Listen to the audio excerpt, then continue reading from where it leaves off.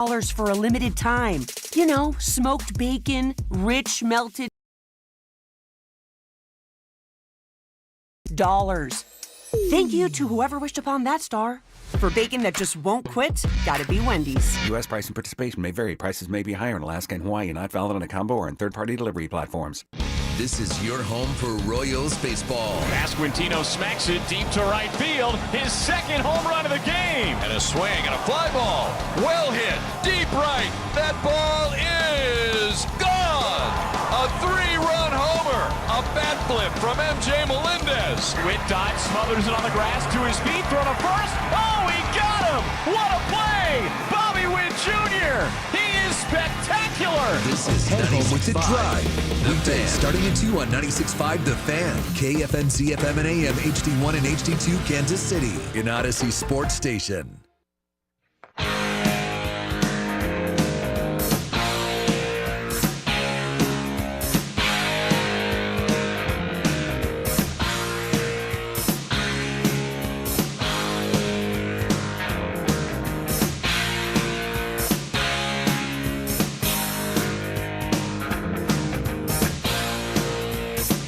And good morning on a wonderful Monday here in Kansas City.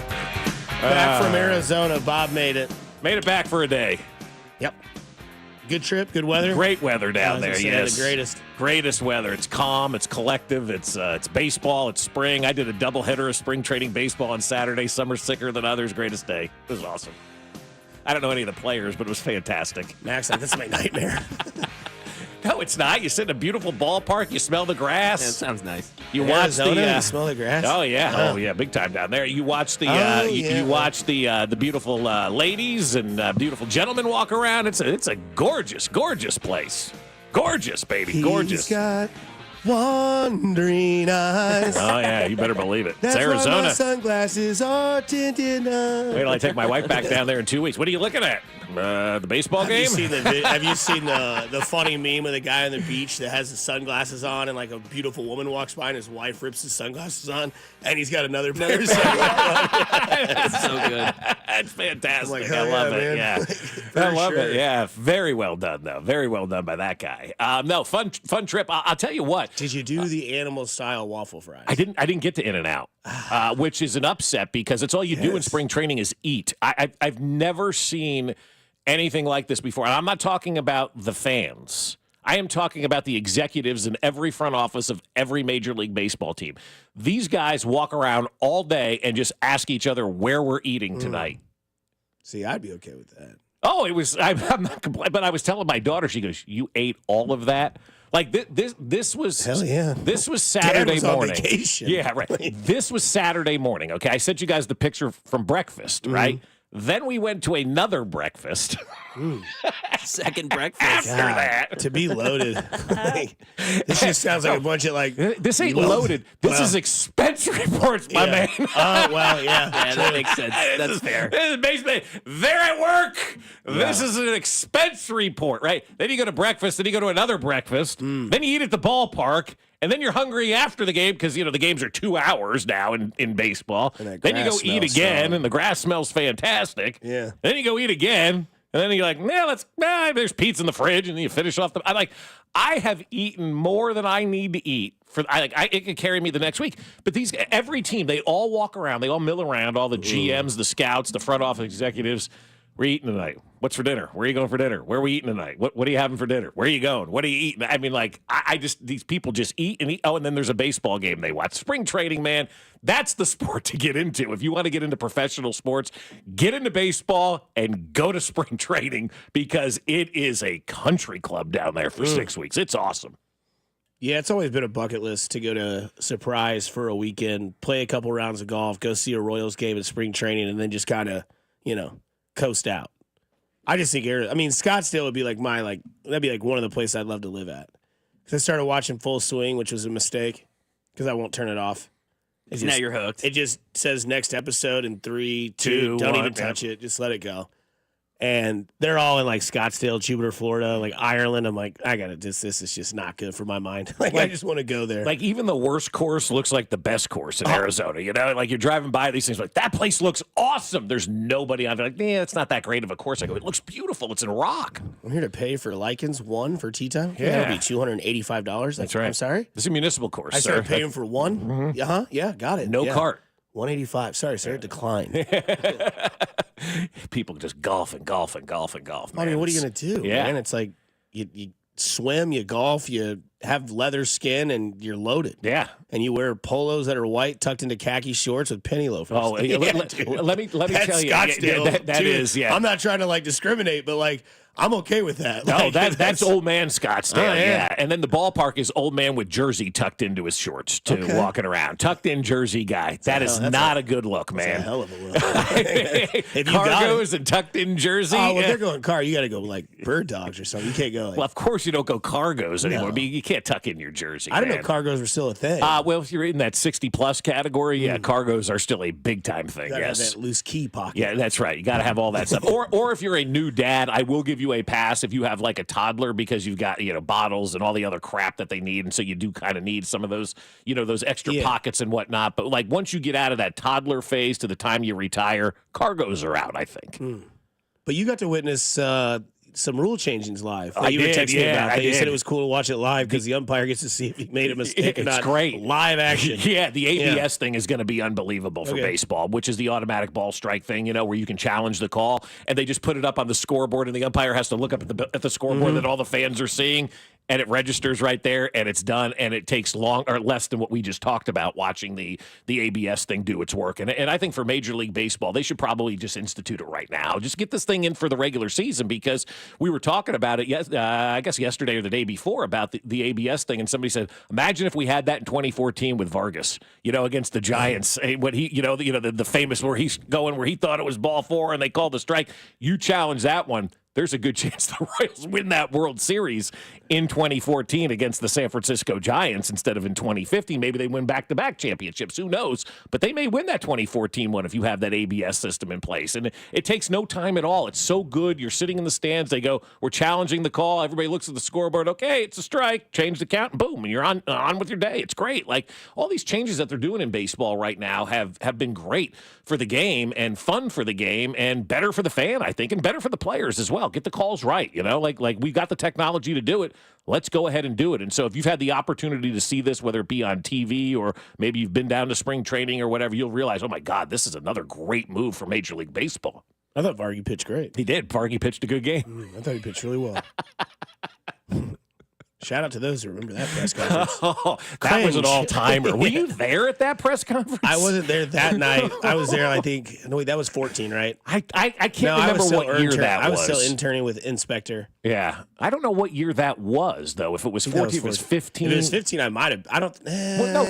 Vargas obviously was on the 14 team, so yeah, he was on the 15. Yeah, 14 was Vargas because that's when the guy came back from the past. That's right. The militia guy. One of the founding fathers of the United States, not baseball. Interviewing Jason Vargas after a game. 1775-ish era. I mean, if you want to go to Google and do Google image search of like Jason Vargas and Revolutionary War Man, you can find this guy standing behind him.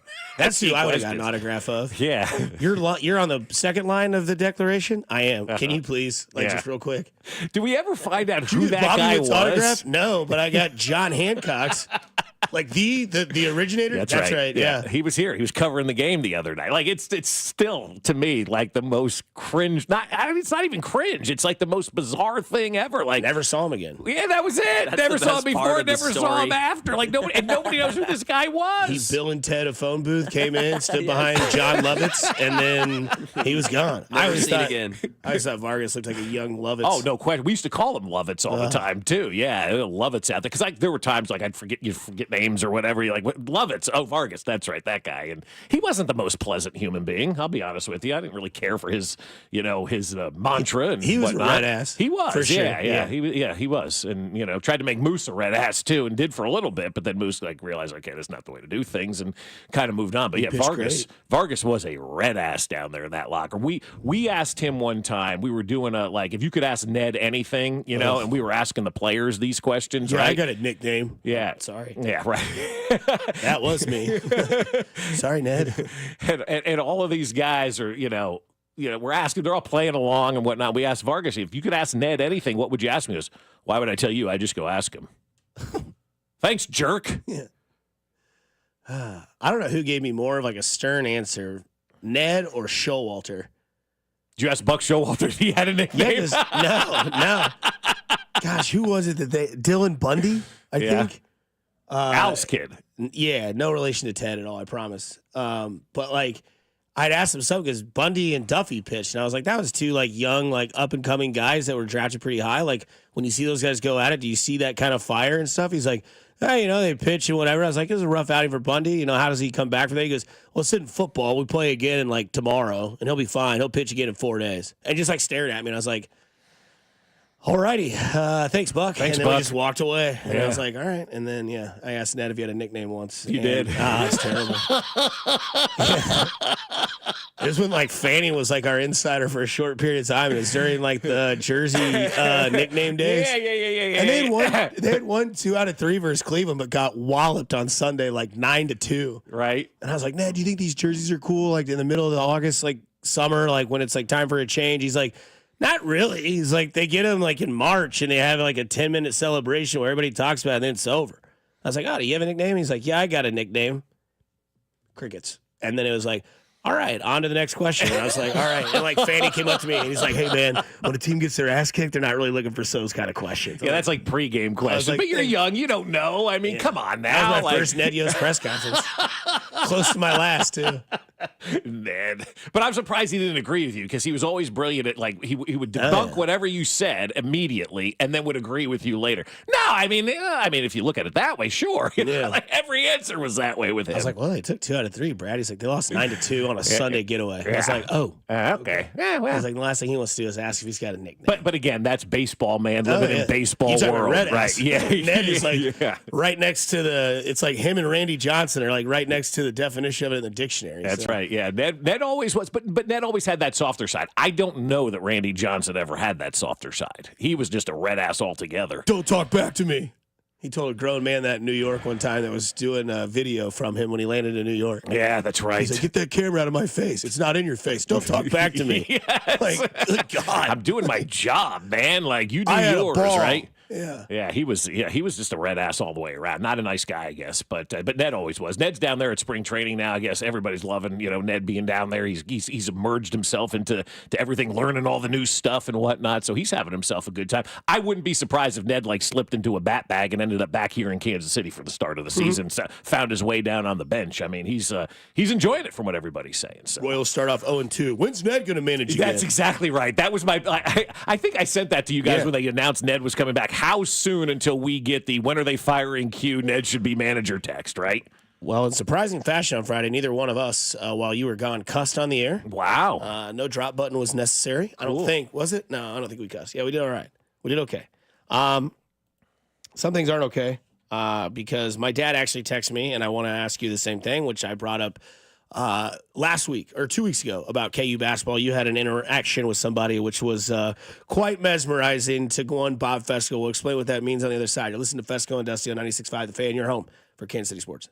You're listening to Fescoe and Dusty. Make sure to follow us on Instagram @TheFan965 for behind-the-scenes content from the show. Kansas City's FM sports station, 96.5 The Fan. Well, I'll tell you what, tonight's the night. If you're looking for something fun to do on Monday night, every Monday night, you can go to Foaling. And Foaling, as you know, is football plus bowling plus bar. And that's Foaling Warehouse, Kansas City. But every Monday night, they have the Jeopardy Bar League. And it's the only place in Kansas City where you can play in the Jeopardy Bar League. It's hosted by the trivia aficionados at Geeks Who Drink and their very own Jeopardy champ, Pat Kerr, who's also a bartender over at Foaling. Get your team together, bring a work group, bring a friend group. It doesn't matter. Bring everybody to Foaling, and you can play Jeopardy. They're going to have rotating Jeopardy-themed drink specials every single week. And, of course, as you know, at Foaling, you can bring your own food. So that's every Monday night at Foaling. Every other night of the week, go fool around and find out. It's bowling with a football, and it's perfect for everybody. All ages, all kids, all adults. It doesn't matter. Foaling is outstanding. And with that world-class bar and the ability to bring your own food, it's perfect for any type of party. So reserve a lane now at foalingkc.com or just stop in in and see him off of 435 and State Line. It's FoldingKC.com and get your Fol on.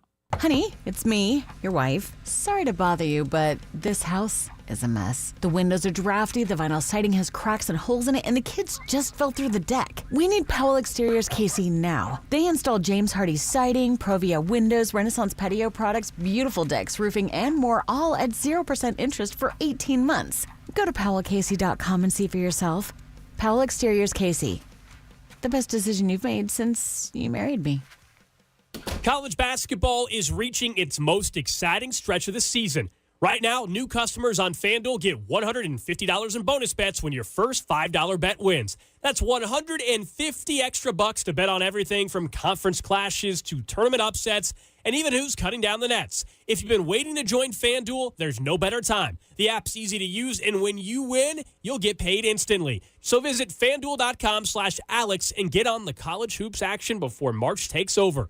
FanDuel is an official sports betting partner of 96.5 The Fan. 21 and present in Kansas. First online real money wager only. $5 first deposit required. Bonus issued as non-withdrawable bonus bets, which expire 7 days after receipt. Restrictions apply. See terms at sportsbook.fanduel.com. FanDuel is offering online sports wagering in Kansas under an agreement with Kansas Star Casino, LLC.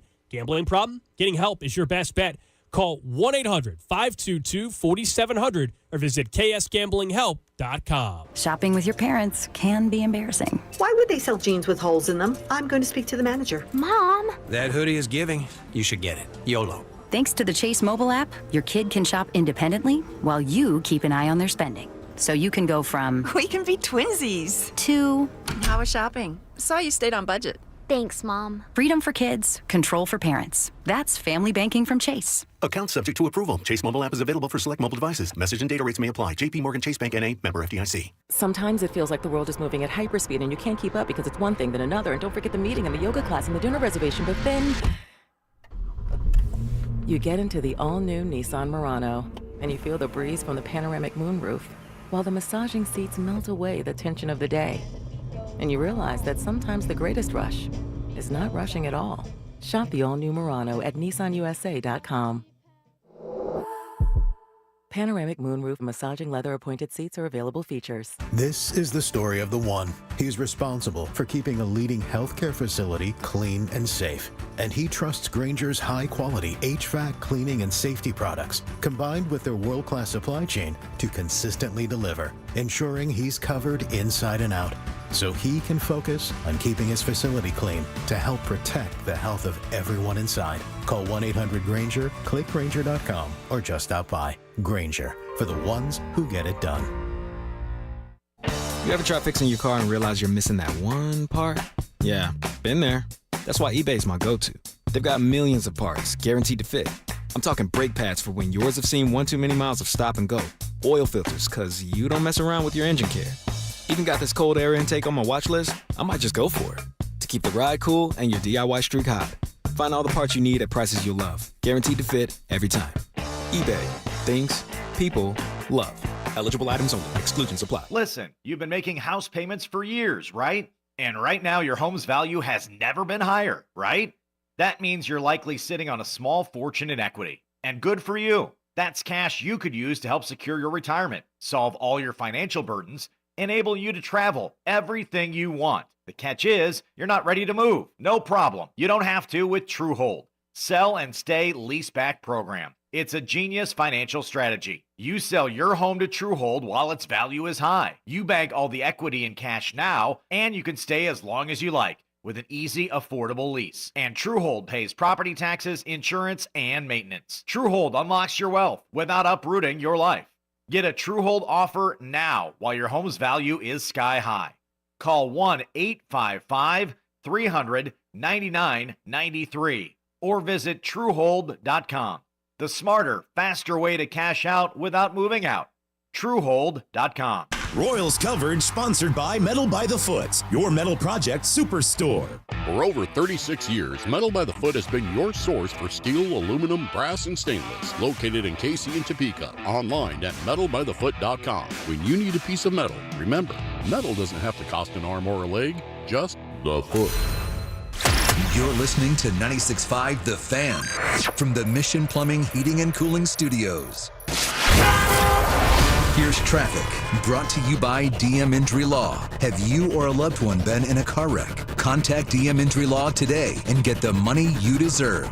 Car wreck? Remember, Mike's got this. Missouri side, 35 southbound from Missouri 152 into downtown. It's a 12-minute trip. I-70 westbound from 470 into downtown 15 minutes. Kansas side 70 eastbound from 435 to 670 is an 11-minute drive. Alan Carr, 96.5 The Fan. Traffic.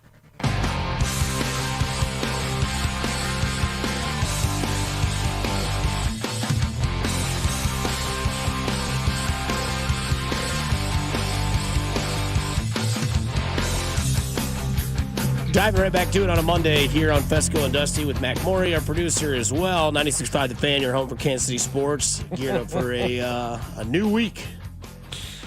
Severe weather coming in on Tuesday. That's what they're trying to tell you, right? Severe. Yeah. It's going to be windy. Could be a dusting. Yeah. I'm over it.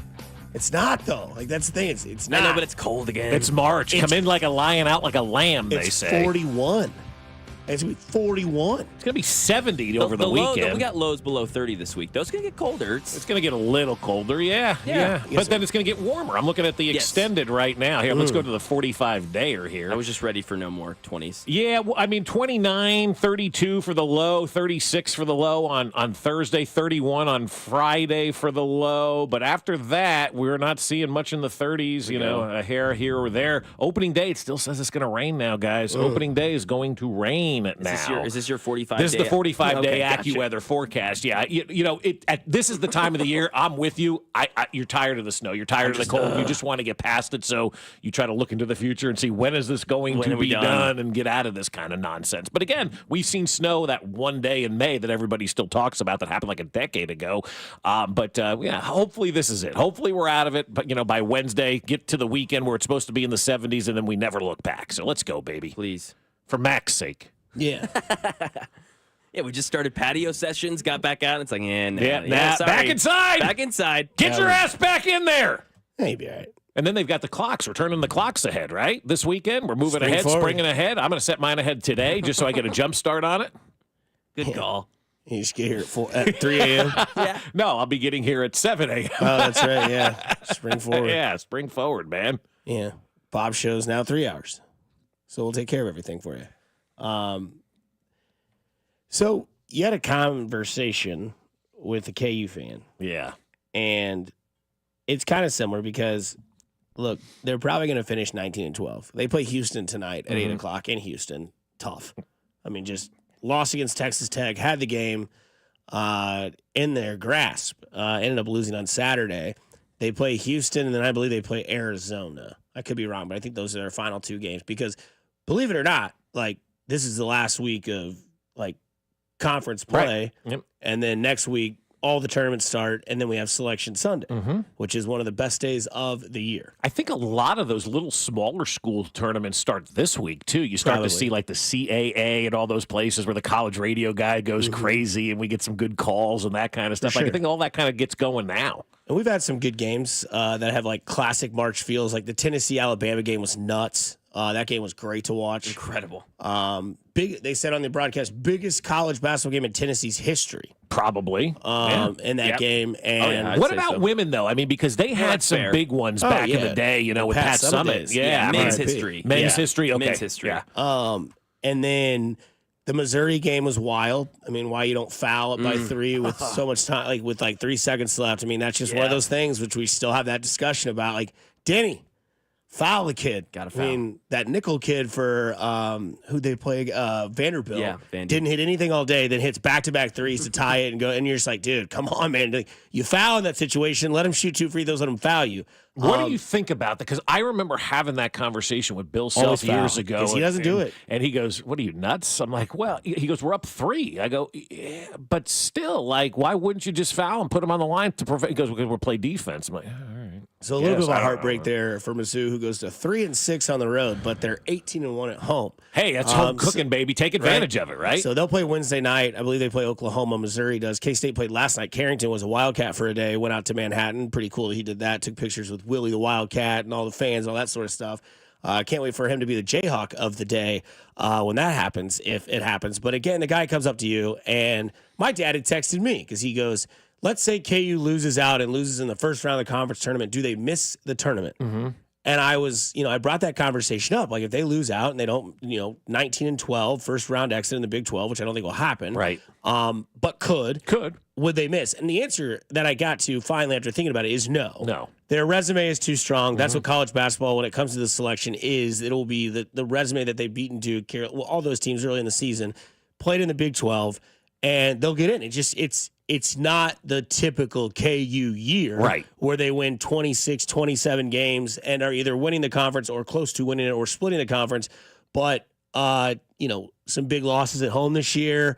Seems like there's a lot of attitude. The sky is falling. So my dad, a KU fan, a little nervous. He's like, what's going, and they're going to make it. Right. It's not the typical KU year, but other fans, maybe look at it as like, what are we going to do? We need to revamp. We need a whole new start. We need to get rid of some things. We need to do these things different. It's like, yeah, but you're still in the tournament. You're still going to have a chance to make some sort of run. Probably not this year. It's just been a down year, but always be grateful for what you have and what you've had. Yeah, and so, I talked to, obviously, most of my friends went to KU, and the conversations about the basketball team kind of have quite honestly, guys, dissipated over the last couple of months, right? Like, the way that they're playing, there's not a lot of conversation surrounding the basketball program, which is fine. I understand that.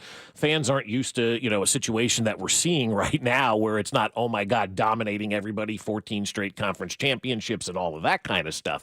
But I was getting ready to get on the plane yesterday in Arizona, and this guy standing next to me says, you think KU's going to figure this thing out? And I looked at him, I go, honestly, man, I don't watch basketball. I don't know the answer to that question. But then I launched into a tirade about spoiled KU fan and people criticizing Bill Self, being upset with what's going on over there at the University of Kansas. And the more I thought about it, the more I'm like, I don't care if they go to the second round of the tournament, lose in the first round of the tournament. The people who are starting now to attack the players that we saw or attack Bill Self and think that he's a problem, they all need to go back to their caves, man, and stay there for a while, because what KU is experiencing right now is a normal college basketball season.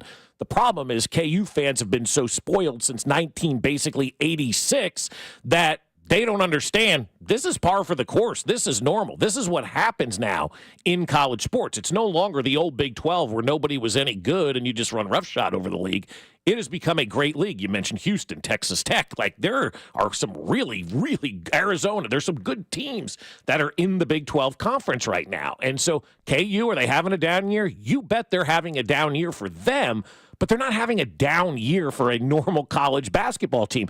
There's a bleep ton of programs out there, Dusty, that would give their right nut to be able to go out there and be a 19-12 team and have the opportunity to play for a spot in the NCAA tournament and all that kind of stuff. So many teams right now are just, done. And so this is what happens. This is normal. And for a KU fan who's, Mac's age or your age or even my age, for God's sakes, I don't ever remember KU not being a national player and a big-time part of the conversation. This is the first experience that people are seeing with, not the dominant KU team, and people just don't know how to act and don't know how to respond, and their selfishness, their spoiledness is starting to show. And I hope that doesn't have a trickle-down effect where people around the country start looking at KU fans. Maybe they already did, I don't know. But look at KU fans like, God, you guys are you guys are crummy the way that you're acting right now. And I really do feel bad for Bill Self, because that guy has been the best college basketball coach we've seen at the University of Kansas, and they've had some great ones. He's been great for the university. He's just a great human being overall. And when people start going after him and going after the players, I'm like, all right, you guys got to take a step back and report back to your caves, because enough's enough with this kind of stuff. I think, to play devil's advocate, it's just been a couple of years of maybe some shock culture that the game has changed. Kansas, North Carolina. I mean, I know Duke's having a great year. They have the best player in the country on their team as well. But and I think John Shire's actually figured things out now that he's out of the shadows of Coach K. But either way, I think that there's a couple of reasons why they have this feeling. Because yes, it's not a normal feeling. Houston is going to win the conference again. Right. They are 17-1. Normally, Kansas is 6th in the Big 12. teams like BYU, Iowa State, Arizona, Texas Tech, and Houston are all above them. Mm-hmm. They've lost some key games at home. They lost to West Virginia at home. They lost to Texas Tech at home. I think Saturday I saw the stat that only the second time in Texas Tech school history they've won in Kansas. Well, it's also the third home loss this year, I believe, and that's the most under a Bill Self-coached team in 20-some years. Think about that. I think there are a lot of anomalies that merit the feeling of the sky is falling. Like, you haven't seen your team this vulnerable.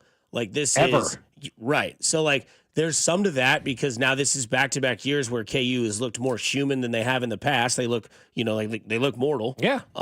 And it's because whether we believe it or not, all these other teams now have the advantage that KU used to have. I mean, you look at football as well. Like, there are schools that are showing up now because of portal and NIL that you're like, oh, well, these people would have never gone. Like, Shedeur Sanders would have never gone to Colorado, ever. Right. He would have gone somewhere else, right? Mm-hmm. One of the major, guys in the game. So I think there's a couple of that because, now we're looking at KU like they might lose 3 in a row to lose a season. Right. They're going to play early in the Big 12 tournament and at T-Mobile. Right. And I believe that's where it's still at, right? Yeah. And so there's all these sort of like anomalies that are happening in back-to-back years where I think that fans can feel that way. Because, like, imagine what it would be like if the Chiefs didn't make the AFC Championship game for like 2 years in a row. Like, what are we doing? Right. Because you set that standard. You've made that the standard of your franchise to where, like, when that standard doesn't happen, it's like, take the analogy of the school kid, right? Like, let's say your daughter, your oldest, is always getting A's. And then, like, I wish. Like the very end, it's like, okay, like, got a C on that test, got a, C+ on that. Is everything all right? It's like, it's just like, it's really hard now. Like, I'm getting older. Like, the classes are more, I got to get used to, like, the new transition of what school is. It's not just learn the vocab word, fill it out, spell it right, 3 points total, you win. Now it's like, you've actually got to write, like an essay on this time period. And instead of your test being fill in the circles of memorization, it's now, I want to know how much you honestly know. Right. So that transition is a little tough from like, levels of education to where like you look at the levels of where the college basketball's gone. And one thing that has been known is that they swung and missed on Hunter Dickinson. Big time. And he was supposed to be a big-time player. KJ Adams was supposed to be a big-time player. Juwan Harris coming back as your leader at point guard, which always seems to be the Bill Self recipe. Like, the point guard comes back, and they're great. And you're going to be great. And they started out good this year, beating Duke or whoever it was at the early part of the season, and everybody got excited. Like they've laid their own expectation out there. I'm not saying that, so fans have that expectation. Sure.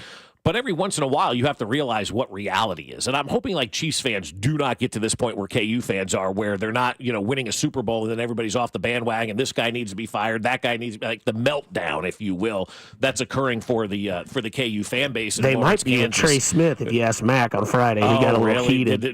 Did Mac got a little frustrated? The text line. The text line didn't want Trey Smith back, but he's really bad at pass blocking. Okay, exactly. The same people who said all that will be the ones criticizing the Chiefs if they didn't bring Trey Smith back, right? Yeah, right. So like he's really good at run blocking, but the team doesn't run. Right, but that's the thing though. You have to you have to block out those folks because we have over the years given so much credence and credit to the people who are just so negative. Yeah, who are just so negative because they're on social media. Everybody goes to social media and they know all the answers and they post all these things. And the people attacking Zeke Mayo and whatnot for his 1 of 7 performance the other day, like, get a life, man. Seriously, find a life and go live it instead of sitting around criticizing these players and these coaches who have done nothing but bring you joy for the last 40 years on a basketball floor. And so you've got to remember, it's not great right now, but it's also not terrible right now, right? It's not like they went winless in the league or they're canceling the program or anything like that.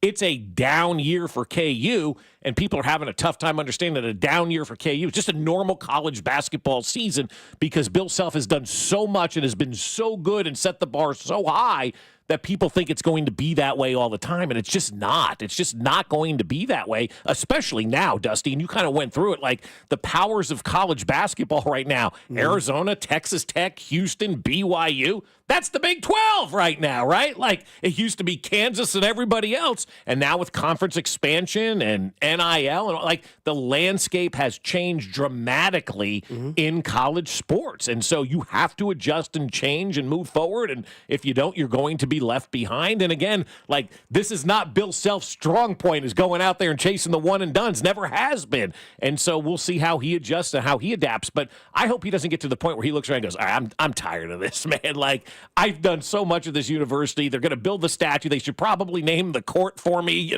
take Naismith's name off because he stole the game from the guy who actually developed it, and move forward. And it's like Edison? Lambert Will is who invented basketball, and Naismith stole the damn game from him.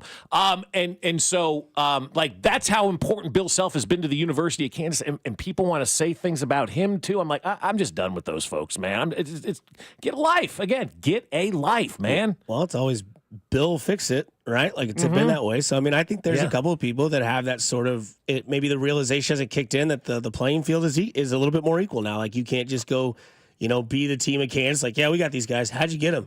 The conversation's over. Yeah. It's like, we gave him a Big Mac. Wink, wink. Yeah. What was in that Big Mac? A lot of dough. A lot of lettuce on that sandwich. But no, I don't know. I just, that's just the way the game is. And, like, they want to see the results because everybody, like, you look at a team like Missouri, 0 conference wins, going to be a 4 seed in the tournament this year. Right. As of right now, 4 or 5 seed. So, I mean, it can switch like that. And it's like, how does Dennis Gates figure it out? And that's not a shot at Dennis Gates, but it's like, how does Dennis Gates do this? And how is Bill Self not doing this? And it's like, the way the game changes, you can take a small sample size of even a year and be like, that team didn't win a conference game last year, and now this team is much better than the Kansas team that I'm watching. But that's the beauty of it now, I think, right? Like, if you're just a sports fan in general, that's the beauty of it. That's why I tell you to jump on the bandwagon, man. Like, this is like prime college basketball season. Like, I watched only college. I mean, I didn't really have a choice, but like, it was like college basketball like all weekend, and it delivered for me. Like, it gave me. Now, was the Duke game bad? Yeah, but the Mizzou game was great.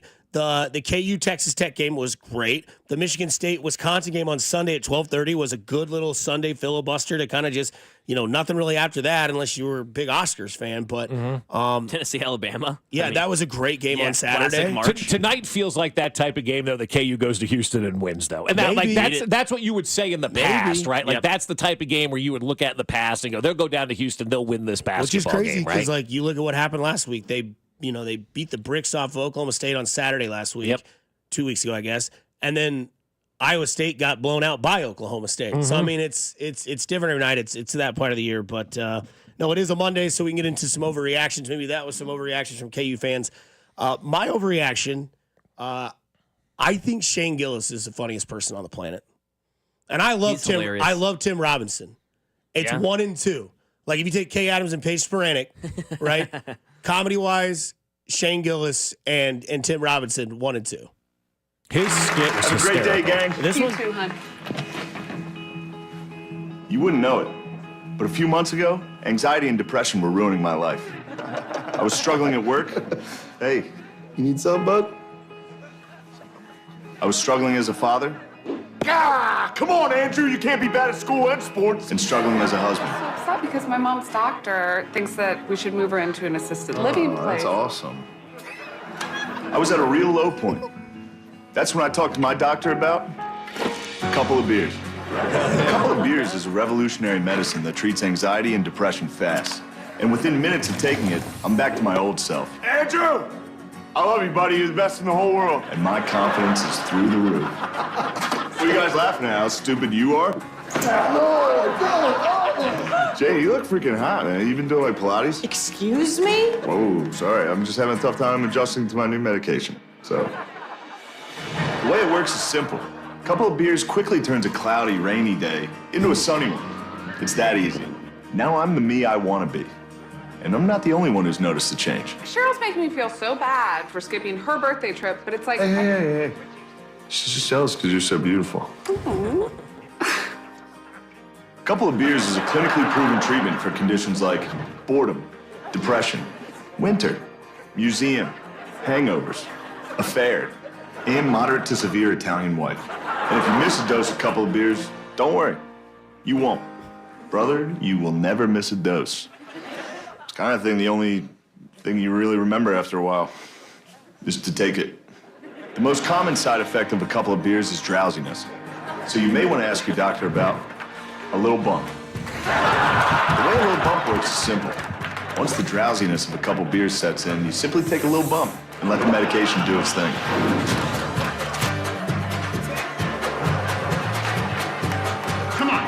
trying to keep my kid out of swing, face. So if you're ready to get your life back, talk to your doctor about a couple of beers. Maybe even a little bump.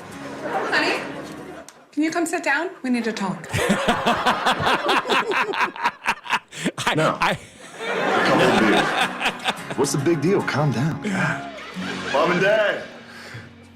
What are you guys doing here? So, again, he hosted Saturday Night Live on Saturday. Yeah. He's the funniest guy on the planet, in my opinion. His stand-up on Netflix is, to me, I've seen it 3 times.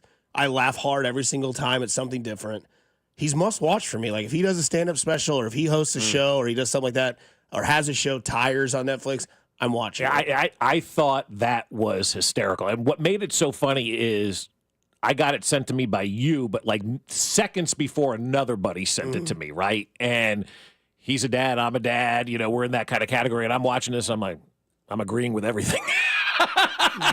Like the whole thing just hit. I'm like, and I'm sure every dad out there is like, yeah, I suffer from that. I suffer. Oh yeah. You're just trying to get through the day with the kids. And like, oh, a couple of beers. What's this now? Do I need a prescription? Oh, wait a second. Yeah, but like every father can identify with that. That's why it was so funny because it was so damn relatable to all of us that are going through this life together. You know, Can't suck at sports and school. So good. That was the one that made me laugh out loud really good. Like, I'm like, all right, that is absolutely fantastic. So that was well done, man. Depression, anxiety, museums. Italian wife. The museum one is another one that gave me the belly laugh, too. So maybe that's a bit of an overreaction. But, yeah, I mean, it's I think he's at the top of the comedy fandom for me. And then Tim Robinson's right there. Yeah, that was fantastic by Shane Gillis. Well done by him. You want to talk overreaction? I was a little concerned with Cole Reagan's performance on Saturday in the spring training game. That's an Hey, it's called Overreaction Monday. Yeah, fair point. More like cold Ragans, am I right, with the way that he pitched on Saturday? Go down. I got good news and I got bad news. Good news is Mom's still alive. Bad news is she's sleeping with my boss, Raj, King of the Slams. That's King of the Slams. That's right. Yeah, so that's my overreaction. Gave up like 6 runs and a couple of bombs to the Cubs on Saturday night and surprised Arizona with the wind blowing out at 100 miles an hour. Yeah. Little concerned about Mr. Ragans on that mound. So again, Overreaction Monday. Yeah. I can't believe Fescoe's saying that about Cole Ragans. It was it's called Overreaction Monday, sir. Calm down. That's the bit. He's just trying to get location down. That's immediately what you check. Yeah. He's working on things. I'm like, that's the spring training cliche right there. I was just working on a few things, trying to spot the pitch. Diehard baseball fan. I figured that was a good one. No, it was fantastic. It was well done because I don't know how many times back in the day I would cover these pitchers that were no good, like Dan Reichert's, Chris George, Chad Durbin's of the world, and you'd interview these guys, nice guys, like you can drink beer with them, but you talk to them and they'd be like, I was just working on a few things. Well, it didn't work well for you. You gave up 7 in the first. And we're out by the second. So obviously what you were working on didn't cut it. And so Dusty texted me, I was just working on a few things. I remember when, we'll go to a break, but I remember when Greinke gave up like 7 home runs in spring training. Working on some things. They were like, what are you, like rough outing days? Like, yeah, I was just throwing my fastball like 85 to see how far they could hit it. And they're like, I'm sorry? It's like, yeah. It's like, and that's Zach Greinke in a nutshell. And scene. One of the greatest people to ever watch. Somebody asked him when he came back to Kansas City and pitched for Houston. He's like, was there any like nostalgia on the mound? What's that? Yeah. They're like, like back home. He's like, oh, no, I like Kansas City's cool. It's like, all right. And back to you guys. Coming up on the other side, the domino that fell that was, anticlimactic for most of us here in Kansas City and around the NFL world. Mac Morey, Bob Fescoe, Dusty Likens. You are listening to 96.5 The Fan. It is your home for Kansas City sports. Fescoe and Dusty. Subscribe and watch the show on YouTube by going to our channel at The Fan 965, Kansas City's FM sports station, 96.5 The Fan. Well, I'll tell you what, now that springtime is here, I can see my lawn, and I don't like what I see. So that's why I'm calling the folks over at Aspen Lawn and Pest Control, because they're going to get my lawn looking good. It's going to be the best lawn on the block once we get into the early part of spring and summer, and Aspen Lawn looks at my yard. They go, yeah, we can take care of that, because the folks over at Aspen Lawn and Pest Control went to college for this stuff. I did not, and I'm tired of trying to deal with it, trying to figure it out. It's such a lost cause for me. I'm hiring the professionals. They get the job done right the first time. You often see see the Aspen Lawn and Pest Control iconic blue trucks all over town, right? And they're parked in front of the best lawns in Kansas City. And they've been providing award-winning service since 1985, so they have an idea of what they're doing. That's why I'm trusting them. They also offer full-service lawn care, irrigation, and pest control. So if you tell them you heard this right here on 96.5 The Fan, you'll get that free estimate plus up to half off your first application when you just mention this ad. Expect the best. Don't wait and call today. Or better yet, just visit them at aspenlawn.com. That's aspenlawn.com. Getting engaged? At Shane Company, we'll help you find the perfect diamond. This is your engagement ring, aka only your life's most important piece of jewelry. No need to worry. As gemstone experts since 1929, we handpick only the most beautiful natural and lab-grown diamonds cut to our high standards in every price range. We have diamonds in all shapes and sizes, ready to compare side by side right here in our store. Come see for yourself at Shanco.com or at your local store. No appointment necessary. Shane Company, your friend and jeweler. We all hear the radio ads about the IRS. They tell you to be afraid, to be scared, and they try to frighten you into calling. I'm not here to do that. Tax Relief Advocates is different. TRA is here to tell you that if you owe money to the IRS, whether it's $5,000, $50,000, or $500,000, we have a solution. It doesn't matter if you're sitting in your car, at work, or with your kids. No matter where you are, call now. 800-518-3899. Don't lose hope. TRA can eliminate or reduce what you owe to the IRS. Generous programs are now available that can give you a fresh start. Our passion is taxes and helping individuals fix their IRS problems. We have over 1,000 5-star reviews on Google and an A+ with the Better Business Bureau. You don't need to be afraid of the IRS any longer. End your tax nightmare today by visiting us online at TRA.com or call 800-518-3899. That's 800-518-3899. Tax Relief Advocates. Real solutions for real people. I'm Brian Tedesco, CEO of Blaupunkt Americas, the pioneers of the car stereo. Today, we're not just about sound systems. We are revolutionizing the e-bike scene with Blue Dot Bike. Thanks to AmericanEagle.com, our online presence now features a dynamic e-commerce website that showcases the quality and affordability of our foldable e-bikes. And our collegiate e-bikes, just perfect for the college fanatic. These e-bikes offer a new way to experience freedom on two wheels, no matter your age.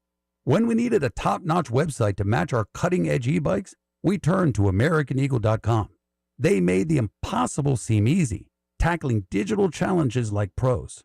Check out the Blue Dot Bike website to see AmericanEagle.com's amazing work in action.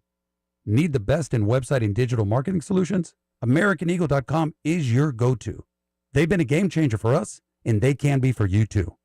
Visit AmericanEagle.com or call 877-WEB-NOW-1. That's 877-WEB-NOW-1. This is the story of the one. He's responsible for keeping a leading healthcare facility clean and safe. And he trusts Grainger's high-quality HVAC cleaning and safety products, combined with their world-class supply chain, to consistently deliver, ensuring he's covered inside and out, so he can focus on keeping his facility clean to help protect the health of everyone inside. Call 1-800-GRAINGER, click Grainger.com, or just stop by. Grainger, for the ones who get it done. You ever try fixing your car and realize you're missing that one part? Yeah, been there. That's why eBay's my go-to. They've got millions of parts, guaranteed to fit. I'm talking brake pads for when yours have seen one too many miles of stop and go. Oil filters, cause you don't mess around with your engine care. Even got this cold air intake on my watch list. I might just go for it. To keep the ride cool and your DIY streak hot. Find all the parts you need at prices you'll love. Guaranteed to fit every time. eBay. Things. People. Love. Eligible items only. Exclusions apply. Here's traffic, brought to you by DM Injury Law. Have you or a loved one been in a car wreck? Contact DM Injury Law today and get the money you deserve. Car wreck? Remember, Mike's got this.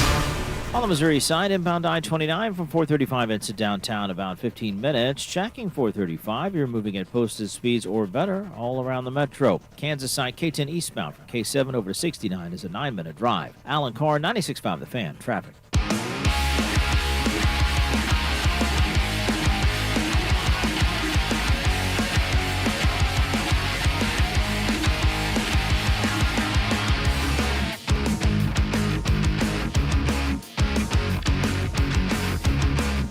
Hope everybody was safe this weekend during Mardi Gras. Did you ever go to Mardi Gras over in the Lou? Yep, one time. One time is all I did, too. It's a one and done for me. That's it. I'll never do it again. It's the only time I almost got into a fist fight in a bar over my wife. Needed a couple beers. More than that. Yeah. But no, yeah. it's crazy. It was, we took a taxi. That's how long ago we went. Took a taxi from our hotel to Mardi Gras. Do you remember what year it was? I want to say it's probably 2012, 2013. All right. Mine was 07, February of 07. Yeah, it was March 19 or whatever. then. Yeah. But yeah, it was like 2012, 2013. My buddy lives in O'Fallon. We went down, stayed at a hotel in like downtown St. Louis, took a cab. He dropped us off like a mile away from the parade. Like, this is as far as this car goes. Mile. Yeah, and we're like, okay, sweet. Was it worse than getting dropped off for the Royals parade, or was it? No, we walked 4 miles that day, too. Our boss's wife had to go to a Sonic and use the restroom. Oh, yeah, she took her heels off that day, too. That was brutal. But no, we went, and then right before we got out, I was like, hey, I was told, like, cell phones don't work because there's so many people down here. Just stay together. Right when we got out, immediately everybody got lost. Gone, yeah. And then we all somehow randomly, like, it was like the drunk mind hit everybody at the same time. And they're smart because they just had little Emos trucks that were selling, like, personal pizzas and fried ravioli. And I was like, I don't care about Provel cheese right now. Give me one and give me one of each. And then I just went over, and then all of a sudden it was like, me and all my buddies were like knuckle deep in marinara sauce with ravioli. I was like, oh, there you are. Yeah. It's like, I knew we'd meet up. So was it like a food truck oasis that you saw? It was just like a white truck, no tinted windows. But it wasn't like a bunch of food trucks in like a No, parking lot. it was just a guy on the side of the road. Oh, and I mean, everybody's just smashed. Like, the way to do it is if you have somebody that has like a loft or apartment on the street, you just go party at one of those, because that's what we were envious of, because literally it looked like a pandemic. There's like people passed out on the side of the road. Oh, it's There's disgusting. like beads and puke everywhere. It's You're a like, mess. oh. We had a guy that lived in Soulard, my friend John, so we went down to his place and were able to kind of hang out there and kind of get the whole thing going, and then boom, you take your car home, or not your car, you take a cab or whatever home. Nobody's driving on that day. The reason I ask about the food truck oasis is because I feel like you're telling the same story that we had at the Guns N' Roses concert at Dodger Stadium, where you're not going to wait in the Uber lot because we're going to walk. Oh my God, you talk about like the worst decision maybe I've ever made in my entire life. The night ended with my friend Evan ripping his toilet out and throwing it into the front yard. That's how bad that night got, right? And the only thing that saved us was a food truck oasis. Like in the distance, there was this parking lot with like 5 food trucks and hot dogs, and then a Lyft car just happened to drive by. We're like, oh, thank God, because there was no way you were getting an Uber or a Lyft or anything like that. Yeah, just please stop. Just here, I got to get in your car. And then so we ended up in the car and had hot dogs, and then the toilet ended up on the front lawn. I'm still not sure how that happened. A little porcelain basin. It's really bad. Shout out Menswear, 1975. Great song. So the domino fell this weekend, unfortunately, with a little anticlimactic ending as Matthew Stafford decides to stick around and finish his career with the Rams, which I think we all can agree, smartest decision the guy's ever made. Yeah, I don't know why you probably would have left the Rams. If they were going to pay you and you can get to Money. negotiation, you just stay. So I think basically what happened was, I'm going to call your bluff, and I'm going to go test out, because you guys said I could go test with other teams what they would talk about. The Raiders were a popular team. Giants were interested. Steelers were interested. Browns were interested. Obviously, that wasn't going to happen. But a lot of smoke started to get talked about, because obviously he goes to the Mountain House in, Yellowstone. And everybody's like, oh, Tom Brady, Matt Stafford. Once again, Stafford is somewhere where somebody randomly who's going to play for is in the same spot. Obviously, the McVay in the Bahamas back in the day. That's right. Remember that one, yeah. And then Stafford, just happens to go skiing at the same time that Tom Brady does, and it causes a media fight. Well, yes.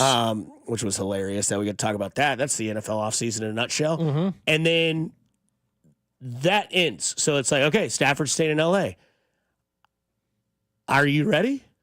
Well, hang on. Let's back up a little bit to where Stafford is. He saw his options, right? Yeah. Giants, Browns, Raiders, and maybe the Steelers would be okay. But those other three, like, no, you're not going there for all the money in the world, right? You're just not going to go to those 3 locations. Raiders as well. And then that's why I said the Raiders, too. Okay. Tom Brady now 0 for 2 in his 2 biggest decisions. He thought he was going to get that Ben Johnson to be his head coach, and he thought he would have Matthew Stafford at quarterback. He now has Pete Carroll and Aiden O'Connell, right? So Tom Brady 0 for 2 so far as the owner of the Las Vegas Raiders. And so the trickle-down effect is going to be interesting. But Matthew Stafford ruined an entire entire week for us talking about speculation and all that kind of stuff by re-signing with the Los Angeles Rams. Like, people who are in our job, not many in the world, but man, that kind of ruined the buzzkill of what the rumors would be. And now all of a sudden Aaron Rodgers is linked to the Giants. And I think I said last Thursday that if the Giants sign Aaron Rodgers, that's like dating your ex's psycho, man. Or your best friend's ex who's psycho. That's what I'm trying to say. Why in the hell would the Giants, who basically had a front row seat for that unmitigated disaster with the Jets, would sign Aaron Rodgers? But you know what? For talk radio, it's great. It's wonderful. It's fantastic. Have you had conversations with Father Fescoe? No, I have not. No. Okay. No. We've kind of moved on. It's baseball season. Fair point. But again, Aaron Rodgers or Giancarlo Stanton's elbow. Let's talk about the elbow, Dad. Because the conversation could be inevitable. It is crazy because, people use that, metaphor of the domino falling because that's exactly what happens. As soon as Stafford was announced and everybody got their tweets out and people were saying what they were saying, immediately, like 5 minutes later, that to me is like pretty quick on social media. Oh, yeah. It's not late. Now the focus has shifted to Aaron Rodgers and the Giants as a possible pairing. And I'm like, oh my God. The first thing I thought of was the Fescoe family. I'm like, here we go. But also, too, it's not just dating your ex's psycho or your best friend's ex psycho or whatever, however you want to say it. You have seen now, too, if you're going to bring Aaron Rodgers in to be a mentor, call Green Bay. Because he was not a mentor to Jordan Love, right? I mean, this wasn't like Alex Smith with Patrick Mahomes. They drafted Jordan Love, and Aaron Rodgers was kind of ticked off. But I will say this to play devil's advocate. Like, if you're asking me if I want Aaron Rodgers to quarterback the Giants, the answer is no. But the devil's advocate thing is maybe Aaron Rodgers tries to right his reputation for the final 2 years of his career and change who he's been over the last 3 years, where he's probably the biggest villain and the most despised player in the NFL. And so maybe he realized that, or maybe he just doesn't have a conscience and a soul and that kind of thing and doesn't care, what people think about him, which is pretty clear. He doesn't care what people think about him. He doesn't speak to his own family. But if he wants to have like that reputation fixed in the NFL, maybe he embraces these final 2 years and does something different. But Connor J. Hughes, who's a Giants insider, says this could be Aaron Rodgers. He's told it's more of a, quote, discussion at this time. But the Giants are talking about Russell Wilson, Sam Darnold, bringing them in and pairing them with a rookie. And now there's word that the Giants may try to trade up to number 1. The Jets may try to trade up to number 1 to draft either Shedeur Sanders or Cam Ward. Like, if I'm those two teams, and if you're gonna sign Sam Darnold or Russell Wilson or Aaron Rodgers, I would 100% pass on a quarterback in this draft because the right young quarterback isn't there. So just turn it over to the old guy, right? I don't know. Did you say they were thinking about getting Russell and Sam Darnold? No. Gotcha. Russell, Sam, and then Rodgers, and then a rookie quarterback. Yeah. What's the percentage Darnold doesn't leave Minnesota now? I don't know. Like, he'd play under the tag and go do it? Heck yeah, he should. I don't know if he moves. Like, text line says, I've not heard one word about a possible move for Sam Darnold yet. Like, again, now the new domino is Aaron Rodgers. Yeah. Like, that's what this week will be talked about. The league year starts a week from Wednesday. That's right. Okay? Yep. And so this is now... Wait, 24 days from opening day, too? 23. 23? Yeah, because yesterday I saw the billboard. It said 24 days of the opening day, and it said 23 days. I guess now 23, yeah. Let's go. Yeah.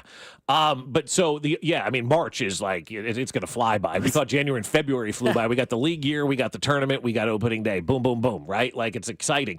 The draft in a week. And then we got the draft, right, exactly. I mean, so that's the other thing. But, like, if you're going to go out and get Sam Darnold or whoever, and you're looking to trade up to number 1 for either Cam Ward or Shedeur Sanders, I would say hold on to your collateral, draft around him, and wait for the next year, the year even after that, to go out there and get a quarterback, because I just don't know that right quarterback is there at this point in time.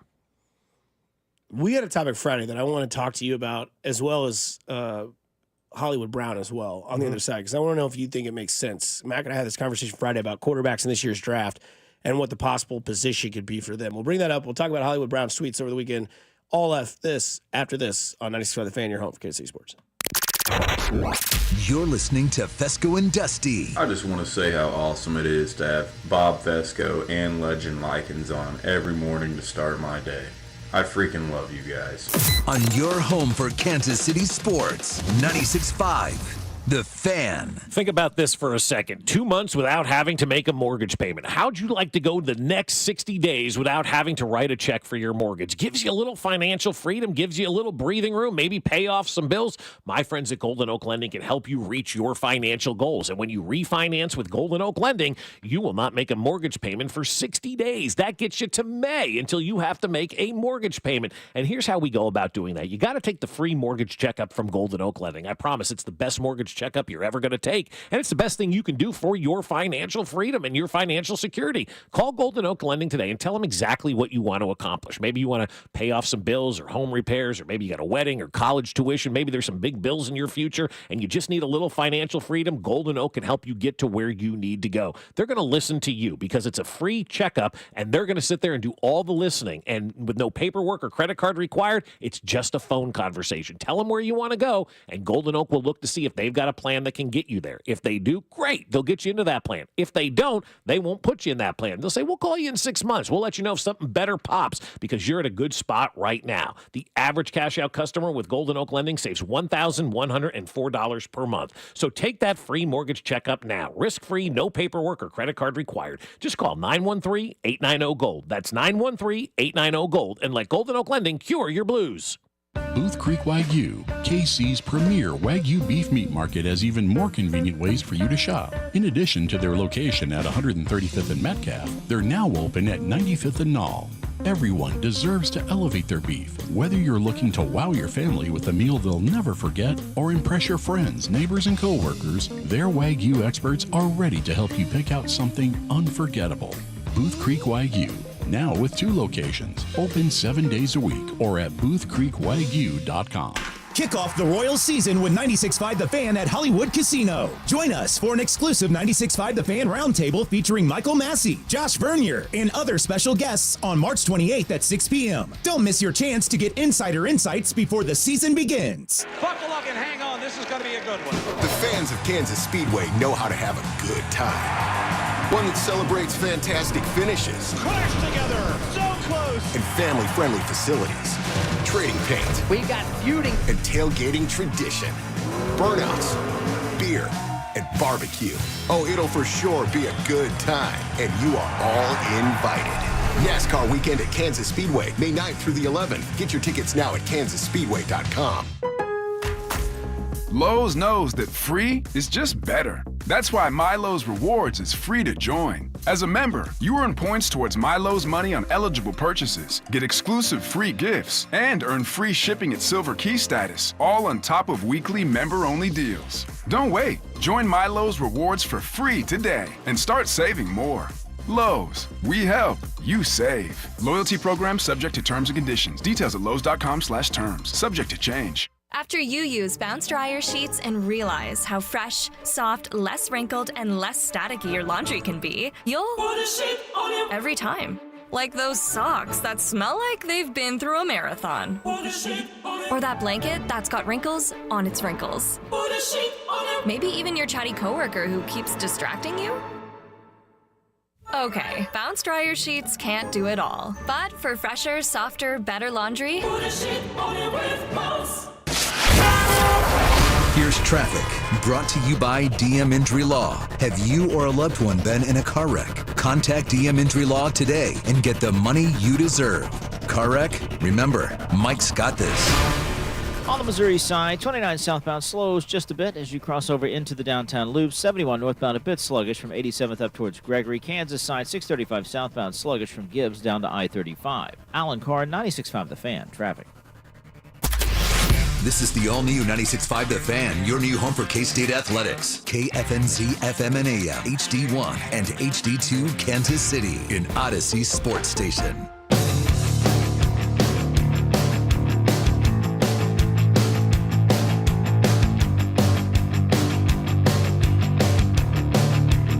Welcome back into 7 o'clock on a Monday morning. I hope you're all having a great time.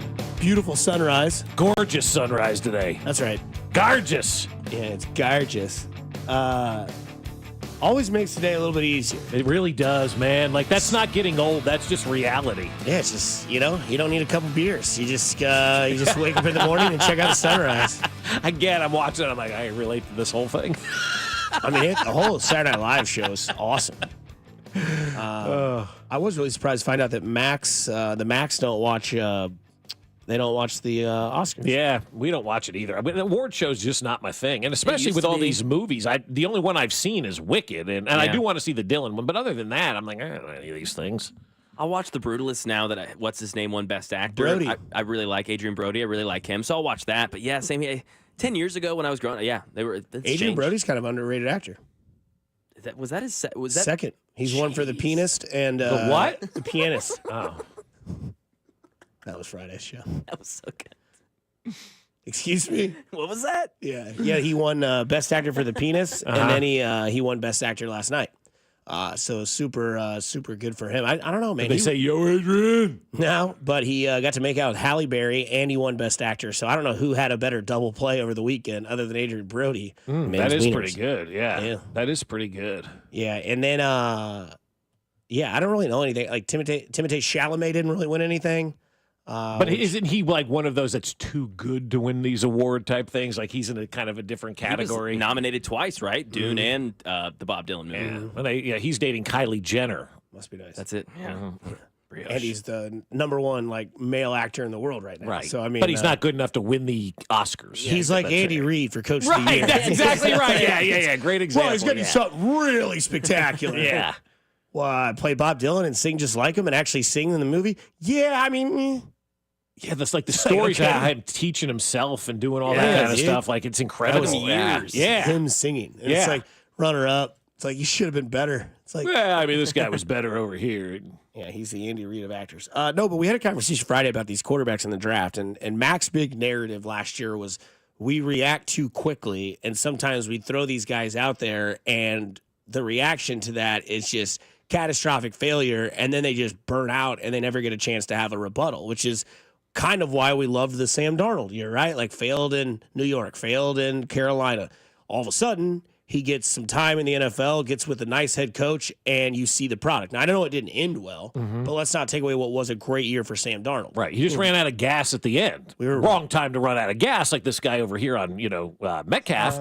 I think that's a run out of gas guy over there. He is in the middle of the aisle. Yeah, I mean, he's been there for all morning long. His buddy showed up. It could be a run out of gas guy. Hopefully he's on 96.5. Yeah. But anyways, so if Mac's thing is you let these quarterbacks kind of learn, you see how it worked with Jordan Love, you see how it worked with Patrick Mahomes, whether or not you want to say, well, he's just unrealistically talented. He still didn't play his first year. He got to learn under Alex Smith. Unrealistically talented Patrick Mahomes. I'm glad you picked up on that. And then you look at Rodgers, right? Even he didn't start for the first 3 years of his career. And these guys get time. And then we saw this year, right? Bryce Young gets thrown to the Wolves. It's terrible. Gets a couple games off. Andy Dalton goes out there, kind of does his thing. Bryce Young takes a couple moments. Bryce Young ended the year pretty well. Pretty good at the end of the year. So why, if you're drafting these quarterbacks, yes, it sucks that this year our first round pick was Cam Ward, but he's our quarterback in 2 years. We're going to draft and develop. Maybe not every quarterback is necessarily ready to start right out of the chute. Why wouldn't you draft one of these guys, put a clipboard in their hand, be like, yeah, you were picked third overall, but it's next year when you're supposed to start. See, you're talking logic, okay? Gotcha. And see, that's the problem. You can't talk logic when it comes to sports because we're in an instant gratification society anymore, right? You draft a guy, he better play right away. It's why we love the NFL. It's why people like the NBA. It's why we look at Major League Baseball at times with the draft and roll our eyes because Major League Baseball is essentially doing what we want everybody to do with quarterbacks in the NFL. But you also have to have the ability to have that right starter, right? And most teams, how many great starters are in the NFL? Competent starters are in the NFL, half the league right now. And so when you look around and you see how many good quarterbacks to average quarterbacks are out there that can actually, function behind an offensive line in the NFL, the number is small. And you look at what the Giants have been through, people just want new. The Jets, people want new. The Titans, people want new. And they expect the young guy to come in and play right away. But I think when you look at the best quarterbacks, in the game right now, Patrick Mahomes is obviously top of that list. He had that year to wait. Aaron Rodgers had a couple of years to wait. All of these guys back in the day would wait for a little bit and then get that opportunity. We just don't allow it because we're in an instant gratification society. It has to be right now, right now, right now. The perfect thing to be, if you're the Giants, and again, perfect, but you got a coach that is potentially going to get fired and a GM that's potentially going to get fired. The perfect thing would be to bring in a veteran quarterback, just like an Alex Smith, and then draft your guy and have them work together for a year or two and then hand it off. But we just don't wait anymore. We don't have patience for anything in life, let alone in sports, let alone the quarterback position. Well, I don't know. I just obviously, like, you put a lot of trust in a franchise quarterback, and you're supposed to sell tickets and jerseys and all that. I just feel like somehow you've got to have somebody in your front office that's able to spin that to your fan base, like, hey, we drafted this guy for the future of our team, not that right now. Right. And I mean, I get it. Like guys like Lamar, guys like Herbert, and I mean, even Herbert wasn't going to start as a rookie. Right. Like it took a doctor to puncture a lung with a needle for him to go in there, and then it was like, okay, he seems ready. That's an anomaly. Like, it just worked. He was going up against the Chiefs for that team at that point still, and Herbert went out there and lit him up. He did, lit him up might be strong. But he was great. He was great. Yeah, he looked good. Awesome. Yeah, he was and everybody fantastic. was like, Best wait performance he's ever had. Like, this guy was going to be on the bench? I was like, wait, maybe this coach doesn't know what he's doing. But they did know what they were doing because they were trying to slow play it. Right. But you're right with Herbert. Like, we get into these situations where it's just like immediately race to put this guy in, and then you ruin him because he's not ready, and then you call him a bust. Right. So, I mean, this is a year where maybe you do take in the 6th pick overall, you take a quarterback, but it's very well meant to be like, hey, we plan on making you the guy, but you're not the guy yet. And I don't know if we can get back to that in the NFL. I doubt it. I mean, I understand that, like, these guys, they get drafted to be, franchise changers. And sometimes it works and sometimes it doesn't. And when it doesn't work, it's completely just thrown into the woodwork. Right. Hollywood Brown tweeted this weekend. Yeah, he did. Over the weekend, he was asked about, if he's going to come back, and he tweets out, I guess we'll see. The Trey Smith franchise tagging changes that whole dynamic, right? Like, that's it this offseason, folks. I mean, that's all she wrote this offseason, when you start to look at what they can do from a money standpoint. And we talked about this, I think, last week. If they bring Trey Smith back, there will be that residual effect of Bolton Reed and Hollywood Brown all may not being able to come back to the party at this point in time. And I think with the Trey Smith deal, I would say, in my opinion, and again, this is just my opinion on this one, I think we've eliminated Bolton and Reed. I think we've eliminated those two guys. I don't know that we've eliminated Hollywood Brown yet, because I've heard some rumblings that they do want to try to bring back Hollywood Brown, as, again, we talked about last week. And if I'm Hollywood Brown, this is a great situation as any. Somebody was linking him to Buffalo. Again, that's just some insider kind of having, there's been some smoke. Maybe Buffalo would be interested in Hollywood Brown. But at this point in time, like Hollywood Brown, you're going to have to wait and see. The money may not be there for you to come back to Kansas City, but it may be the best place for you. And I think the Chiefs are a better team with Hollywood Brown in their wide receiver grouping than if they don't have Hollywood Brown in their wide receiver class, because there's still some uncertainty with Rashee Rice. How's he going to recover from the injury? How long is he going to be suspended? Did you know he's going to get suspended? I heard that. Yeah, I heard that. The text line pointed that out, right? And Trey Smith can't pass block. Okay. Insane. I mean, I got a general manager that won a handful of Super Bowls and a coach that's the best of all time that's saying, let's pay this gentleman. Right? I mean, so I'm going to defer to them. It's a first-team All-Pro. But that GM drafted Sky Moore. Again, that's right. Oh, and Breland Speaks, too. Don't forget how he swung and missed on Breland Speaks on that one. Spicy on a Monday. Yeah. I got some good sleep, guys. You did, right? Yeah. I did. I went to bed pretty early last night. And so I woke up this morning like 2:45. Like, I'm ready to go. Yeah. 7 miles on the treadmill. Exactly. Sorry, fam. Dad's back. Yeah. King of the slams. Get up, everybody. So I think Hollywood Brown, of those four, if Trey ends up, getting re-signed and whatnot, I think Hollywood Brown is the most likely of the others to kind of come back into this equation. You got to see your situation out here, because it's a flat tire, front left. Oh, it is front left. Okay. And his buddies. They're out there. They're going to jack this thing up, right? Like, we're going to give you play-by-play all morning long of what's happening out here. Call Jay's Southland Tow. How'd that, 913-586-7965. That's Jay Southland Tow Service text line. You want to see Hollywood Brown back? Yay, nay? Yeah, I do. I do want to see Hollywood Brown please. back. Yeah, I do. Because I don't think it's going to be a huge investment. And he's been here for an entire year. I know he was hurt for an entire, but he was still here for an entire year. He knows what this whole thing's about. I want Hollywood Brown back. Yeah, I do. I think he's I don't want to say an important piece, but a nice piece to have back for this team. There was another domino that fell I want to get into, and then we'll get into some Royals early spring training talk. We'll get into the notebook plus an addition to their roster this year. But there is another domino that fell in the NFL, and I want to get your guys' reaction on what it means for a guy like Hollywood Brown and maybe a guy like, I don't know, DK Metcalf? Ooh. 96.5 The Fan, you're home for Kansas City Chiefs. Fescoe and Dusty. 913-586-7965. Call in right now and tell me how much I suck. On Kansas City's FM sports station, 96.5 The Fan.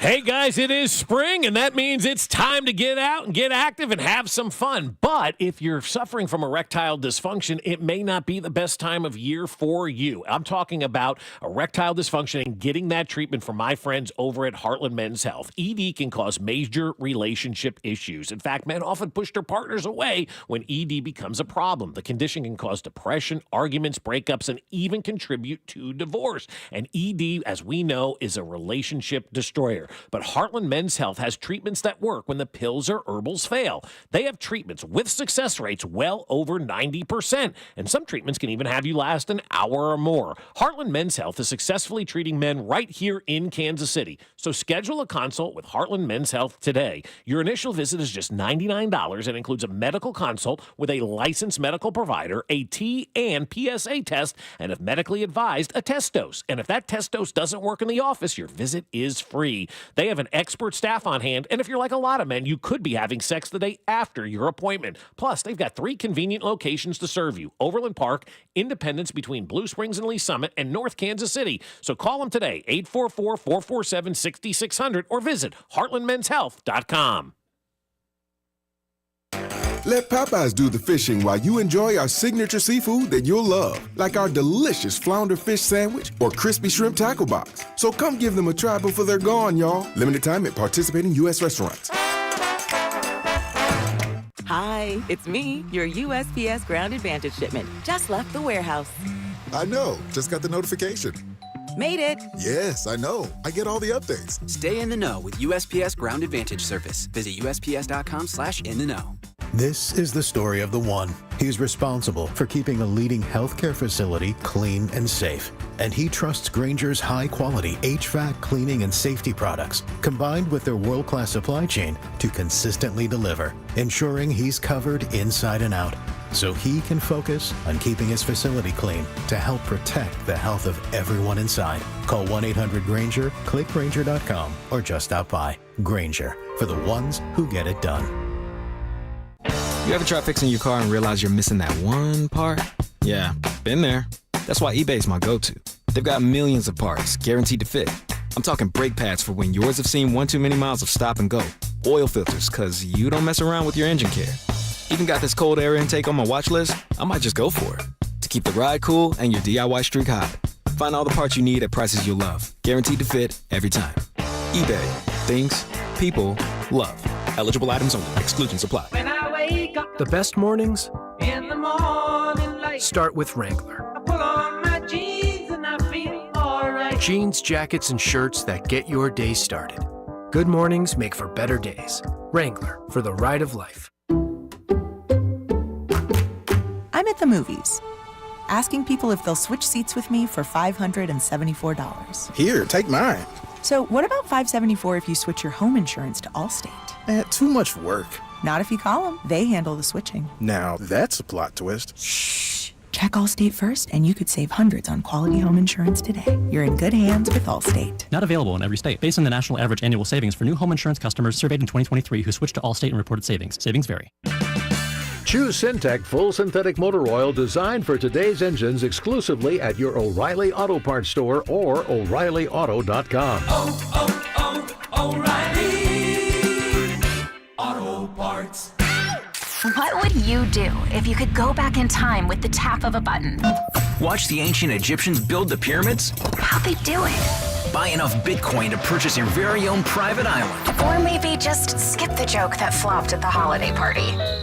Unfortunately, we haven't figured out how to rewind time. But you can rewind live shows with the free Odyssey app. Never miss your favorite sports talk again. To get started, download Odyssey and search for your station.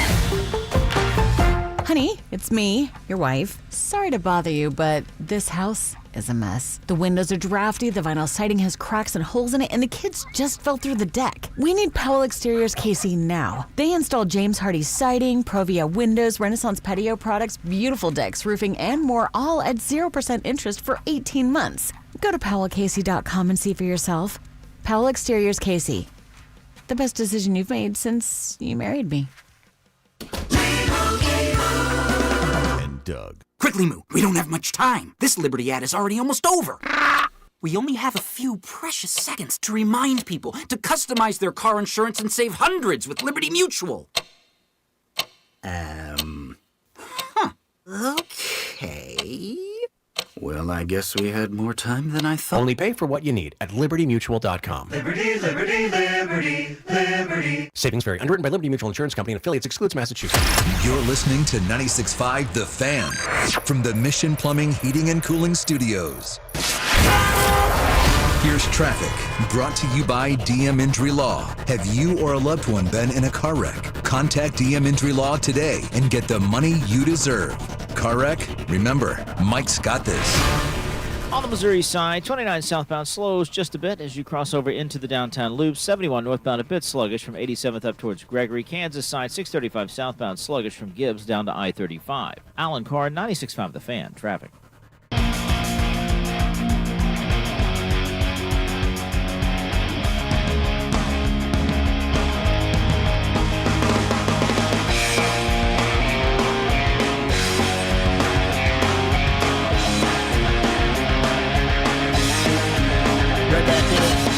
Fescoe and Dusty back with you on a Monday morning. Our guy's tires slowly but surely getting fixed. Yeah. Front left. I want to give that guy credit.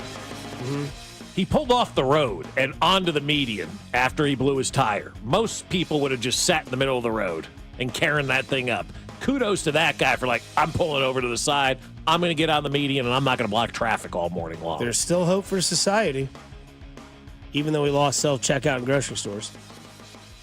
Well, that's because of society. I know. I said even though. Yeah. So a couple of names, speaking of dominoes falling in the NFL offseason, I want to bring this up because Deebo Samuel kind of rocked the NFL world this weekend. A 5th-round pick on Saturday around 1 o'clock in the afternoon. We were at the Royals game Saturday night, 6 o'clock, and it started making its way around the ballpark about that time. So you're and you're 2 hours ahead of us? No, behind. It was about an hour behind. Okay. Yeah. So that kind of but that's when I first heard it. I'm sure it happened earlier in the day. Yeah. And so he goes to Washington for a 5th-round pick. That's kind of a big, to me, that's a little bit of blockbuster, right? Yeah, I think so. That's a big name. 5th-round pick was kind of shocking to me as well. Were you guys shocked by that? But money is why, probably. Because Washington's eating $22 million or something. But they have a ton of cap space. He's been injured. Right. But even still, a 5th-round draft pick for Deebo Samuel, if you would have told me that just on the surface, I'm in on that. Yeah, for sure. Exactly. But then you see the $22 million behind it, and you're like, oh, so it's more like a 5th and a 2nd. And you remember the season he just had, and you're like, I don't know. Right. But if it's just a 5th-round pick and you're not eating the $22 million, but if it does work out, exactly. It's bravo to Washington's GM. Mm-hmm. You have a quarterback on his 2nd year of his rookie contract. You got all the way to the NFC Championship game. Keep building. Now you have Scary Terry. You have Brian Robinson Jr. and you have Deebo Samuel with a new face in a new place with a quarterback coming off his rookie year where he won Rookie of the Year. And he's got the ceiling is the roof. MJ? Yes. And that guy Zacchaeus who came on at the end of the season last year. Zacchaeus, yeah. My favorite was, though, the Micah Parsons reaction to that, too. Basically calling out the Dallas Cowboys on Twitter. He goes, Washington picked up almost $22 million on Deebo contract this year. This legit doesn't correlate at all. Well, Dallas likes to wait for the last leaf to fall. That's right. So that was interesting. And then that kind of gets 2-leg parlayed into the next receiver's name. That is you look at Stafford staying with the Rams. And then the next guy that came up, it was okay, now where's Aaron Rodgers go? Right? He leapfrogs everybody. Right. Sam Darnold, Russell Wilson, all these guys get leapfrogged. Is Aaron Rodgers the next big name that we're looking at, like on the list? Or there's this guy's name, DK Metcalf. Yeah. I've obviously been, I think, season 1 of After Hours. I was the guy that was can the Chiefs go out and get DK Metcalf? And obviously DK Metcalf is tied to Kansas City because of draft day, because of the fact that there was the McCole Hardman draft pick that was picked up in front of DK Metcalf. And then you see what DK Metcalf does in Seattle for all these years. And you kind of think about, okay, big body guy, fast, strong, a little bit of diva, but he's a receiver. That kind of happens in the league. But your ideas start to pop in your head, and it's okay, you see, sources out there say that the Chiefs are monitoring the situation. So very vague because who's not? Right. but it's still kind of fun to have that conversation with yourself in the offseason of the NFL where you're like, man, Worthy, Rice, DK, draft a receiver, Patrick Mahomes, new haircut, final season for Kelsey, draft a running back. This could be a pissed off team that could light itself on fire and just burn through the AFC if added this sort of talent. Because if you have the argument that, well, Debo's been a little off the last couple of years with injuries, but he gets a new place and he's a new face for that franchise, what could become of it? You could have the same conversation with DK Metcalf, who people will say, not the greatest route runner. Can he catch the deep ball and go out and get it? Absolutely. But wouldn't that be his role in Kansas City? Like, we got this Worthy guy who's quicker than snot. By the way, that his teammate that thought he was going to break his 40-yard dash. LOL. How you doing? How you doing there, Texas man? How's that? About 3.5 seconds off.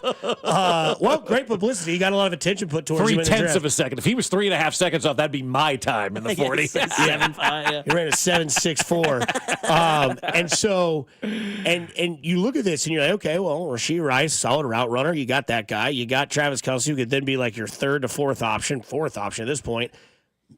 I don't hate it. I love the fact that the conversation is there and everybody goes haywire with it, but it makes you think, like, is DK that next guy? Because this is now year 3 where, like, Seattle's like, yeah. And then they paid him. And then the last 2 years, he was a receiver on the trade block this year. A lot of people are like, DK could get traded out of Seattle. Now we're in the offseason. Debo's gone from San Fran. They're getting rid of all Brock Purdy's weapons and then pay Brock Purdy to be like, go save it. Oh, Brock Purdy's now getting paid, and he's going to have more pressure on him it sucks. than ever before, and he's not going to achieve success because he doesn't have the – he's a quarterback that you win with, you don't win because of, as Danon always says, right? Like, and so you take the weapons away, you better replenish those weapons, and I'm hearing from a source now in the NFL, DK Metcalf not an option for Kansas City, even though we've already named that street after him right out here. Yeah. So probably not going to be – should he come to Kansas City? We'd like it, but he's probably not going to be coming to Kansas City. Chris Olave is another name that's out there of a disgruntled wide receiver. This is disgruntled wide receiver season, 100%, isn't it? Like, yes. It's the offseason since the Tyreek Hill trade feels like every offseason is the offseason, or also known as disgruntled wide receiver season, where every wide receiver thinks they should be making $25 to $40 million per year, regardless of who they are and what team that they are on. Who's the quarterback in Seattle? Is it still going to be, what's his name? Geno Smith. So if you're Seattle, don't you want to kind of keep, DK Metcalf in the fold? I would imagine. But again, I don't know what the situation is up there. I just don't believe he's going to be an option here in Kansas City from the folks that, I've heard from on that. But I would like DK Metcalf he's to be clearly here. number 2 wide receiver in their system. Like JSN's number 1. And then it's like some of these guys get ego rocked. Right? But it's like, well, that's not my role. It's like my role is to go be the guy. So again, monitoring the situation. I'm just having a conversation because it's March 3rd on a Monday. And like you see Chiefs, you see DK, and you think, okay, wow. And then you have the sub-bar conversation, which I know his answer because I always go in there and mess with him during breaks. DK or Hollywood?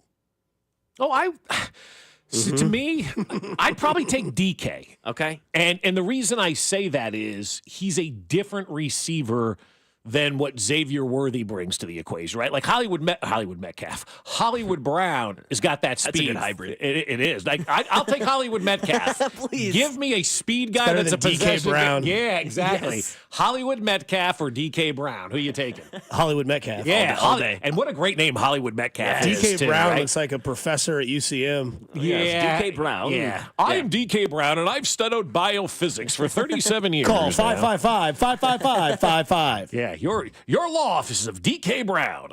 But no, Hollywood Metcalf would be but no, I think I would go DK Metcalf because I think he's different than Hollywood Brown, and Hollywood Brown and Xavier Worthy are similar. They're not the same, obviously, but they both got that speed. DK Metcalf is that big-bodied guy, that physical wide receiver that we've been looking for in Kansas City as long as the Royals have been looking for a corner outfielder. Like, it's that one thing that just never really shows, and we had that fat guy that one year who ended up turning into a tight end and then ate himself out of the league, Kelvin Benjamin. And, they've always kind of been looking for that big-bodied wide receiver that they've not been able to find. And so I think DK Metcalf would be my answer, but I don't think it's going to happen here in Kansas City. But if I had to choose one, I would choose DK Metcalf. But it doesn't mean I don't want to bring Hollywood Brown back. Very expensive cap hit. DK Metcalf, that is. $31.8 million. Ooh. Did you see the cap hit that Dak Prescott has, allegedly? It's the most 60 or something. something. It's like 90 I saw. I saw something this morning. Dak Prescott has a $90 million cap. I was like, that can't be right. Yeah, I don't know about all that. I mean, that's insane. I mean, that's why they're not going out and signing people. I mean, they gave him CeeDee Lamb, and they're probably going to draft a running back. I saw a lot of mocks that they have Ashton Genty getting drafted by Dallas. Oh, that makes sense. And then they get him. That's a perfect fit for Dallas, right? Yeah, have him, CeeDee Lamb, and then Dak Prescott. Hopefully you can stay healthy. $89.9 million. So he is I was right about that. 89.9. That's insane. A little off. Come on now. Thanks, Coach. For that guy. Yeah, that's wow. For that guy. Hopefully that hands. We got to pay Dak Prescott. That's 33. That's a third of their cap. 33% right there. Dak.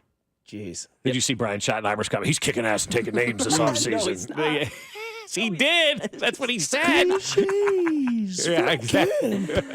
Oh, it's so good. Baseball cliche or football cliche? No, that's great. And of course, I mean, again, I don't.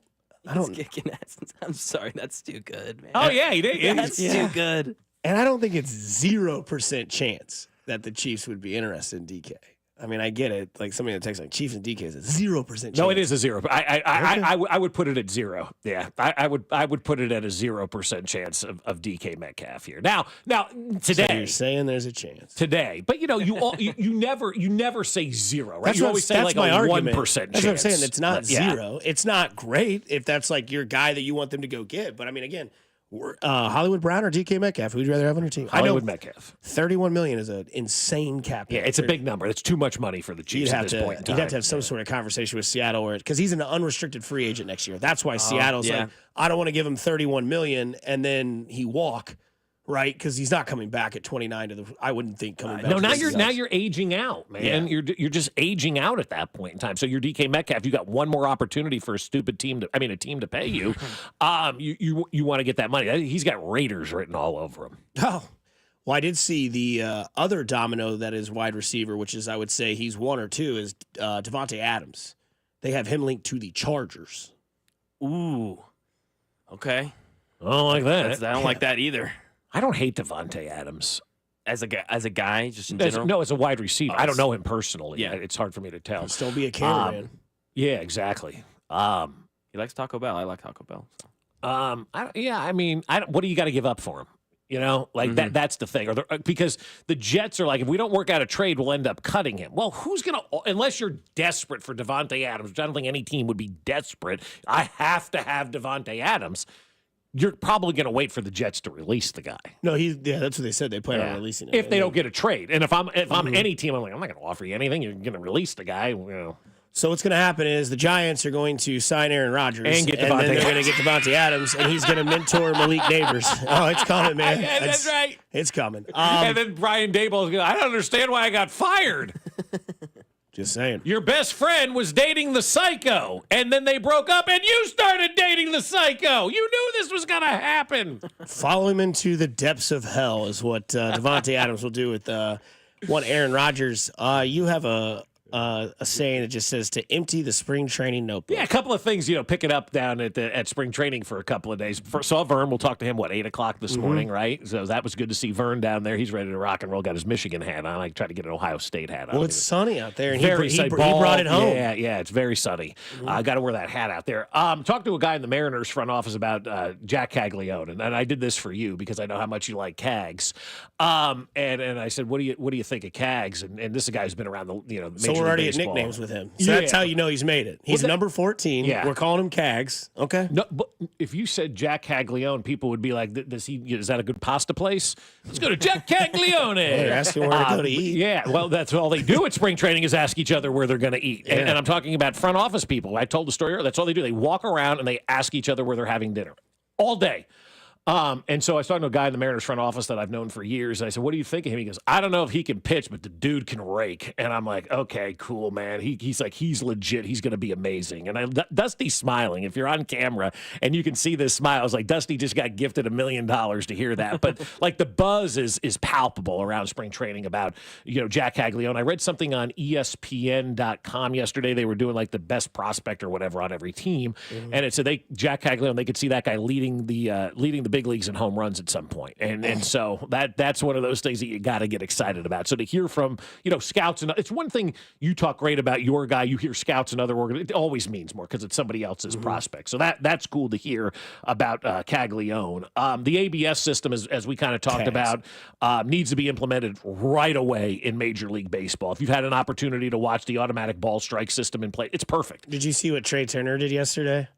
First pitch, strike right down the middle of the plate, tapped his helmet. I was like, that's kind of funny. Just like play like that. I thought it was kind of a hilarious move by Trey Turner. Yeah, that is great. I love it. But you get 2 a game, obviously, 2 challenges. If you get them right, you keep them. But, I mean, it doesn't take any time. And they do it on the scoreboard so the entire crowd can see it. It lights up. The umpire doesn't have to make a decision. It's done for him. And you just flip the count or you keep the count where it is. Like Major League Baseball should look at that and go, all right, this has been great. Fans are loving it. The players are loving it. Just implement it right now and make sure you get the calls the right way. And the other thing, everybody's talking about a work stoppage in baseball. And this is what I want to bring up to you because this is Bob Fescoe's world sometimes. And I think everybody lives in my world, just like you think everybody lives in your world or your world. We all feel the same, right? I've told many people in baseball, and one person I told this to over the weekend was so appalled that I would even suggest this.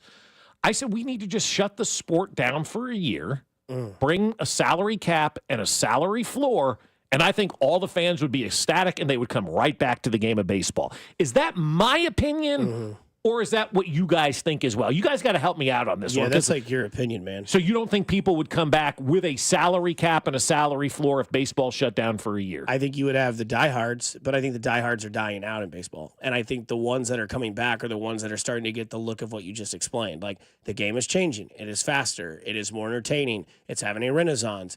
And if you do all that and then immediately nip it, they're going to be like, yeah, well, still same old baseball. Happened with the strike. Happened after the steroid era when everybody got caught cheating. It ruined me. And now you have my generation who's in their later 30s or mid-30s, and they're like, another stoppage. I think it would severely hurt the sport. Do. I do think Mac, it would. what do you – I think you make a really good point, Dusty, with the renaissance and the stars that are in the game You're taking right now. It's essentially – I don't know how to put this in an analogy form. I love doing these, Mac, and I'm sorry. But it's like it's like you've given something back in a relationship and you're blooming, and then you're like, all right, we're no longer going to do that anymore. You're like, no, that was something we really did. That was really good. It's like, do you still have that love, desire, and fire for the relationship now that something that made it, that ignited it, has now been taken away because I want to see how much you really do love me. I mean, there is so much star power walking around spring training just in Arizona, like legitimate star power right now. And I'm not just talking about surprise where you're looking out on the field and you see Bobby Witt Jr., who I was told over the weekend, a son of a former big leaguer who's almost 40 years old, flew to Arizona for the day to meet Bobby Witt and get his autograph and fly home. That's the kind of star power that, and this guy was around Major League Baseball, even worked in Major League Baseball, and did that. Like that's like holy cow, right?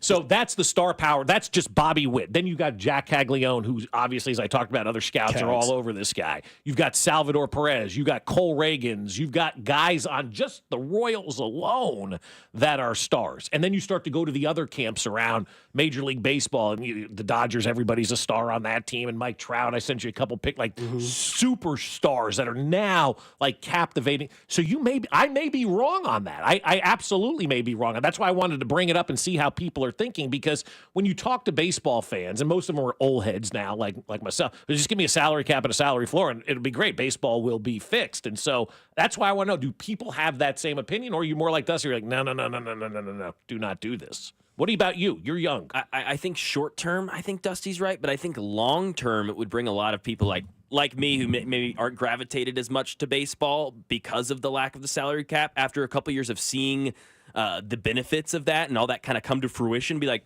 oh, wow, it really is fixed. Yeah, I'm all in. Because the sport hang on itself, a second. I'm in. Just real quick. You're of that salary cap generation. You're not used to sports without a salary cap, right? It's structured. I am. I'm used to like the NFL when I was a kid, no salary cap, all that kind of stuff, right? You're used to that kind of stuff. You've grown up knowing the two sports that you follow, basketball and football, they're even across the board because they have the salary caps, even distribution of money. Dusty falls in the middle where he's seen both. And so for me, I'm acting more like, okay, you bring the salary cap in, I think people would come back, and you're saying that as well because that's all you've grown up and known, and you think it would change the perception of the game for your generation. Yes. It's a crazy conversation. It is. I think it would take time, but I think it would benefit them in the long run. I think a lot of people are in the same boat that I am as we take the local bias out of it. It's like you do a year, you miss a year, Bobby. I know, you do. Yeah. And it's like in his youth, like in a like you watch 25. Let's say he goes out there, last year does the second in a row 30 for 30. Let's say he goes out there this year, goes 40-40 MVP, next year work stoppage. It's like, oh, that's awesome. That's now a year without it. Yeah. Right? So, I mean, like, I just wish it didn't have to be like black and white, where it's like salary cap, but if we do, it's going to cause us all to stop working and it's going to shut the whole thing down for a year. Whereas, like, why does it have to come to that? Like, because that's what baseball has done to us. I get that, but it's just, and again, I'm not saying that only diehard baseball people are in their 50s. I'm just saying that, like, myself, like, it would kill it because nothing's happening. Like, baseball for most is boring until it's, I don't know, maybe never be fun for people, but like a lot of people are like, just wait till opening day before I even start thinking about rosters, all this sort of stuff. If there's no chance for baseball, I know that I have a full year where there's just nothing. It's nothing comes out of it until there's a decision. And then when the decision happens where it's like, yep, it failed. There's still a salary cap, or there is still no salary cap. We're back to normal. It's like, then what did you get? Like, what did we figure out? Because now not only did I lose a year, nothing changed, and here we are again in the same boat where, it's nothing evolved from what you just took a year off for. Yeah, but see, that's the thing with baseball, though, is like, I don't think anybody believes that they're going to do the right thing, because I do believe a lot of baseball players, especially the 1%ers, they're out of touch with what reality is. Just go back to COVID, right? Watch the way that those guys acted during COVID, the owners and the players especially, they're risking our lives, and we're not going to go out here and play, and all this kind of stuff, and the way that the players just, they're out of touch. A lot of silver spooners, right? And the people who are going to have to really speak up and be loud during this whole thing to not have baseball stopped and shut down are the guys that are making the league minimum, who will hurt if their salaries are not coming in, right? Those are the guys that are going, and I hate to break it to everybody, like, the teams are going to then furlough everybody in their front office, so all the people that are making like 50 grand, 60, normal salaries are going to be furloughed as well because there's no money coming in. And so there's a lot of things that baseball needs to consider, but they can't let like Max Scherzer and Blake Snell and Mike Trout and Ohtani run the conversations, because those guys are loaded. They don't, if it shuts down, so what? They're fine. It's the guy that's making the league minimum. Those are the guys that got to speak up and say, we're not going to have a strike. We're not going to shut this thing down. Let's get a deal done. They need to be the vocal guys in the room for baseball to have a chance. They can't be bullied by the guys that are making $60 million a year that most people are never going to see in Major League Baseball. It's a damn union. Well, then the people are talking about the union may crack because of it. Wow. Because there's so many young guys that are making, the league average is like $4 million a year. I know that's a lot of money, but those are the guys who need to be making the calls and calling the shots, not the 1%ers that are making $20, $25, $30 million a year. Those guys really don't matter. Their money's not going to be touched. They've got all that, put away that they've made over all these years. The other thing that I did pick up, and we can talk about this with Vern. I was talking to a Royals front office guy over the weekend down there in Surprise, and we were talking about, the additions, and he said to me, he goes, the one thing that's really good about this club is our depth is so much better than it was last year, like the Fraziers and all those guys that nobody liked. Those guys are gone. And the reason your depth can be good is because you added Jonathan India to your team this year. And I know people look at him as like just a leadoff guy and a second baseman. He's anything but that. He's a leadoff guy, but he can play multiple positions. And now it allows you to have Michael Garcia be able to be flexible and move around. They're starting to use him in center field a lot. Just with that one addition of Jonathan India, it made the depth of this roster so much better than where it was a year ago, because guys that you were relying on maybe to play every day are now, quote-unquote, depth guys on this team. So that Jonathan India thing really pays off for the Royals from that standpoint, because you could have Massey at second, you could put India at third, you could put, Michael Garcia out in center field. He's very athletic and play out there. He's starting to get some reps out there. Now all of a sudden you got some options for yourself. A little flexibility. A lot of flexibility, yeah. No, I mean, I agree. I do want a salary cap in baseball. I just don't want to lose a year. So I'm very spoiled when it comes to that opinion. What is the text line saying about that? They're all over the place. Yeah, some are saying that they don't want to lose a year of Bobby Witt Jr. Yeah. Somebody says 1 year to fix the game forever. Idiotic not to do that. And that's I get both sides. And then the other questions that are coming through is if you put a salary cap in baseball, do those massive Dodger contracts get grandfathered in? Like, how does that not get messy? Is what they're asking. So, like, again, a lot of unknowns. Yeah. Yeah, I don't. That's the $1 million question. I don't know how pre-existing contracts would work. The complete unknown of that sort of topic. Coming up on the other side. Just kidding. It was a wild weekend on the internet. Plus, Bob flew on a plane, so somebody did something disgusting. Here on 96.5 The Fan, your home for Kansas City Royals. You're listening to Fescoe and Dusty on your home for Kansas City sports. 96.5 The Fan. All right, my friends over at Aspen Lawn and Pest Control are going to take my lawn that looks horrible and has for a generation, and they're going to make it look like it's the best lawn on the block, because it will be the best lawn on the block once Aspen Lawn and Pest Control can come out and take care of my lawn. We've been fighting this battle now, like I said, for about 10 years, and the last 3 have been even worse because we took big trees down, and those roots are still just sucking all the moisture out of the ground, and I can't get anything to grow, and I'm tired of doing it. So I'm going to go to the guys who went to college for this, Aspen Lawn and Pest Control. They have degrees in growing grass and fixing your lawn, so I'm going to let the experts handle it. When you see those iconic blue trucks around Kansas City, you know where they are. They're parked in front of the best lawns in town, and they provided award-winning service since 1985, offering full-service lawn care, irrigation, and pest control at Aspen Lawn and Pest Control. Like I said, since 1985. Tell them you heard it right here, and you'll get up to half off your first application, plus that free estimate when you mention this ad. So you want to expect the best. Don't wait. Call today, or better yet, just visit them at aspenlawn.com. That's aspenlawn.com. Pheasants Forever's National Pheasant Fest and Quail Classic is coming to the Kansas City Convention Center this March 7th through the 9th. Join us for puppy and dog training seminars, a youth village for kids, pollinator and wildlife habitat hunting gear in the 20th anniversary of Quail Forever. It's National Pheasant Fest and Quail Classic the weekend of March 7th. Presented by Pheasants Forever, Quail Forever, and Federal Ammunition. For more information, log on to pheasantfest.org. Choose Syntec Full Synthetic Motor Oil designed for today's engines exclusively at your O'Reilly Auto Parts store or O'ReillyAuto.com. O'Reilly Auto Parts. Someone had a birthday. Yep, 50. Can't believe it. 50 years of wisdom. Great segue. We have health news, a CDC update.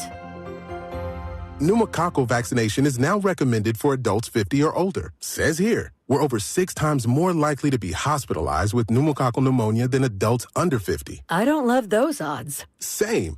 Look what I found. Pfizer's Prevnar 20 is proven to help protect adults against pneumococcal pneumonia and invasive pneumococcal disease in just 1 dose. And millions have already gotten it. Continued approval may depend on a supportive study. Don't get Prevnar 20 if you have a severe allergy to its ingredients. A weakened immune system may lower your response. Common side effects include injection site pain and swelling, fatigue, headache, muscle, and joint pain. For full prescribing information, please call 1-855-213-2138. Visit Prevnar20.com or talk to your doctor or pharmacist.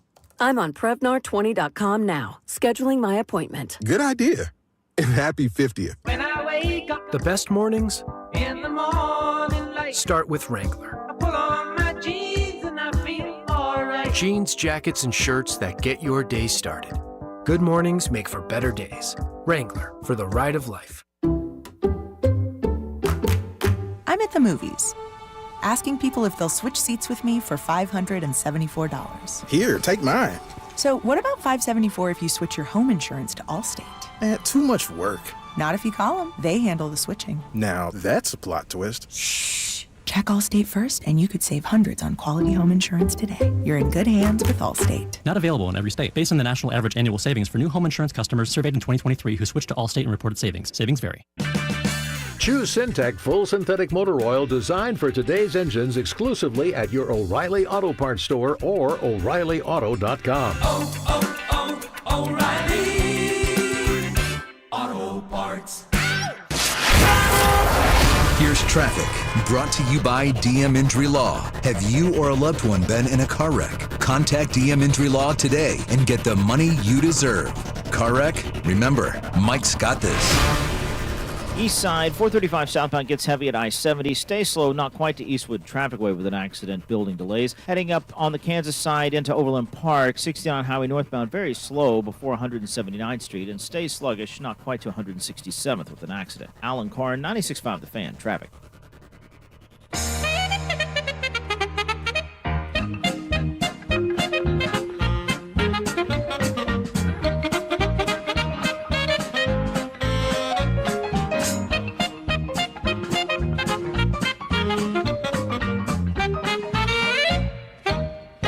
There you go. There's some good tunes.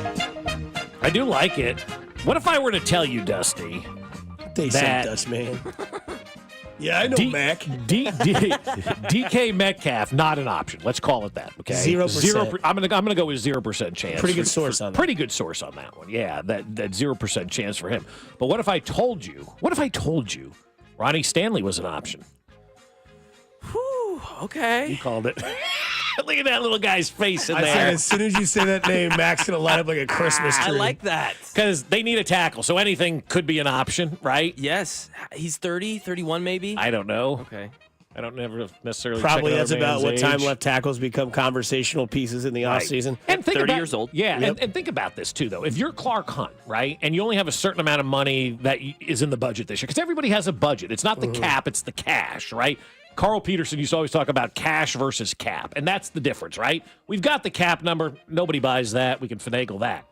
How much cash do you have? Because cash is king. And if you don't have the cash to go out and spend the money, then you're not going to get these guys. So what if Clark Hunt said, I'm not going to write a check for DK Metcalf or Chris Olave or somebody of that nature, but I will give you the cash if you can go out and get a left tackle. You're in on that, right? You'd rather spend Clark's money in a better way. At least I would. And I think spending money on a left tackle is a much better spend than another wide receiver. What do you guys think? Yeah. I think if they're going to spend serious money, I think that's got to be the position, and he's the one name that I actually would be pretty happy with. 30 years old, great left tackle. The injuries scare me. I mean, if you just look at 2020, 6 games, 2021, 1 game, 2022, 11 games. Since then, 13 and 17. But that 3-year stretch. Contracts. Yeah. The thing that I like that's intriguing, and again, I'm not saying that they're both the same quarterback, but Lamar's very impromptu, right? And very improvisational. Who's the most successful improvisational quarterback? So the left tackle doesn't need to. The left tackle doesn't necessarily get awoken with, oh, I've been blocking for a step back, 3-step drop quarterback. I've been blocking for Lamar Jackson, where like I look to my left and all of a sudden he's on the right side, 40 yards up the field. Whereas like that's kind of like the way Mahomes will play is like he's not just in the pocket standing there waiting to throw the ball. He's going to have to be an agile left tackle if he's still got it. And I'm like Mac and the text line like. The injuries are interesting, but I mean, at what point in football do we just do we not? Like, I mean, you can say that with Christian McCaffrey. You can say it with anybody. Yeah. Especially at tackle. You can say with Matt Stafford. You can say that, like, you think the Rams are like, $50 million. Man, the injuries scare me. Back issues. That's what happens when you get to that point in your career where you're 30, or obviously Matt Stafford 37, 38. And it's like injuries, but it's like that can happen as football. So, I mean, is he better than what we have at left tackle right now? Massively. Oh, massively. And you put him there, and then all of a sudden your offensive line is patched up and fixed. If you go out and get a guy like that, you put that in there, then you can sit back and be like, all right, what do you want to see him draft? A weapon at wide receiver, a number 1 cornerback again? Do you want to see him draft that elusive running back? Or is there a cheap option, Hollywood Brown, now to bring back? And then you're like, all right, this is our team going forward, and there's nothing better to have as a Chiefs fan than the team solidified to a point where it's like they get that week off in July, they start in camp, and everybody's good to go, and this is the team. Yeah, he'll be 31 next week. March 18th is his birthday. So he I don't think that's a big deal, really, for me at this point in time. He's a left tackle. A lot of these guys, play late. I mean, some of the greatest left tackles were 18-year guys in the NFL, right? So they can play. Hell, when they go get Rofe, he was like 34. Exactly, right? yeah. That's exactly my point. Trent Williams is 36. Yeah, okay, he's 36 years old, and he played great last year, Best right? in the game, yeah. And so Ronnie Stanley could be an option for the Chiefs, and I'll tell you, they're going to work their ass off to fix this left tackle spot this year because they have to. They just have to. And again, again, it's about the cash that you have on hand. And if you only have a certain amount of cash, then that's all you can spend, which, again, is why it's important to get the new stadium, the new money generating, because all the money they make off that stadium and that complex then stays here in Kansas City. They don't have to share that, and then that gives you more money where you can go out and write these signing bonus checks and give these guys this guaranteed money. Yeah, I mean, look, fix the major problem. The major problem is left tackle. That's right. How you fix it, I don't know, but fix it. Like, that's just, I mean, you're leaking water on the left side of the boat, and it needs to be patched up. You need to go find that Flex Seal. Bang. I love it. Have you ever used Flex Seal? No. Oh, it's unbelievable. It actually works. I used it as like Flex Caulk one time to caulk a shower. Fantastic stuff. Do you ever have a rowboat with a screen door that you needed to fix? Nope. I was really close to buying OxyClean, and then the guy died. And I was Hi, like, I'm Billy Mays, and I snorted OxyClean. He snorted something and blew his heart out. Holy cow. I mean, I've never seen anybody. Like, do you even know who Billy Mays is? Oh, for sure. Yeah, I Okay. grew up with Billy Mays. He created a Chipotle. If that's not weird on the internet. Oh, God. Are you tired of eating Chipotle and having to crap blood in your pants? Now you can try Chipotle. Just spray where the blood is, and it's gone. God, I miss Billy Mays. So you flew to Arizona. What's that, 2 hours? 2.5. 2.5. Yeah. American Airlines, great job. Got us an hour early. I guess they padded that a little bit. Yeah. That's awesome. Yeah. But it wasn't the cleanest flight. No, flying home yesterday, I was sitting, waiting for the boarding, and I was watching. Flight out. There's a guy that was a woman had no shoes on again, woman, and then she had one of those things, and I don't know if this works or not. She had like a sling over the seat in front of her where she was resting her feet. It's like it's always Bob. Like it's It like is. I flew to and from New Orleans where I thought I'd see a lot of funk. Nothing. No, but I even sent you the picture, so Yes, you knew, there's proof, right? there's so proof. I'm sitting there This yesterday, isn't and like Dusty who's making up stories. right, Yeah. exactly, right. Yeah. Like I just don't understand. Like, why are you taking your shoe? Like, two people on the flight out took their shoes off on, and it was one of those little planes we took out there, those 60 seaters or whatever, and somebody made a mess in the bathroom, and it was wet all over the floor, and then the guy walks in there with his socks on, and I'm like, it's so gross. People are disgusting. So I'm sitting at the airport yesterday, and I'm watching the guy across from me, and I'm just sitting there watching, because people watching at the airport, find me a better place to people watch, right? Dude starts digging. He is booger farming, baby. Like knuckle deep? Oh yeah, he's up there, To right? the second knuckle? Yeah, it's pretty deep. It was. He looked directly at his fingers. Like, I'm like, maybe he was up there, right? he was knuckle knocking that brain, dude. So he gets it. he was like, what's that? The Freud? The Yeah. Freud? Yeah, he was kind of touching his brain a little bit, readjusting it. Gets it out, pulls it out. You can see I'm watching. I'm like, okay, what's he gonna? He starts rolling it. He's playing. with now it. he's rolling it. He's foreplaying that snot nugget. And then proceeds to take that finger and wipe it on the bottom of the seat that he's sitting on. And then he did it again. Damn. And then he did it a third time. And by the time I got my camera out to videotape it, he must have been clean. Do you guys ever pick your nose? Oh, well, yeah, I do. I'll pick it in the car, flick it out the window or something. Okay. You yeah. never put it. You never put it on your seat, like below you. No. Okay, I'm guilty of that. No. I got some bodies underneath there, man. I'm giving myself like a lobotomy at a red light. It goes right there. Out the window or whatever. In the Sometimes- shower, you sometimes power you snot. Shower for sure. Yeah. Oh, shower for sure. But I Yeah. mean, like if I'm in my car and like I scratch my nose, I'm like, ooh, there's a noisy You got to neighbor get that. up there. Yeah. Out the window or And something. then I'll just put it down there with the Hall of Fame. You're And also then- in your own car. Yeah. That's right. Yeah, completely nobody different. else is sitting there. Right. Like this guy's at the airport picking his nose and wiping it underneath the seat. Like a million people are going to sit there. Someone else Just in one day. Just in one day, and someone else going to touch that. Oh God. Because see, like whenever mine like dry up and I do the clean in the car, I take the windshield scraper to the seat. Oh, come on. There's no way. Yeah, they harden up. I'll take a picture and send it to you guys today of the collection I got right now. I want to puke. Yep. That's so gross. You don't have to sit in that seat and drive. Just say it. Like, I'd rather have you stick gum underneath the seat than Remember- your Yeah. booger. Yeah. Remember when Binkley used to have a guy? Hey, guy's a booger eater. What? You don't remember that? Binkley had a guy at the Royals media. He'd be like, hey, guy's a booger eater. Yeah. Speaking of guys in the Royals media, our guy, Josh Vernier, will join us here on 96.5 The Fan, your home for the Kansas City Royals. You're listening to Fescoe and Dusty on your new home for Chiefs football. 96.5, The Fan. I'll tell you what, when you're caring for an elderly parent, selling their home can feel overwhelming. But once local real estate agent Dawn Sharp and her team are helping to change that experience. Recently, Dawn helped a client who was caring for her elderly mother while trying to sell their family home. Dawn and her dedicated team transformed a stressful process into a seamless transition. The marketing and showcasing of her home's best features helped with the home being sold for top dollar. Dawn's team handled every detail with personal care. Let Dawn create a great experience for you. The Sharp Homes team can also give you options. If you want to skip the showings and open houses and go straight to sold, you can do that. Contact them to discuss their instant offer program. And with Dawn Sharp, you know you're getting the best. Check out those Google reviews, those Zillow reviews. You're going to see over 200 5-star reviews when you Google Sharp Homes team. That's Sharp Homes team. So contact the only agent I would trust if I needed to sell my home. It's Dawn Sharp with the Sharp Homes team, brokered by Epic Realty. Like I said, you can Google them, Sharp Homes team, or just pay them a visit at homesforsaleandkc.com. That's homesforsaleandkc.com, and start packing.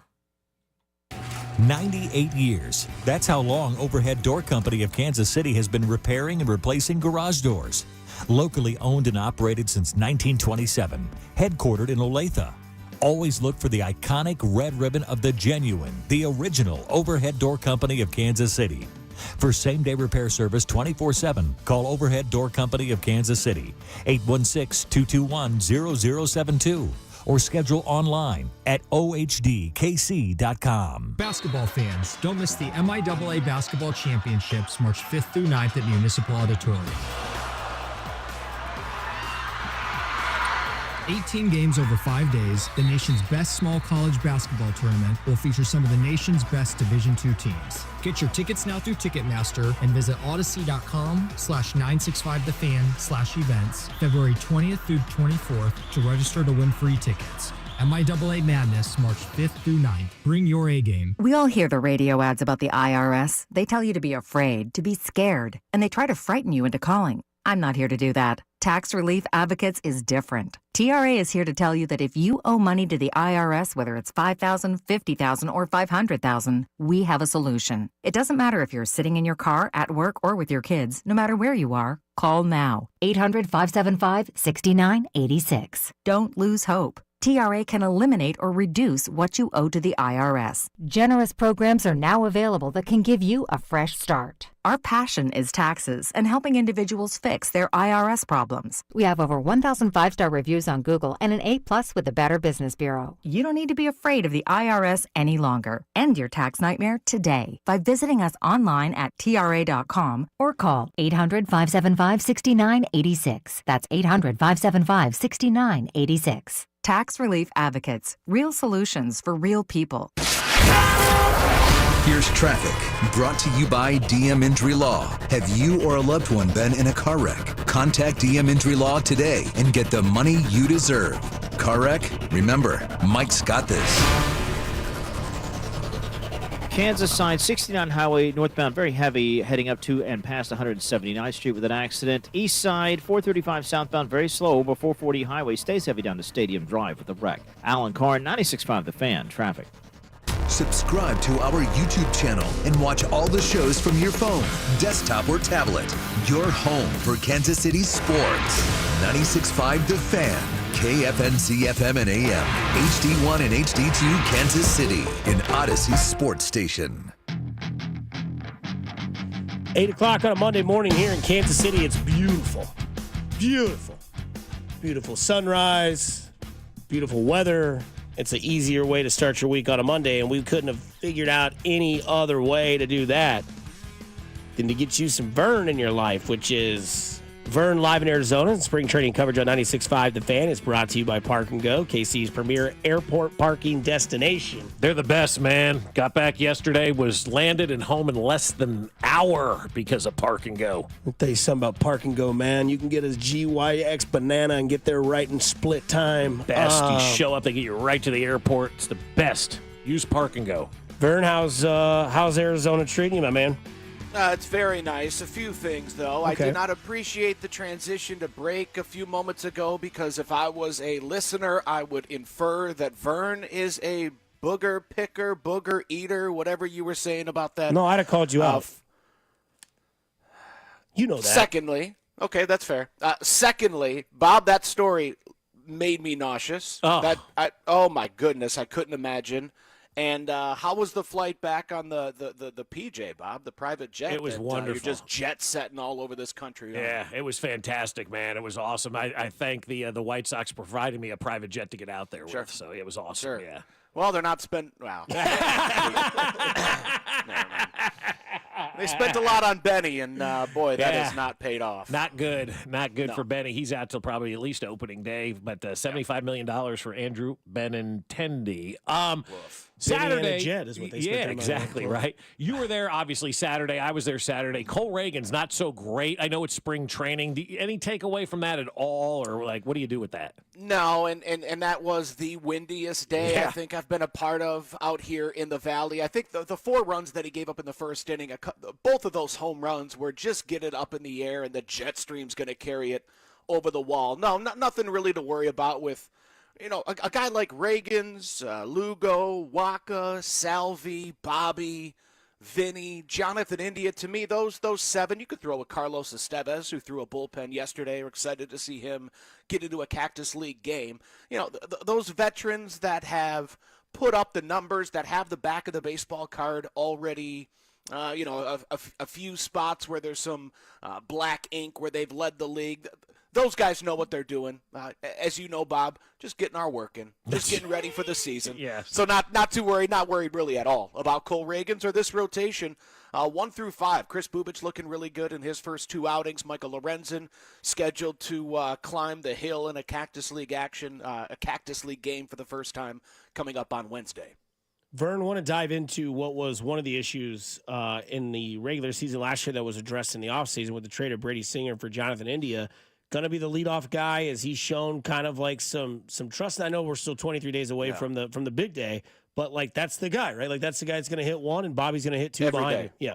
No doubt. Yeah. Followed by Vinny and Salvi. That 1 through 4 is hopefully going to be together for 155 of the 162 games. A few things about India. First of all, the way that he is meshed with this team, boy, you would think that he was a part of that run last season. You would think that he came up with these guys the way that, they're already cutting it up in the clubhouse, the way that they're hanging out after games. A lot of that, again, due to that crew last year, the Will Smith, Adam Frazier, Chris Stratton, even the message that was sent last week by James Shields to this bunch about truly investing in your teammates, right? Giving a blank about their lives, about their family, making sure when you see something spectacular from Salvi or Bobby, don't keep it to yourself. Go up to him and tell him, man, I've never seen a player as good as you. The colorful speech that James Shields imparted on this team, I think really resonated and will only help further create that bond that's going to help carry him over the course of the next 6 months. And then, at the plate appearances that Jonathan India has been able to showcase out here in Arizona are exactly what you would want to see. Working the count, drawing a walk here and there, but also just pretty consistently getting on base. A lot more hits than walks, and I'll certainly take that with Bobby Witt Jr. hitting behind him. But, Jonathan India, Salvi, Vinny, and Bobby, those are the 4 guys that you can pencil in the lineup just about every single day.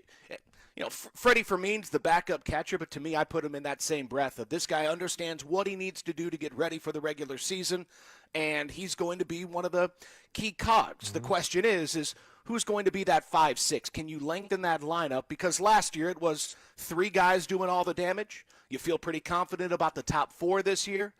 But if you're going to make noise in the division, and certainly if you're going to make noise in October, a Michael Massey and MJ Melendez, a Michael Garcia, Hunter Renfroe, 2 of those 4 you would think are going to need rather consistent seasons, or at least more consistent than what we saw a season ago. Who would you bank on that guy being the most consistent? I heard things back in January and early February about MJ, just really smoking the ball, for lack of a better term, in some winter ball stuff that not winter ball, but winter practice or however you want to call it. Somebody from another organization is like, oh my God, MJ looks really, really good. So what do you think? Yeah, I could be swayed to say MJ Melendez, especially when you look at what he's done in the second half of 2024 and 2023. Michael Massey hasn't put it together for that extended period of consistent time the way that MJ has, but I think Massey is my answer. Moonlighting in left field could do wonders for him health-wise, right? His being in left field, not fielding as many grounders, not having to get into that infielder stance before every single pitch, getting in that, kind of bent at the waist, infield stance, ready for the ground ball.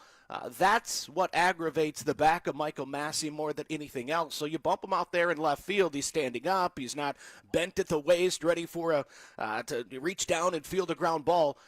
You could see Michael Massey out there consistently for the next 6 months. And shoot, you saw what he did in September and into October, especially in the postseason.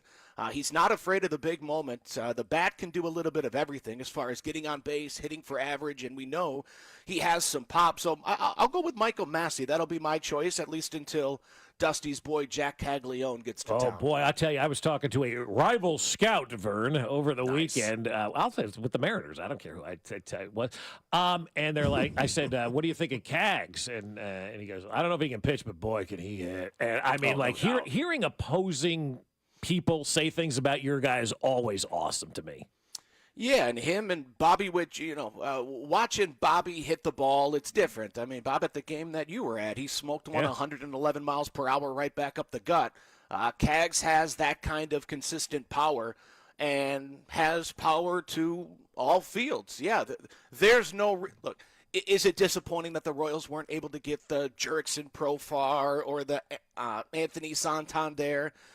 Yeah, to a certain extent, although if you were able to ink one of those guys and we're showing up to spring training in 2026, suddenly we're looking at Jack Caglione going, I think I'd rather see him than Santander for $22 million this year. So while it's disappointing for 2025, I talk about that 5-hitter hitting behind Salvador Perez.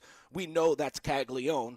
I expect it to be opening day of 2026, but when you have that kind of all-world talent, as Dayton was one to say, I'm not going to put a ceiling on this guy. There's no reason to believe that, if he gets red hot in AA and cruises through AAA, maybe we see him at the end of the season. But certainly something to get excited for. The Bobby, Vinny, Salvi, India, Caglione 1 through 5. That's going to be as intimidating as any 1 through 5 in this division.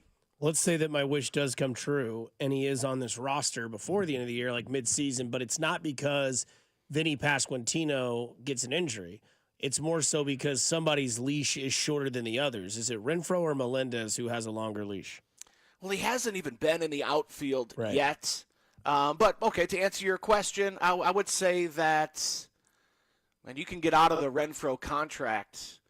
I would say MJ has the longer leash.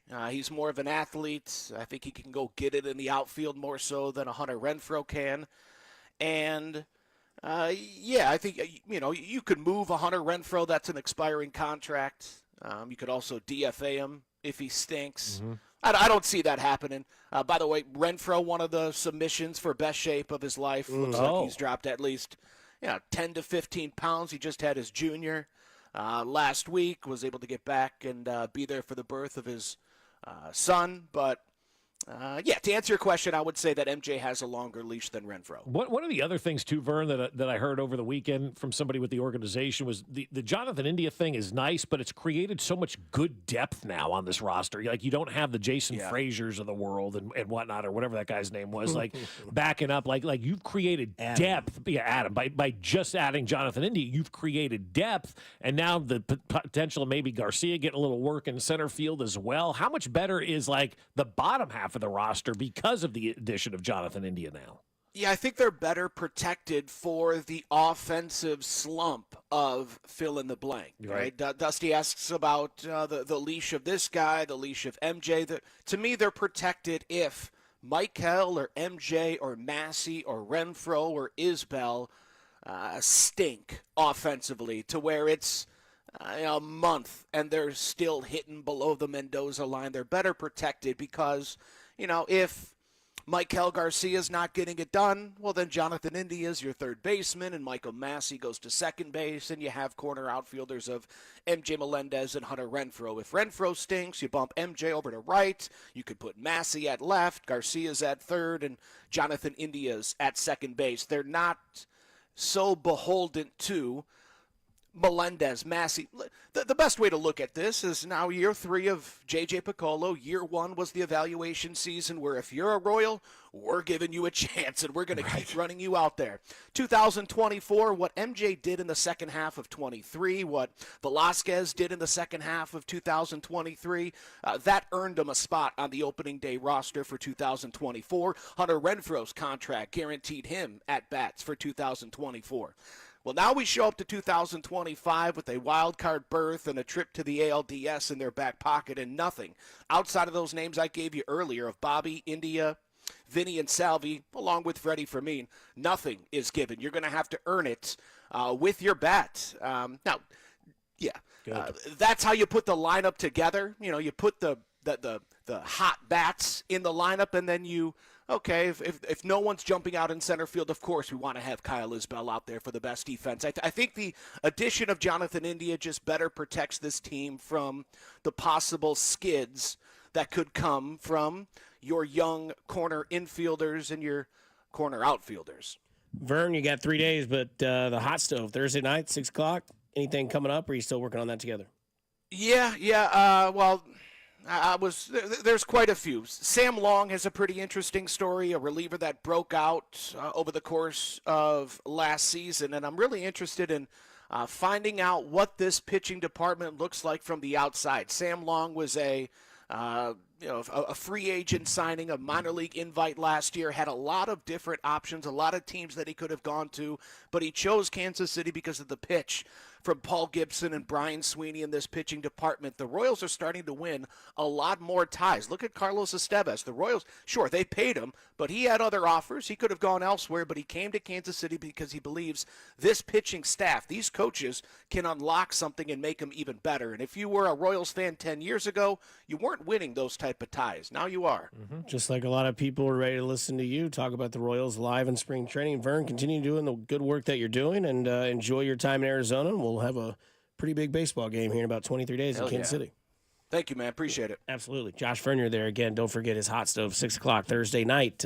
Sam Long story in the mix for you that you'll want to listen to in spring training coverage on 96.5. The Fan is brought to you by Park and Go, KC's premier airport parking destination. So the leash question gets answered. That's all I wanted.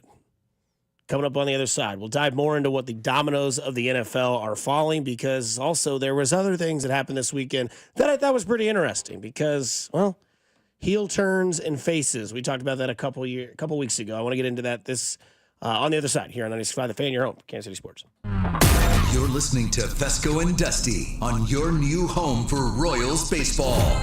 96.5 The Fan.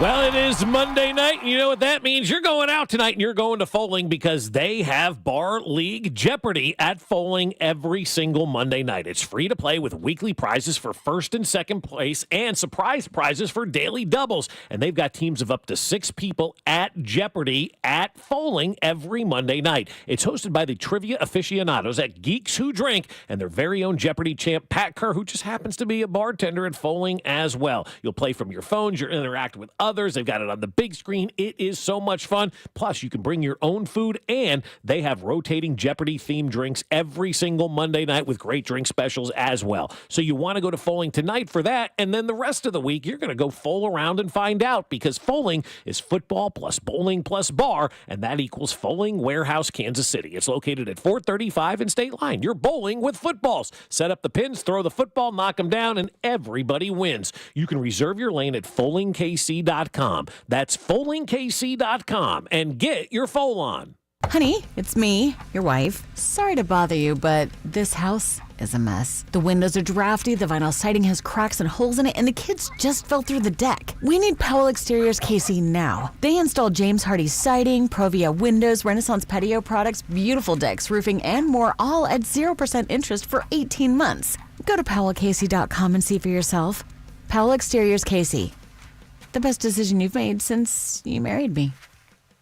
Men, this is Jeff for Heartland Men's Health, and you've heard me talk a lot about how treating low testosterone can improve your sleep, your workouts, your energy levels, and more. But today I want to talk to you about your sex drive, because low testosterone can have a significant impact on your desire for intimacy. It can even be a factor in erectile dysfunction, and if you're in a relationship or wanting to be in a relationship, a low sex drive could really be a problem. The good news is that if you're like most guys, treating your low testosterone could really change the way you feel about sex, giving you back the flame and desire that is so important when you love someone. So if you're feeling sluggish and tired, if you're not sleeping well, if your workouts aren't that great, and most of all, if your sex drive is more like a putt, make an appointment at Heartland Men's Health and have your testosterone levels checked. Your initial visit is only $99 and includes blood work and a medical consult. And if you start on testosterone the day of your appointment, your visit is free. Call 844-447-6600 or go to heartlandmenshealth.com. We have 3 offices, Overland Park, Independence, and North Kansas City. Good morning, beat freaks. Who's ready to move? Let's start this day right. Tasha's morning dance parties are meeting rave reviews. Lose your phones and find your groove. They need an ops manager to help their community dance the morning away. I need Indeed. Indeed you do. When you sponsor a job on Indeed, it's easier for talented candidates to find it, which makes it easier for you to hire them. Visit Indeed.com/credit and get $75 towards your first sponsored job. Terms and conditions apply. Transforming your land with a John Deere compact tractor is as easy as connect, latch, load, haul, spread. Cutting grass is as simple as roll, click, mow. Box blading is as effortless as hook, lock, grade. And backhoeing is as convenient as turn around, switch, dig. Because when you've got the versatility to tackle just about any job and dealer support in your own backyard, you just have to get in the seat.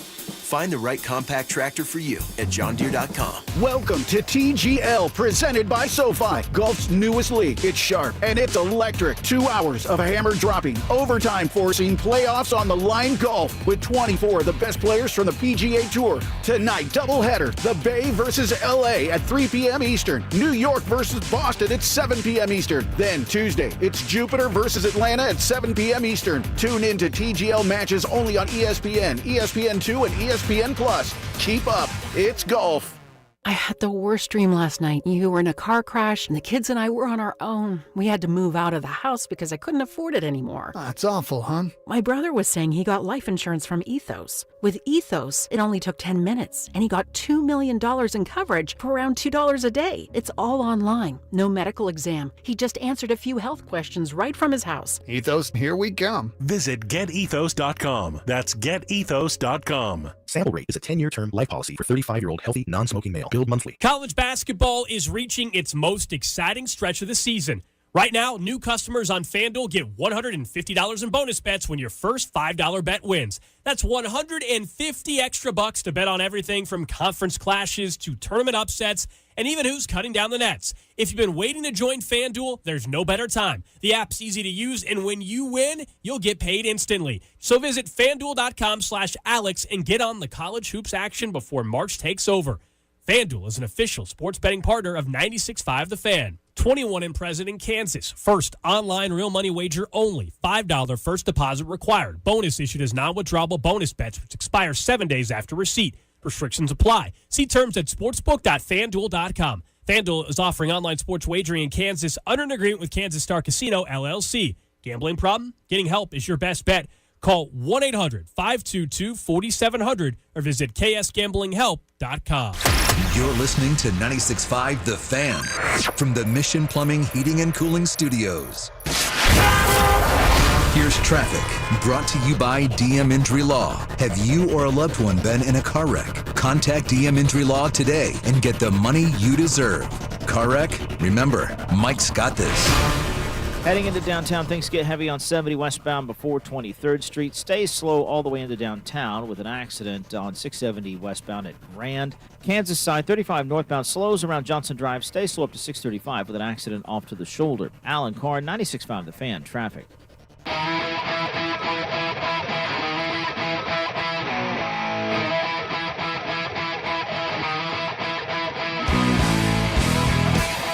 Hey, you know who's in second place in the West in the NBA? Who? LeBron James and Luka Doncic. What? You know who's in first place in the East? Cleveland. Yes. So what you're saying is there's a possibility we see LeBron versus the Cavs? You want to see LeBron versus the Cavs or LeBron versus Celtics? So that you have the Cavs. Lakers-Celtics. Cavs. Ooh, Lakers-Celtics sells. I don't know, man. That's Yankees-Dodgers. Yeah, it does. But, man, going back against your old team, like, that's got a great storylines. So I want to bring this up real quick because it's my quick NBA minute. Again, stolen from Carrington. Does he still do that? Oh, God, we used to do that 25 years ago, too. Yeah. Yeah. No, this is so LeBron James, when he won the MVP in 2012 and 2013. You ready for this? He averaged 26.8, 51% from the field, 35% from three, 7.5 rebounds, 7.4 assists. This is LeBron James since turning 40. 26.5, 55% from the field, 43% from three, 8.3 on rebounds, 8.1. So he's gotten better with age. He's like a fine wine, aging gracefully, what the right? graphic says, like fine wine. Oh, does it? Yeah. Well, I mean, what else are you going to compare it to? Scotch, whiskey, I guess you could. Maybe Scotch a nice is Añejo. I mean, I don't know. Like Scotch is tough. He's a huge wine guy, so it makes sense. Are you a Scotch drinker? No. Mac, do you know mean, what Scotch I had is? Scotch over the weekend, yeah. I will appreciate it, but I'm not. Like, it's probably the fourth spirit that I'd order. I don't even know that it'd be in my, like... I'd probably go bourbon, tequila, gin. Then at that point, it's like, what do you got on tap? Like, Yeah, you're not after a vodka guy? Not really. I mean, I do. Gin's really started to come into my life more and more as I Gin get is older. the new like spirit that's having the renaissance now. It was Yeah. like bourbons and whiskeys, and then it was the tequilas and the Tequila's mezcals. at the top right and- now. Like, everybody jumped off bourbon and went into tequila. Yeah, like that's just the way it'll go. There's so much good tequila out there, and it is just. I mean, I know everybody has the prairie fires and all that kind of stuff when we were in college. Which, if you don't know, I think we called them prairie fires back then. Was shot of like Cuervo and Tabasco. Ugh, like awful, right? Ew. That was my shot that my buddy bought me my 21st birthday. Was a tequila shot with Tabasco sauce heated up in a microwave. Oh my! Brutal, dude. Like I just want to puke thinking about that. Like Brutal. that's the Talk worst, about right? immediate acid reflex. Like I was like, oh, why would not you do even that. It's just I just want to puke and that's throw tough. up everything that's in my stomach, and I haven't eaten anything since popcorn at 6 o'clock last night. And so it's the three toughest shots I've had in my life. That's number 2. Number 3 was a minnow shot at Dick's halfway in at Lake of the Ozarks. Mm-hmm. And number 1 was the 3 Wiseman shot. No, the 3 Wiseman is the worst. I was going to bring that one up. Oh my god!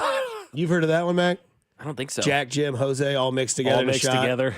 No. It's terrible. Dude. The 3 Wiseman. Look how sheltered this boy is, man. I He's thought over you here were a drinking growing scotch. boy. He's drinking What scotch. kind of scotch were you drinking? I'd have to ask my uncle. It was Glenfiddich? nice. It was nice stuff It because was, that's all he okay. does. So yeah. it's Glenfiddich, Glenlivet, or Johnny I'll have to ask Blue or him. He Black. might be listening right now, but I'll ask him. The only scotch I've ever had, really, was the Blue Label at my sister's wedding. My brother-in-law, after the wedding, bought everybody a shot of that. I'm like, oh, yeah, this is okay. And then you get stuff that's cheaper, and you're like, oh, my God. This is just like gasoline. Well, you get like blended scotch, so it's made from different barrels all poured into one, and then anyway.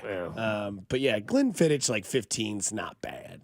It's just never something I've just decided I want to drink. But, I mean, like the tequilas and the mezcals now and all this stuff. I mean, it is a hot, Well, a hot scotch you market. normally drink neat. You don't have anything with it. Whereas tequila, you can put a cube in there, squeeze a little bit of lime, let it sweat, and you're like, this is like a nice, healthy margarita. Yeah, a buddy of mine was drinking some of that over the weekend when we were out in Arizona in a coffee cup. He comes out with this tequila. I'm like, what are you drinking? He's like, I've got like 3 Amigos, maybe it was called, or something like Casa that. Amigos? No, it wasn't. It wasn't Clase Azul. It was something like a $50 bottle. And I'm like, damn, that's really good. And like you could find. No, I didn't think that was. No, not at all. Well, I mean, you talked about Clase Azul. That's $167 a bottle. And that's the low end stuff, Yeah. right? Like that's MSRP. Yeah, but then you go to the Clase Azul website. Do yourself a favor if you want to. They're like $6,000 bottles of tequila and mezcal. Buy and them stuff for the like bottle, that. not the juice. Yeah, and that's what people will say. You're buying it for the bottle, and you can get basically the same quality and something else that's like, a third of the price of what, they're trying to push out there for you. But I'll experiment with all sorts of tequilas now. I think they're really, really good. It's so much different than when we were kids and drinking that crap. Yeah, my buddy who owns Red Door Wine Store, we had a poker game on Saturday night at my house, and he brought over a little vial of tequila that a guest gave him. Like a lady, I don't know what it was, but she had the label of the tequila on the bottle. It was just like in this little tiny bottle. It was like a, 3-ounce pour, 2-ounce pour. He's like, yeah, she said it was special. I haven't really looked it up yet. Looks it up. It's like $300 a bottle. Oh, my. And I'm like, what are you doing drinking that here? He goes, I didn't know it was that much. Yeah. So he saved half. And I was like, yeah, go put that away for like a big night at the store or something like that. But yeah, because that's the thing. Like, you're rationing that because you're saving it for a good occasion. When does that good occasion come where you're like, all right, time to bust into this tequila? I forget what it was like. Let's go to Cactus and get some of their tequilas. They got a lot of good ones out there, too. So I want to bring this up because Saturday night was, I know you guys don't watch, and I watch basically like the highlights of it at this point in my life. But it's over the weekend there was a pay-per-view, or not a pay-per-view, but a elimination chamber is what the WWE calls it. And the reason I bring this up is not to have a WWE conversation because someone's already pissed.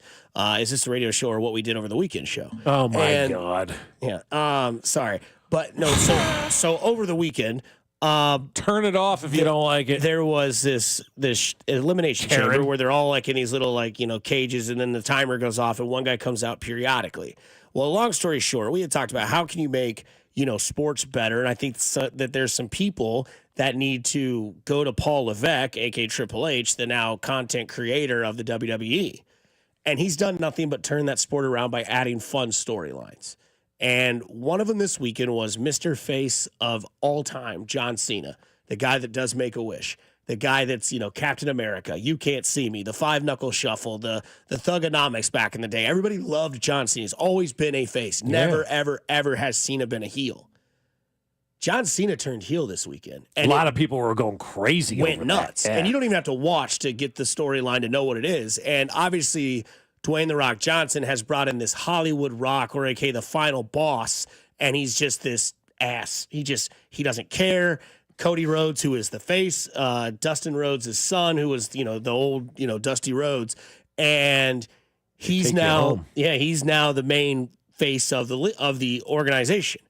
And it kind of made me think, in this weird mind that I have, is like, when and if, or maybe I don't think it's happened yet, but when can Mahomes have this movement? I was going to ask you the follow-up question. Because Cena, the way they did it, so how it happened was he was going to be, facing Cody, and it was the final send-off for Cena. It's his final WrestleMania, the promo that's going crazy with it. And all of a sudden, The Rock does this throat slash, and Cena's face just goes to this evil look, and it's well done. Obviously, both guys are in Hollywood. They know how to act. They're performers. But the thing that was crazy is that this content that was created, everyone that goes to these events knows it's fake. They? Yes. They're going there for, unless you're a kid, but they still bleed, they still hurt, they still slam. Mm-hmm. But everything is predetermined, is what I'm getting at. Right. But even that. So the NFL script is what you're saying. But even that wasn't by the reaction to the audience and the reaction to the internet, that wasn't even fathomable.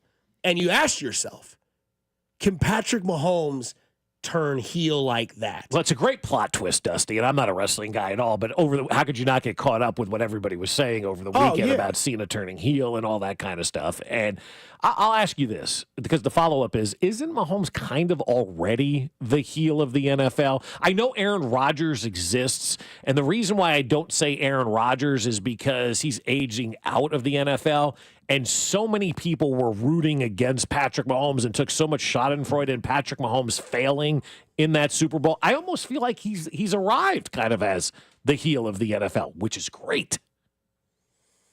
I could be totally wrong about that, but that's kind of my perception from the Super Bowl in New Orleans. And now that he got the short haircut, maybe he's embracing it even more. I just think that we get into this thing where and we've seen this before, Hogan did it at Bash the Beach, and it's one of the greatest heel turns, if not the greatest of all time, where you're like, this is Hollywood Hulk. This is the guy that everybody loved. This is, this is him. And then all of a sudden he turns his back and goes to the black and white.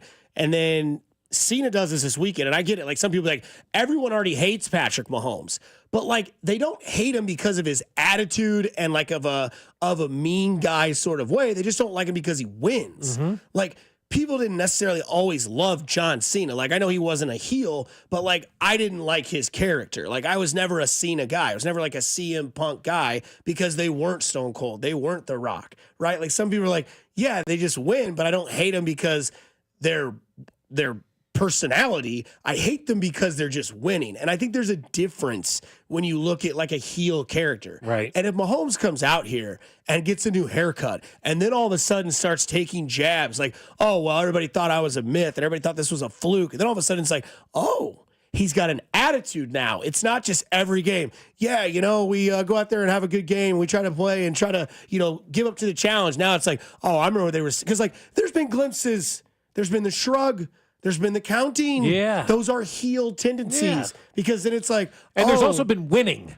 Correct. And when you win, then you automatically become like, I don't think Jalen Hurts is in that category yet. I don't think anybody like Saquon Barkley's clearly not in that category yet as the heel of the NFL. I think if you're looking around the league right now, it's okay to say that Patrick Mahomes is the heel of this league. Maybe a slight nod to Joe Burrow for me because I don't like the Cincinnati Bengals at all and their fans all suck. But if it were me, that's where I'm going with that. But I could see the entire league having Patrick Mahomes kind of now as the heel, and this is the year now after suffering that loss in the Super Bowl, getting the haircut and all this kind of stuff, him truly embracing being the heel of the NFL. Right. And that's okay because I think there's that point in life where we want to be liked and then we don't care anymore. And I think Patrick Mahomes has reached that point where he doesn't care if you like him. I just want to go out there and beat your ass. Yeah, and I mean, he's had glimpses. And again, some people they're not hearing what I'm saying. That's fine. Just enjoy your time off. But like the thing is like I understand that like he did the finger counting early in his career. I understand like it all he's leads done up stuff, to it though. But like it was a one-time thing, and then it was just not there. Then it's like, oh, now he's like a family man. Now he's continuing to be this guy for the Chiefs. It's like not New York, not L.A., not these guys, right. But he's still winning, right? Like he's still doing this sort of stuff. And then, somebody brings up a really good point. Like, there was a really good heel move, like, when he did the Jamar Chase, the ring pose, right? Like, oh, yeah, that was more of that more often is what I'm saying. Like, yes, like, everybody outside of Kansas City does not like him because he wins. Right. Everybody outside of Cincinnati hates Jamar Chase because he's an ass. Like, that's a heel. Right. Jamar Chase is a perfect heel. But is he big enough to be that heel? Yes, like Triple Crown winner, big contract, about to be the most paid, highest paid receiver. You know what I'm saying? Yeah. So, like, I'm not, and again, somebody's like, well, so you want him to be a POS. No, that's not what we're saying. No. I'm saying I want him to be a competitive prick on and in the media of the field. Yeah. So, like, it would be awesome. Like, it'd just be great. Like, if he came out there, he's like, yeah, today they just weren't better than us. He never says that. Right, be that guy. That's a competitive shot. That's not saying, like, yeah, he didn't play well today because, he was up all night, like, fighting with his wife. That's a POS move. Right. But the heel move I'd like to see is,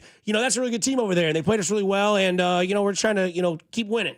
It's like, no, I want to see, like, say we were better than them. I was reading all my spots, and I looked at Trav, and I was like, we're going to kick their ass today. And that's what we did. Right. Be honest. Be Micah Parsons a little bit, but instead of attacking your own team, you attack everybody else. No, I think that's fine if Patrick Mahomes wants to embrace it. He's the guy in the league right now that has the ability to do that because he does have the street cred to back it up. Like, you can't be the heel if you've never experienced success. And there's a lot of guys right now in the NFL that have not experienced the successes that Patrick Mahomes has experienced. Like Joe Burrow, I think people would kind of just roll their eyes. Josh Allen is not a winner. The same thing out in San Diego with that quarterback out there. I mean, you start to look at the Eagles. Jalen Hurts is a nice guy right now. They won their first Super Bowl with Saquon Barkley. People like those guys, just like they liked the Chiefs at the beginning of that dynasty. Nobody hates Brock Purdy. Like, you start to go through the list. Like, yeah, you could say Dak Prescott, he's not good enough to be the heel. Like, Patrick Mahomes really is the perfect person to be the heel of the NFL. Let's look at every other sport for a second, okay? Who's the heel of the NBA?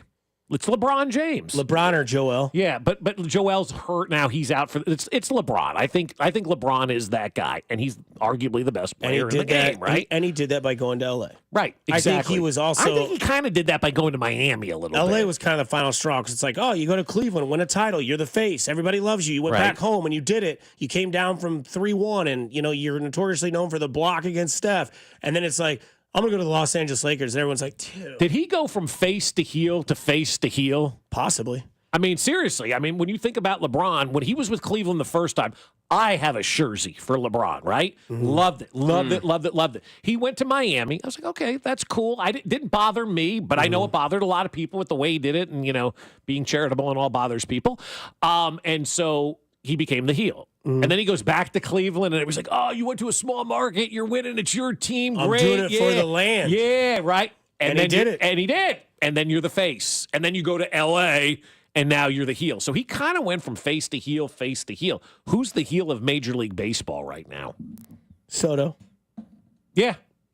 Yeah, probably. Took the money, stayed in New York, went to the Mets. Right. Kind of does that little gimmick in the batter's box, right? Like when he caught that ball against Hunter Renfroe in the playoffs on the fence, like kind of looked at the crowd like, shh. Yeah. Like, I am that guy. Right. Like, that is Soto. Or, I mean, because like you couldn't consider to be Ohtani. He's like, not a heel. Neither is Mahomes. And it's the same thing. The best player in their sport that do freakishly things athletically, like Mahomes did 55,000, Ohtani did 50 and 50. Ohtani's interpreter is the heel more than Ohtani is. Yeah, everybody loves Ohtani. And Ohtani got a bunch of money that they're not going to pay him until he's 50. The Dodgers are the heel. Right, the Dodgers are the heel. An of Major League organization can be a Baseball. heel. The best organization, the 2025 world champion Los Angeles Dodgers, right? And Like, people will say Dusty Mahomes doesn't embrace it enough, and I get that right now. right now he doesn't, but he could. Because, again, LeBron did. John Cena, okay? The internet went nuts, and half those people are like, not even followers of the sport anymore because, unlike me, they've grown up. Right. And when you see something like that happen, you're like, holy blank, The internet John was ablaze. Cena? The internet was ablaze with everybody in every demographic and every walk of Correct. life talking about John Cena turning heel. And why are they? Because they never thought it would happen, and it did. Right. Overnight. Yeah, which what Patrick Mahomes could be. I mean, I think Brett Favre kind of became a heel over time in the NFL. You know, like with his antics and stuff. But I think he became a heel not because of his on-field stuff, because of what he did off the field. And I think this is a great text. I respect this text. What's the line drawn between a D-bag and a heel? That's a good question. Like yeah. would say that Chase is a heel and Tyreek is a D-bag. Fair point. Well, yeah. I mean, speeding through traffic could have been a little bit Tyreek easier. has a lot of the off-the-field stuff that makes him a douche. He's just not good anymore. I think he'd still be a heel if he had 2,000 yards again. Because Tyreek, he just wasn't good this and season. If you No want one cares. the perfect example of two guys that are very familiar with each other, face Justin Jefferson, heel Jamar Chase. Yeah. Same position, similar skill set, both very, very good. I would say that's wide receiver 1, wide receiver 2 in fantasy football next year. I don't know if I'm wrong about that. I assume those are probably the first two guys that'll be taken at that position, 100%. probably top 5 picks on every fantasy roster this next year. But like that's where it can be. Both guys came from the same area. Both guys won national championships. Both guys go to the NFL, put up egregious numbers, and one guy takes off as like, you know what, they got to pay me as Zach. Called his head coach first name. Yeah. Like imagine if, which I guess he calls him Andy all the time or Coach Reed. But I mean, what I would love to see. You hear a lot more Coach Reed than you do Andy That's from fair. these guys. So I would love to see like him just kind of lean into this role where it's like, I don't really mean it, but like I'm ready to kind of be the mean guy. Well, you got to take that next step in your career. You got to Right. constantly reinvent yourself. Brady did it. You know? Yeah, Tom Brady became the heel after. Brady- Jordan never became the heel, did he? I don't No. think he did. It was before social media. Yeah, and He would have been. There were still heels before social media, obviously, in the organization of what it was. But like Jordan was just so different because Jordan didn't piss anybody off. Yeah, and Jordan missing that year, like if he'd have won like 6 straight, oh God. I mean, they'd have hated him. But Dude, like, it would have been 8 straight, probably. Yeah, he missed 2 seasons. It would have been 8 straight. Like if you just factor in that they would have won those 2 years, right, and then continued that train on, they would have won 8 in a row. Right. We'd be talking about the great. Like there would never be anybody that would beat that dynasty. and somebody break up says that Fernando dynasty. Tatis Jr. could be a heel. The way he runs He's the hurt too much, though. Yeah, but the way he carries himself is very heelish. And he also plays in San Diego, and in baseball, it's hard to be the heel when you play in a smaller market, especially on the West Coast. The Dodgers are the heel. The more I think about it, like Blake Snell could be a heel, but he's also a pitcher. It's only one every 5 days. Is Crosby the heel in hockey? I mean, if you asked Inspector, he would tell you. What do you say? Well, he's also a Capitals fan. Yeah, go out there and ask him what he thinks about Sidney Crosby. Yeah, I know. He It's hates awesome. him. But that's fine. But I don't know if he's a big enough heel for every. I don't know who the heel would be in hockey. The Canadians probably at this point, right? For America, based on what The we way just witnessed. Tatis carries himself is heelish. Like the way he I does get the that. third base, Yeah, like the yeah, pause but and then I goes like through. that. Plus, he's been busted for roids. Yeah. Blamed a haircut. Right. Yeah, It's that's so true. crazy. Yeah. It's like, I went to the barber and got a haircut. Next day I tested positive. It's like, yeah, Huh? I got my haircut too. Yeah, I've been getting my hair cut by my friend Amanda for 20 some years now. I never got tested positive for steroids after a haircut. Maybe we're doing it wrong. I don't know. Maybe that blue stuff that they put the combs in, you're supposed to drink. Maybe that's what he did. Pounding barbicide. Great Shave America. Yankees have been a heel for 100 years. That's fair. Yeah. I mean, Jazz Chisholm. That's a perfect That's example. a good heel for us. Yeah. That's like a perfect pop-up heel. Yeah. Right? Is Hunter Dickinson the heel of college basketball? No, he's just bad. I think Okay. I think it's if I had to Is it pick, Cooper Flag? Gotta be. Has to be, right? Because Gotta he's be. so great. He's got everything going for him. I mean, he got poked in the eye this week and missed a lot of the game against who they play, Florida State. And, social media is like, oh, let's see if Duke win without Cooper Flag. They won by 30. Okay, so He ended up coming is back. Dion the heel of college football? No. Is it that Dominic Raiola? Might be Bill Belichick. How about Belichick getting hard knocks? Love it. Well, that's because nobody wanted for it. the first time and for the second time in the same year, the NFL did not want Bill Belichick. Right. They didn't want Bill Belichick as coach, and they didn't want Hard Knocks. They gave him by default. So Bill Belichick's like, you don't want me? I'm putting myself on Hard Knocks. And what are they going to do? They're going to show every single episode his relationship, and everybody's going to either love his girlfriend or they're like, she's super annoying. I guarantee you that's where we go on the other side. We can get into some more Debo stuff on the other side. Plus, DK is a 0, and Bob has a hypothetical. Plus, I do? Yeah. Oh. Left tackle, wide receiver. Oh, yes. I'll let the 50. break play out on 96.5 The Fan. You're home for Kansas City Sports. Locked, cocked, and ready to rock. You're listening to Fescoe and Dusty on your new home for K-State Athletics. 96.5 The Fan. Well, I've got great news for Missouri sports fans because the Underdog app is now available to play in your state right now. Hey, Missouri sports fans, Underdog is available, and it's basketball season when your stars become huge and they score buckets and they're alley-ooping you an opportunity to win money from watching sports with Underdog. Underdog is one of the leading sports apps, and you can play right now in the state of Missouri. To play, choose whether a player will go higher or lower on one of their stats, points, assists, rebounds, and more. And they've got all of your favorite leagues, teams, and stars to choose from. I love the Underdog app. Had so much fun during the football season, having a blast during the basketball and hockey season. And it is so much fun because you can play with as little as $1. And if you get everything right, you can win up to 1,000 times your money. So turn $1 into 1,000 just with your sports knowledge. And it's got all your teams, leagues, and stars, like I said, and you can mix and match basketball and hockey across other sports. Right now, you just have to download the app and sign up with the promo code BOB to unlock a special offer of up to $1,000 in bonus cash when you make your first deposit. Join in on the fun when you sign up with promo code BOB. Claim your special offer today and get $1,000 in bonus cash instantly upon first deposit. Must be 18 and over and present in a state where Underdog Fantasy operates. Terms apply. Concerned with your play? Call 1-800-GAMBLER or visit www.ncpgambling.org.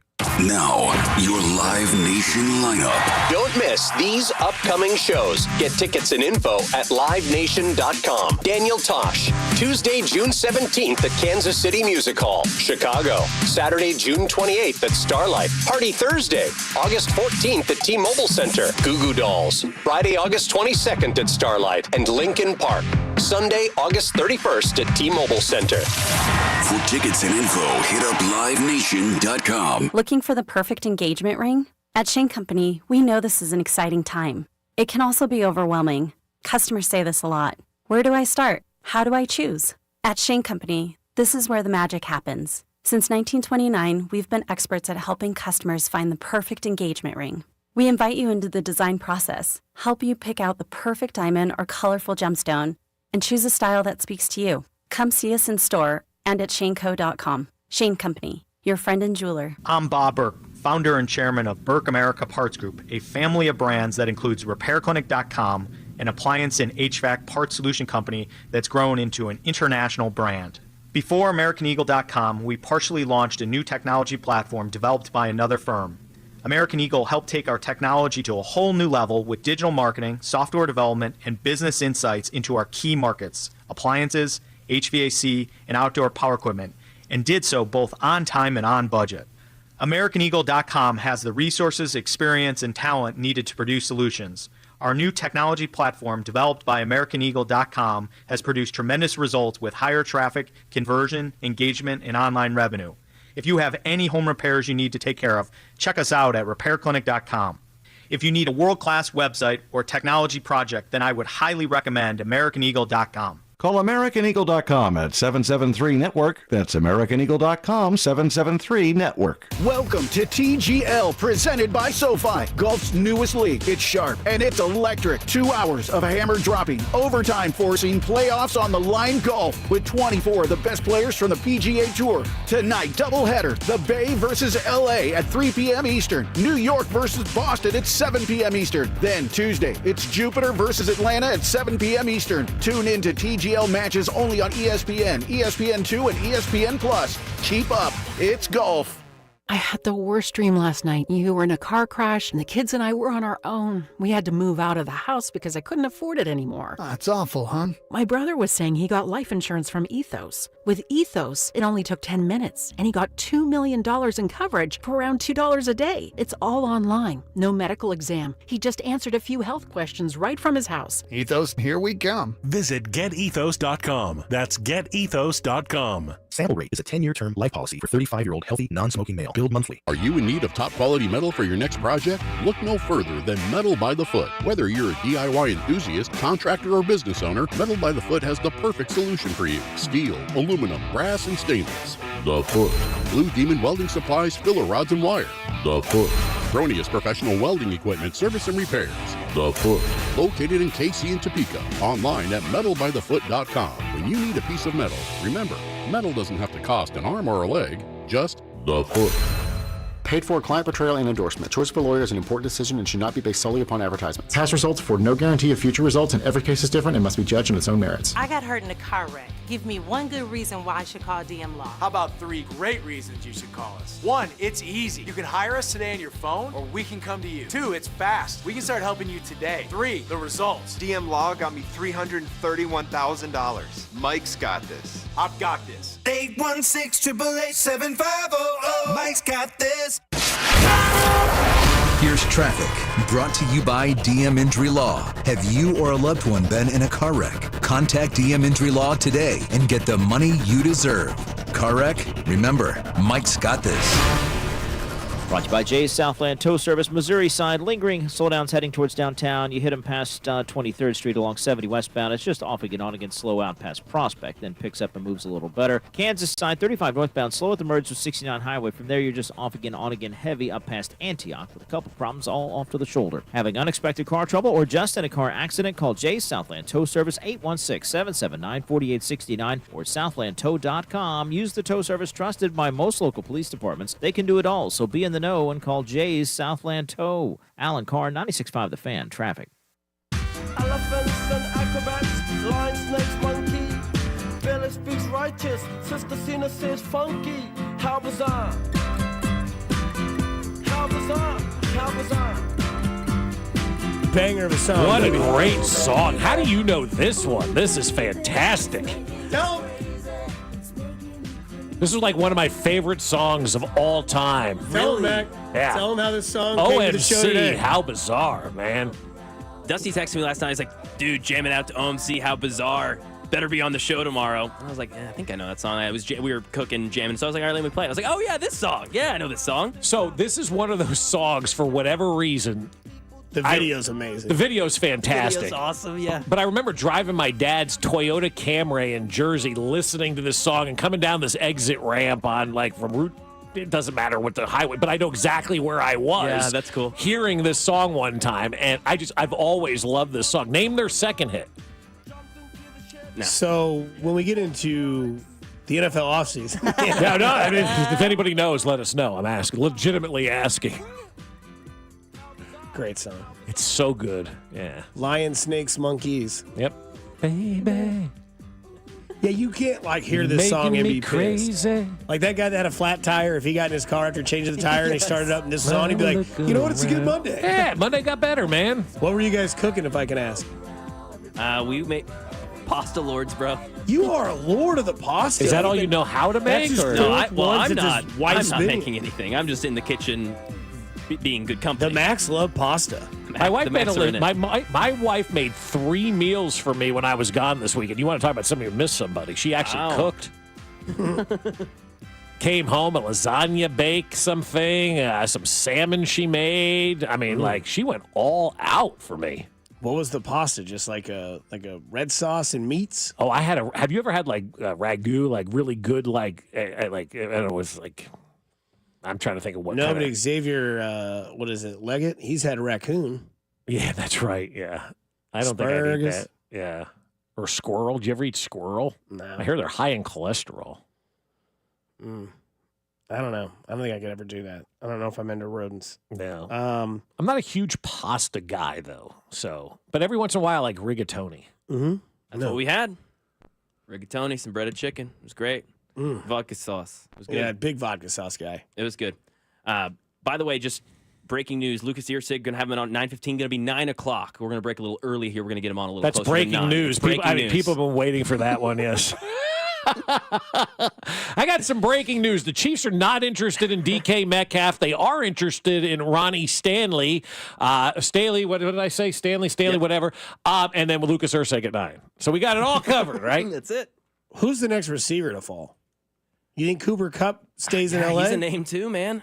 You have Cooper Kupp, Devontae Adams, and DK Metcalf. Those seem to be the three big names, wide receiver-wise. Because the next quarterback domino is Aaron Rodgers. What do you think about Devontae on the 49ers? I'm fine. I mean, you need to get weapons. I think somewhere I saw he's like a 32 or 36. I think it's 36.25 cap hit. For the next 2 years. Correct. So $70 million. Right, depending on what the Jets would, because it's not fully guaranteed. Mm-hmm. How does that work if the Jets cut Devontae Adams, right? And then the 49ers signed somebody that was cut. You're only on the hook for the league minimum at that because that's all you're paying the guy because he's making all his money from the Jets. Dead cap hit. I can't imagine they go get Devontae Adams if they let Debo go. Yeah, that's fair. Because Debo is going to be $22 million hit. And again, I think that's just a divorce. I think it just had ran its course in San Francisco, and I think it's just time to move on. Well, if you look at Debo, he had one incredible season 3 years ago. The rest was like, it's good. He's good. Yeah. He's not amazing. He's good. He's made a living off of being on a really good team. Yep. Right? And that happens to a lot of players in sports. And that's why it's build. He's big, fast, and strong. But he hasn't ever been that, like, superstar, right? It was the year they went to the Super Bowl against the Chiefs. Yeah, that was his superstar year. He had like over 1,500 all-purpose yards, and he was running the football more. It's like, oh, this guy can run and he can catch. Oh, was that the first Super Bowl against the Chiefs or the second? That would have been. Bowl? I guess that would have been the second. The second. So 2 years ago. But the first year they won it, he was a rookie, I believe, or maybe he was like a second-year player. Yeah, him and Ayuk were both like so young. Yeah, and then the second time they played him, Kittle, and Ayuk only had a combined 85 yards total. Bang. Then injury. Then this year. Yeah, and. Yeah, now he's in Washington as the first wide receiver domino to fall. Now DK Metcalf's name is out. 0% chance he can't stay, as we've been told by a source. Credible, very credible source. And then you have Cooper Kupp. Because you had mentioned, like, is Cooper Kupp somebody you would bring to Kansas City? And I was like, well, if they're not going to bring in a receiver, I don't think anybody's coming in wide receiver. Like, I think Hollywood Brown is their number one guy. Like, if he fits the script. It's perfect. Yeah. It's a perfect fit. But you got to get things worked out with Trey Smith, obviously. And then if you're going to be looking at left tackle, because, Ronnie Stanley is a guy that is available. And from what I heard this morning is like they're at left tackle. They need anything they can possibly do to solve that problem. So everybody is an option at left tackle right now. Look, that's where the leak is in the boat. And last year the leak in the boat was at the closer position, and the Royals went ahead and figured that out. So we'll get to that guy on the other side. Lucas Erceg will join us live from Arizona on the other side. You're listening to Fescoe and Dusty on 96.5. The Fan is your home for the Kansas City Royals. Fescoe and Dusty. I can feel it all the way down in my plums. On Kansas City's FM sports station, 96.5, The Fan. Booth Creek Wagyu, KC's premier Wagyu beef meat market, has even more convenient ways for you to shop. In addition to their location at 135th and Metcalf, they're now open at 95th and Knoll. Everyone deserves to elevate their beef. Whether you're looking to wow your family with a meal they'll never forget or impress your friends, neighbors, and coworkers, their Wagyu experts are ready to help you pick out something unforgettable. Booth Creek Wagyu, now with 2 locations, open 7 days a week, or at boothcreekwagyu.com. Hey, it's Rex here with RexBuysKC.com, your local KC home buyer. If you own a property in the Kansas City or surrounding area and want to sell it fast and at a fair price, write this number down, 816-330-6000. I'm a private real estate investor, not some hedge fund or large national chain. My family and I live right here in KC. I can pay cash and close on your timeline, even in as little as 3 days. Here at RexBuysKC.com, we're improving Kansas City one house at a time. I buy inherited houses, vacant houses, foreclosure houses, behind in payment houses, my tenant won't pay the rent houses, and properties that need complete rehabs. Do you own a house that's trashed and needs thousands of dollars in repairs? Great. If you own a house and want to sell it fast, call me at this number, 816-330-6000. That's 816-330-6000, or go to RexBuysKC.com. That's RexBuysKC.com, and I look forward to working with you. This report is brought to you by Care Now Urgent Care. Find one near you at CareNow.com. Care Now Urgent Care has 15 Kansas City area locations open 7 days a week. From injuries and illnesses to school and sports physicals, Care Now Urgent Care is here to help you feel better fast. Find a location near you at CareNow.com and use our convenient web check-in today. Here's traffic, brought to you by DM Injury Law. Have you or a loved one been in a car wreck? Contact DM Injury Law today and get the money you deserve. Car wreck? Remember, Mike's got this. Kansas side 35 northbound gets heavy past the merge with 69 highway, moves better past 75th Street, then bogs down again around Johnson Drive and stays heavy up past Antioch with a couple of earlier problems in through there. Alan Carr, 96.5 The Fan, traffic. This is the all-new 96.5 The Fan, your new home for Royals baseball. KFNZ FM and AM, HD1 and HD2 Kansas City, an Odyssey sports station.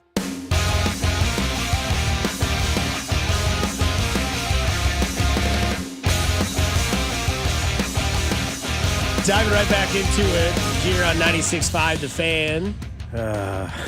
You're home for the Kansas City Chiefs, K-State Wildcats, and the Kansas City Royals as they have their first game of the year, 23 days away. Whether you want to believe it or not, everything happens faster. It's going to start picking up, man. That's right. Absolutely. So we're now joined here by Royals closer, Lucas Erceg. How are you doing today, Mr. Lucas?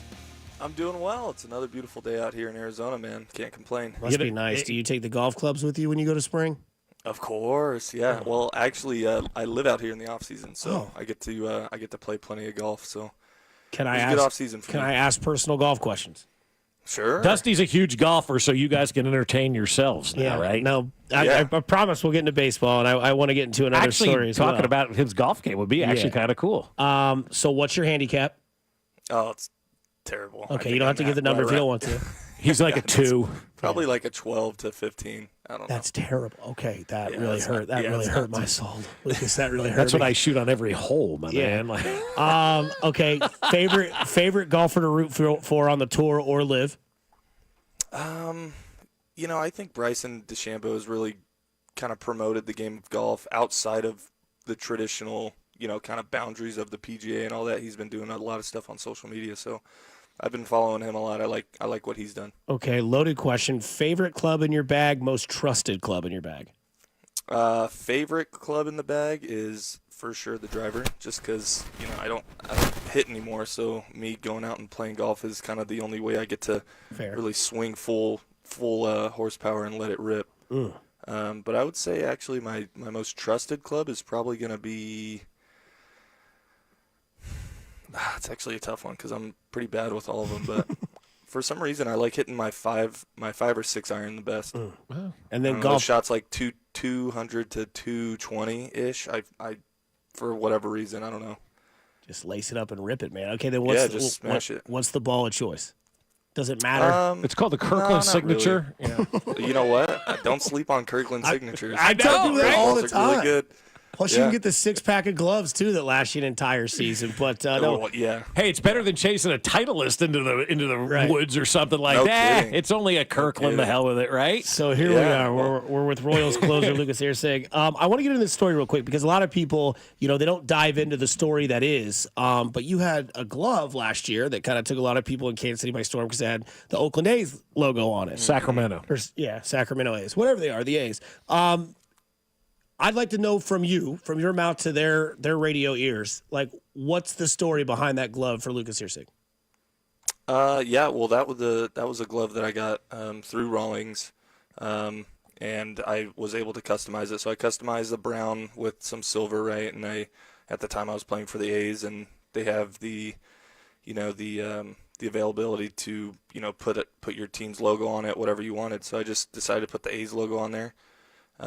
Sure enough, I obviously got traded over to the Kansas City Royals, so I didn't have any gloves. I didn't have any gloves without an A's logo, and I obviously didn't have any gloves with a Kansas City logo. So as soon as I got traded over, I was like, I'm not going to change. I don't really have another game-ready glove, so I'm just going to have to, wear this one. Mm-hmm. So I got in touch with Rawlings, and they were able to help me out and get me another glove, kind of ASAP type of situation. So, that was a funny little story. I was getting some heat on social media about it, and I was like, guys, I can't really control this. I can, maybe color it out with a black Sharpie, but I didn't really want to do that. Right. But also, too, like for baseball players, you guys are so dang superstitious about everything. Was it one of those deals where you're like, this glove has worked me well, and I don't want to get rid of it? Was it more of a superstition than anything? No, I wouldn't call it a superstition. I would call it just simply it was like broken in the way I would, have liked it to. And then, there was another glove that I had ordered through Rawlings. It was more for like my shagging glove, right? So it was like an outfielder's model. It had a bunch of holes in the web. So I didn't really want to use that and kind of give away my pitches to the hitters. Mm-hmm. So at that point in time, it was just like, hey, I'm just going to have to wear this until my, Kansas City glove gets in. So is that coming in this year then? You'll have a new one? Oh no, I got one at the end of the year. Oh, you did? Okay. Yes, I actually I got one, towards the end of the year, and then I ordered a couple more this year. So I'll have a plethora of Kansas City gloves to wear. How long does it take you to get a glove ready before you feel like, all right, it's time to take it out to the game? It varies. It depends on the weather and all that stuff. But I would say a week or so. Playing catch every day, it's kind of easier being a pitcher because all you're doing is playing catch. So, I would say give or take 7 days. So when you come to this team last year, and they're kind of a team that took everybody by storm, to lose 100 games 2 years ago, come back this last year, win 86. A big part of that was because of your addition to the end of that bullpen. You guys have really kind of like built up that bullpen in this offseason. What's the feel? What's the vibe like with the new additions and where this bullpen can go in this new season for the Kansas City Royals? Yeah, I think it's more or less going to be the same. The same way we approached the game towards the end of the year last year. It felt so cohesive with each other, right? It felt like we were all on the same page. We didn't really care about roles and what we identified ourselves as down in the bullpen. We just wanted to be dogs, right? Like we wanted to go out there and get 3 outs and be, competitors on the mound. So I think it's, like I said, it's going to be more or less the same this year, especially with the addition of Estevez. You know what I mean? He's been a great clubhouse guy ever since he's gotten to camp. Somebody with a lot of knowledge, with a lot of experience behind the game and, in the back of the bullpen, and somebody that we can, kind of piggyback on, learn from, kind of talk to, and pick his brain a little bit. So do roles and not caring about those roles come because you're winning, or does winning come because nobody cares about the role and they're just going to go out there and do what they have to do? Right. I think it can go both ways, obviously, right? Yeah. That's the beautiful thing about it is like nobody really knows, but I don't and that in itself is why. You know what I mean? Like nobody really knows, nobody really cares.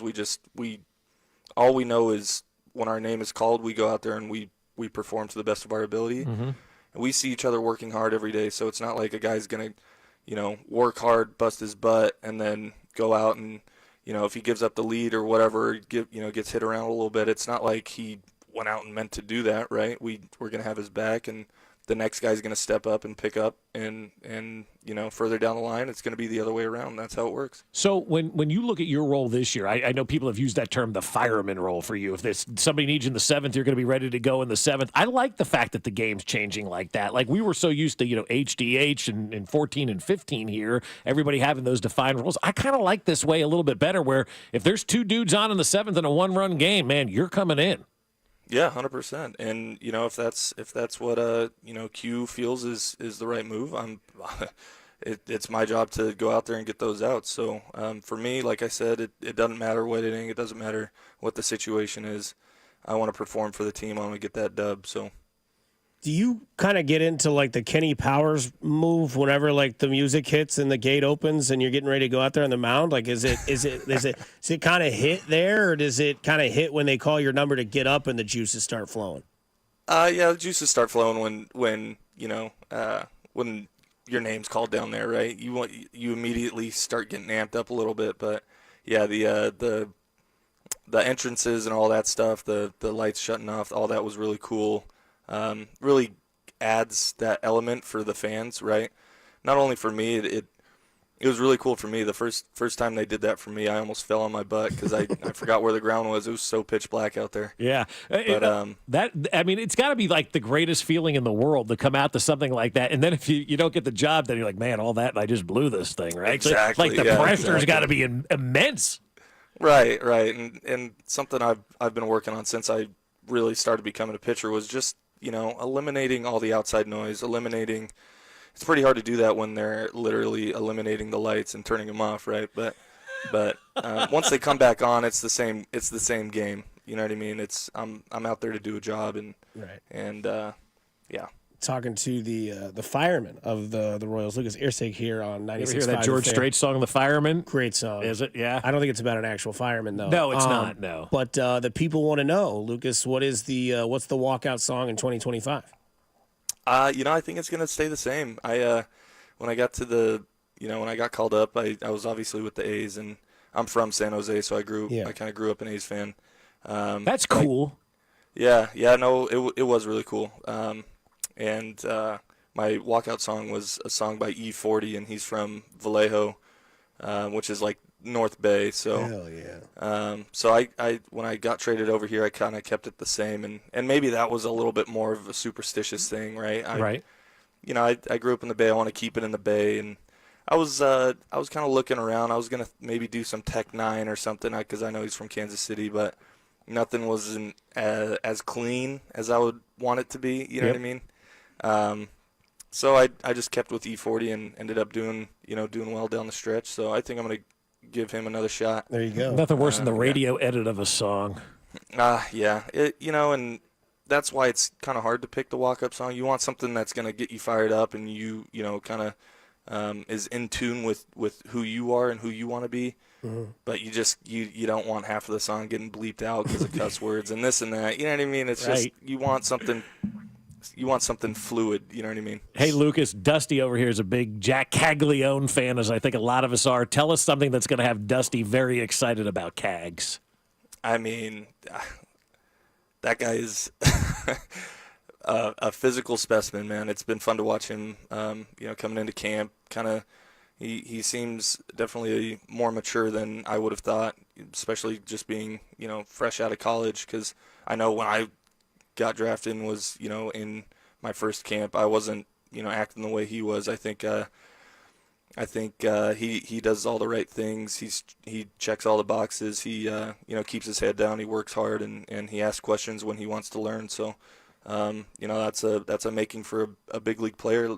So I think all the faith is with him, and it's he's just got to trust the process and allow the timing to work itself out, and he's going to do just fine. I know we started off with golf, so E40 gets played on the golf speaker when you're out on the course. Mm-hmm. I can only imagine. I can only imagine the reaction you get from those Arizona citizens. A lot of old sun catchers out there go, "Turn down your music, turn it up, turn it up." And then I want to ask. I play early enough that all the older people aren't there. Wait, hang on a second. You play early enough and beat the old people? That's it. Oh yeah. If I could have it my way, I'm first tee time out. I want to get my round in. I want nobody in front of me, really. You know what I mean? Yeah. But what time are the old people rolling out there? I know it's filled with old people, but are they do they reverse when they get retired? No, they're just getting out there at 8, and he's getting out there at 6:30, right at the crack of sun. Yeah, exactly. All right. Yeah, exactly. you probably gone through more dew delays than rain delays in your life if you're teeing off that time, man. I mean, we've never met each other, but we're best friends. So I do want to ask you this real quick, Lucas.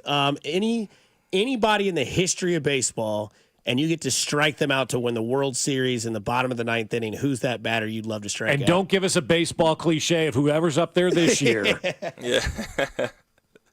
That's a good question. I talk with my friends and family all the time about this question, and for whatever reason, and it's not like a disrespectful thing by any means, but I want to get on the mound against Barry Bonds, man. That would be such a cool at bat. That would be cool, especially for a kid growing up in the Bay. Yeah, of course, yeah, and just the outcome could be whatever it is, but I mean, I'm obviously not going to treat him any different. I'm going to pitch him the way I would pitch anybody else, right? How do you pitch Bonds? Intentional walk. Yeah. No, I'm definitely not missing over the plate. If I'm going to throw a fastball, right, it's going to be kind of up and in to open up that down and away. But, I mean, obviously a guy of that caliber is going to kind of know that. So you're just going to have to play some chess. You're going to have to play some reverse chess. You're going to have to play some, connect four. Shoot, I don't know. You're going to have to pull some strings. So, but yeah, no, it's just to be able to say that I faced him and whatever, like I said, whatever the outcome may be is whatever it is. But a nice competitive at bat against Bonds would be awesome. Have you gotten to the point, has anybody gotten to the point now where they see Ned coming and everybody runs the other way to try to avoid him, or are things going cool with Ned down there? No, Ned's great. I actually I played for his son, Ned Yost IV, when I was with the Brewers, and I think in 22 and at the beginning of 23 I was in AAA with them, but I was also with them in 19 as a position player. So I've known the fourth, the for fourth. a long time. Yeah, Ned the fourth. But yeah, no, he's been awesome, man. Yeah, he's been a good clubhouse guy, and he he pops his head in every once in a while and checks in on me and sees how I'm doing, and it's all good. Well, Lucas, we appreciate the time. Thanks for the awesome interview. Have a great year this year, and go buzz them down and E40 this place up. That's right, baby. Thank you very much for having me. Appreciate it. Thank you for the time. That is Lucas Erceg, and he and all of our player and conversations are brought to you by Park and Go. Planning your spring getaway? Look no further than Park and Go 24/7, and all spots are covered. Reserve your spot today at bookparkandgo.com. I like that answer. Barry Bonds. That's a good answer. Go get the greatest hitter of all time. Well, I mean, you might as well, right? Who do you want to get at? Bonds. Yeah, I just struck that guy out. How you doing? Yeah, but it goes back to like Buck Showalter. You intentionally walked him. Yeah, I'm not stupid. Yeah, bases loaded. Yeah, bases loaded. Yeah. Ungrateful or just sad or different times. We attack all three different angles when it comes to the Kansas Jayhawks, who play tonight. 8.5-point underdogs at Houston. It is Bob Fescoe, Mardi Dusty Legency. You are listening to 96.5 The Fan, your home for Kansas City Sports. You're listening to Fescoe and Dusty. What the hell's wrong with your station? On Kansas City's FM sports station, 96.5 The Fan. Well, I'll tell you what, we talked about our friends over at Park and Go, and I got the opportunity to utilize them this past weekend. And I'll tell you what, every time I'm with Park and Go, I'm like, these guys are awesome. I was talking to their shuttle driver yesterday about the customer service they provide and what they do as a company. He goes, yeah, we're always getting together and talking about what's working and what's not working. We're always here to make the customer happy. And I'm like, you do every single time that I'm at Park and Go. I never, ever, ever, ever have an experience where I think, man, that wasn't the greatest of all time. That's what happens with Park and Go. All spots are covered, and their shuttles show up as soon as you pull into that lot. And that's what I love most about Park and Go. Everybody has anxiety when they travel. You want to make sure you're there on time. And especially when you land, you want to make sure you get to your car as quickly as you possibly can. And that's where Park and Go comes into play at the back end of your trip. You just grab your bags and walk off the plane like I did yesterday, hop on the bus, and it's right back to the trunk of your car. Make your reservation at bookparkandgo.com. Spring break is coming up in 2 weeks. Everybody's going to be headed out of town. So make that reservation at bookparkandgo.com or with their easy-to-use app. Prepay so you save money, and then do what we did and join their frequent parker program and earn points towards free parking. Reserve your spot today at bookparkandgo.com. The best deals in parking. Bookparkandgo.com. Park and Go, family owned and operated. Men, this is Jeff for Heartland Men's Health. The one you love is the light of your life. And if you're like most of us, you want to do whatever you can to nurture your relationship. But if you're suffering with erectile dysfunction, you know the impacts the condition is likely having on you and your partner. ED is a relationship destroyer. It can contribute to depression, distancing, conflicts, and even breakups and divorce. And what's so disturbing about this is that most men who suffer with ED can be successfully treated, but a lot of guys don't seek treatment when they should. At Heartland Men's Health, we have protocols that are effective in well over 90% of cases. In fact, if you're like most guys, you could be having great sex within a day or two of your first appointment, and maybe find you're performing like you haven't in a long time. So call Heartland Men's Health today. Your initial visit is only $99 and includes blood work, a medical consult, and if medically advised, a test dose. And if that test dose doesn't work in the office, your visit is free. Call 844-447-6600 or go to heartlandmenshealth.com. We have 3 offices, Overland Park, Independence, and North Kansas City. Shopping with your parents can be embarrassing. Why would they sell jeans with holes in them? I'm going to speak to the manager. Mom! That hoodie is giving. You should get it. YOLO. Thanks to the Chase mobile app, your kid can shop independently while you keep an eye on their spending. So you can go from we can be twinsies to how was shopping? Saw you stayed on budget. Thanks, Mom. Freedom for kids, control for parents. That's family banking from Chase. Account subject to approval. Chase mobile app is available for select mobile devices. Message and data rates may apply. JP Morgan Chase Bank N.A. member FDIC. This sandwich is not just spicy, it's flavorful. Hi, this is Patayo. And this is Elsa. And a little thing I love about the Chick-fil-A Grilled Spicy Deluxe Sandwich is that spicy kick. Because the spice comes in at just the right moment. Oh, no. A little thing I love is that cilantro lime sauce. It's a fun blend of zesty and bold. That's what really makes me happy. Are you going to eat all your fries? Order a Chick-fil-A Grilled Spicy Deluxe Sandwich and a Diet Dr. Pepper on the Chick-fil-A app for a limited time. Real guests paid for their testimonials. Are you annoyingly inattentive? Do you watch a movie and then ask a zillion questions because you weren't paying attention? Do people ask, how do you sleep at night? Then you should get a mattress from Mattress Firm. They can help anyone sleep. Mattress Firm's President's Day sale ends soon. Get a king bed for a queen price. Save up to $700 plus a free adjustable base with select Sealy mattresses. Get matched at Mattress Firm. Sleep at night. Restrictions apply. See store or mattressfirm.com for details. Spring is finally here, and so are spring projects. So get them started at Harbor Freight's parking lot sale. This weekend, save on products like pressure washers for $69.99, 42-inch roller cabinets for under $500, plus 30% off Hercules corded power tools. Whatever you do, do it for less at Harbor Freight. Valid until 3/9/25 while supplies last. Limitations apply, so spring in before it's over. Jake from State Farm. I'm winning. I've finally cleaned my house, so I'm breaking out my new tropical room spray. Keep winning and create an affordable price just for you by bundling your home and auto with the State Farm Personal Price Plan. It's like your own personal paradise. Ooh, hey, grab me a coconut water. Bundling, just another way to save with the Personal Price Plan.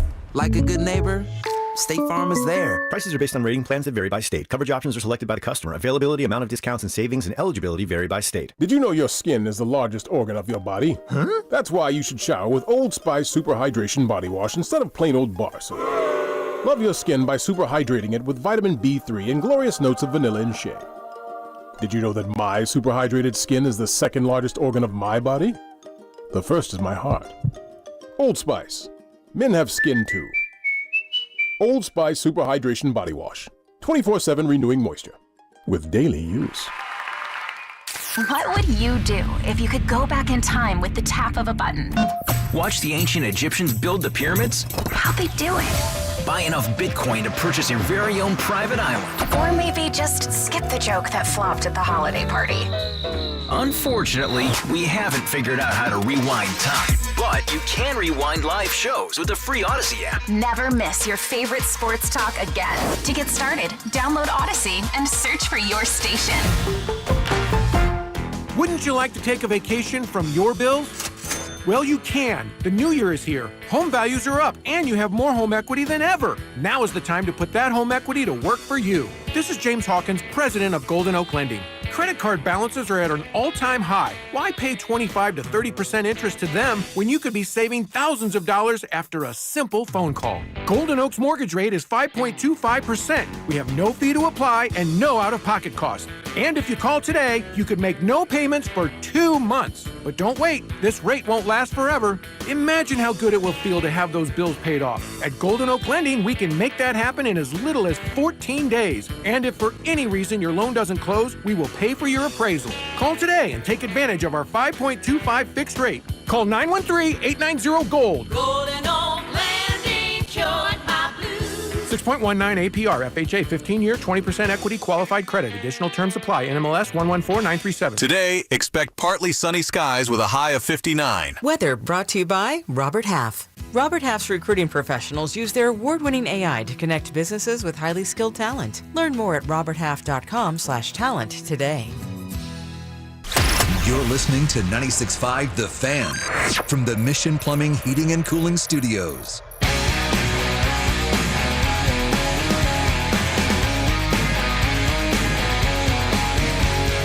Stacy, Madonna, she even likes Nirvana. U2 and Blondie. I don't know what comes after that. I don't either. A couple beers. I mean, funniest man on the planet. It's him and Tim Robinson. Got to figure out how to make money off this. I simply have to. That couple of beers was good, but also trying to turn in the index card at the ex-wife's wedding or ex-girlfriend's wedding was really good, too. That one was good. Yeah, it says it doesn't expire, and I can do it anytime, anywhere. Yeah. That's funny you say that because I have one, too. It's butt stuff. Why do you have an index card in your tuxedo? That's not the argument. Well done. Well done. Okay. So one free gripe coupon, maybe for a lot of KU fans this year, but it's been back-to-back years of maybe not what's the norm because the norm in college sports has changed. And KU is feeling that change, I think. I think they are. And that's a shame that they're feeling it like this and handling it the way that they're handling it. You know, losing over the weekend is one thing. Having people launch racial slurs at Zeke Mayo is another thing, and it's totally unacceptable. I also, but I don't like the athletic director at KU blaming gambling for this. Stop taking gambling money. I'll just be honest with you. If you don't like the gambling, you can't sit here and complain about it and then take the gambling money, whatever kind of gambling that is and whatnot. For Kansas is the Missouri's representative. He is. The hell did he get that job? This is what happens with gambling. Okay, it's not what happens with gambling. And the other thing that I also hate is when somebody does something like that, immediately people say, this isn't our fan base. No, it is. There are jerks in every fan base. Not everybody in every fan base is a nice human being. It's okay to admit that there are jerks in every fan base. They all have them. Every fan base has people that are socially unacceptable. This isn't our real fan. No, it is. They're there. They're rooting for you, obviously. So don't say that, and don't be that person on social media either, attacking somebody with racial epithets because he went 1 for 7 and only scored 5 points, and they lost a basketball that's game. Gross. It's awful. You're a scumbag, quite frankly, if you're doing something like that, a loser, and you don't really add much to society when you're that kind of person. So find a different way to complain about things and whatnot. But the whole thing is a mess because I was standing in line to get on my flight yesterday morning, and somebody says to me next to me, he goes, "You think KU will ever figure it out?" And I'm like, I don't watch basketball, man. I'm very clear about this. Like, it's not something I'm paying attention to. And then it kind of just got me going, and I could feel the juices flowing, and I want to defend Bill Self with my life because I do believe that much, and I have that much respect, and I love Bill Self that much because if anybody's out there talking smack on that guy today, about, maybe Bill needs to go, it's time for a change and all this kind of stuff, you can kiss my ass because Bill Self is the best thing that's ever happened to the University of Kansas and to the University of Kansas basketball program.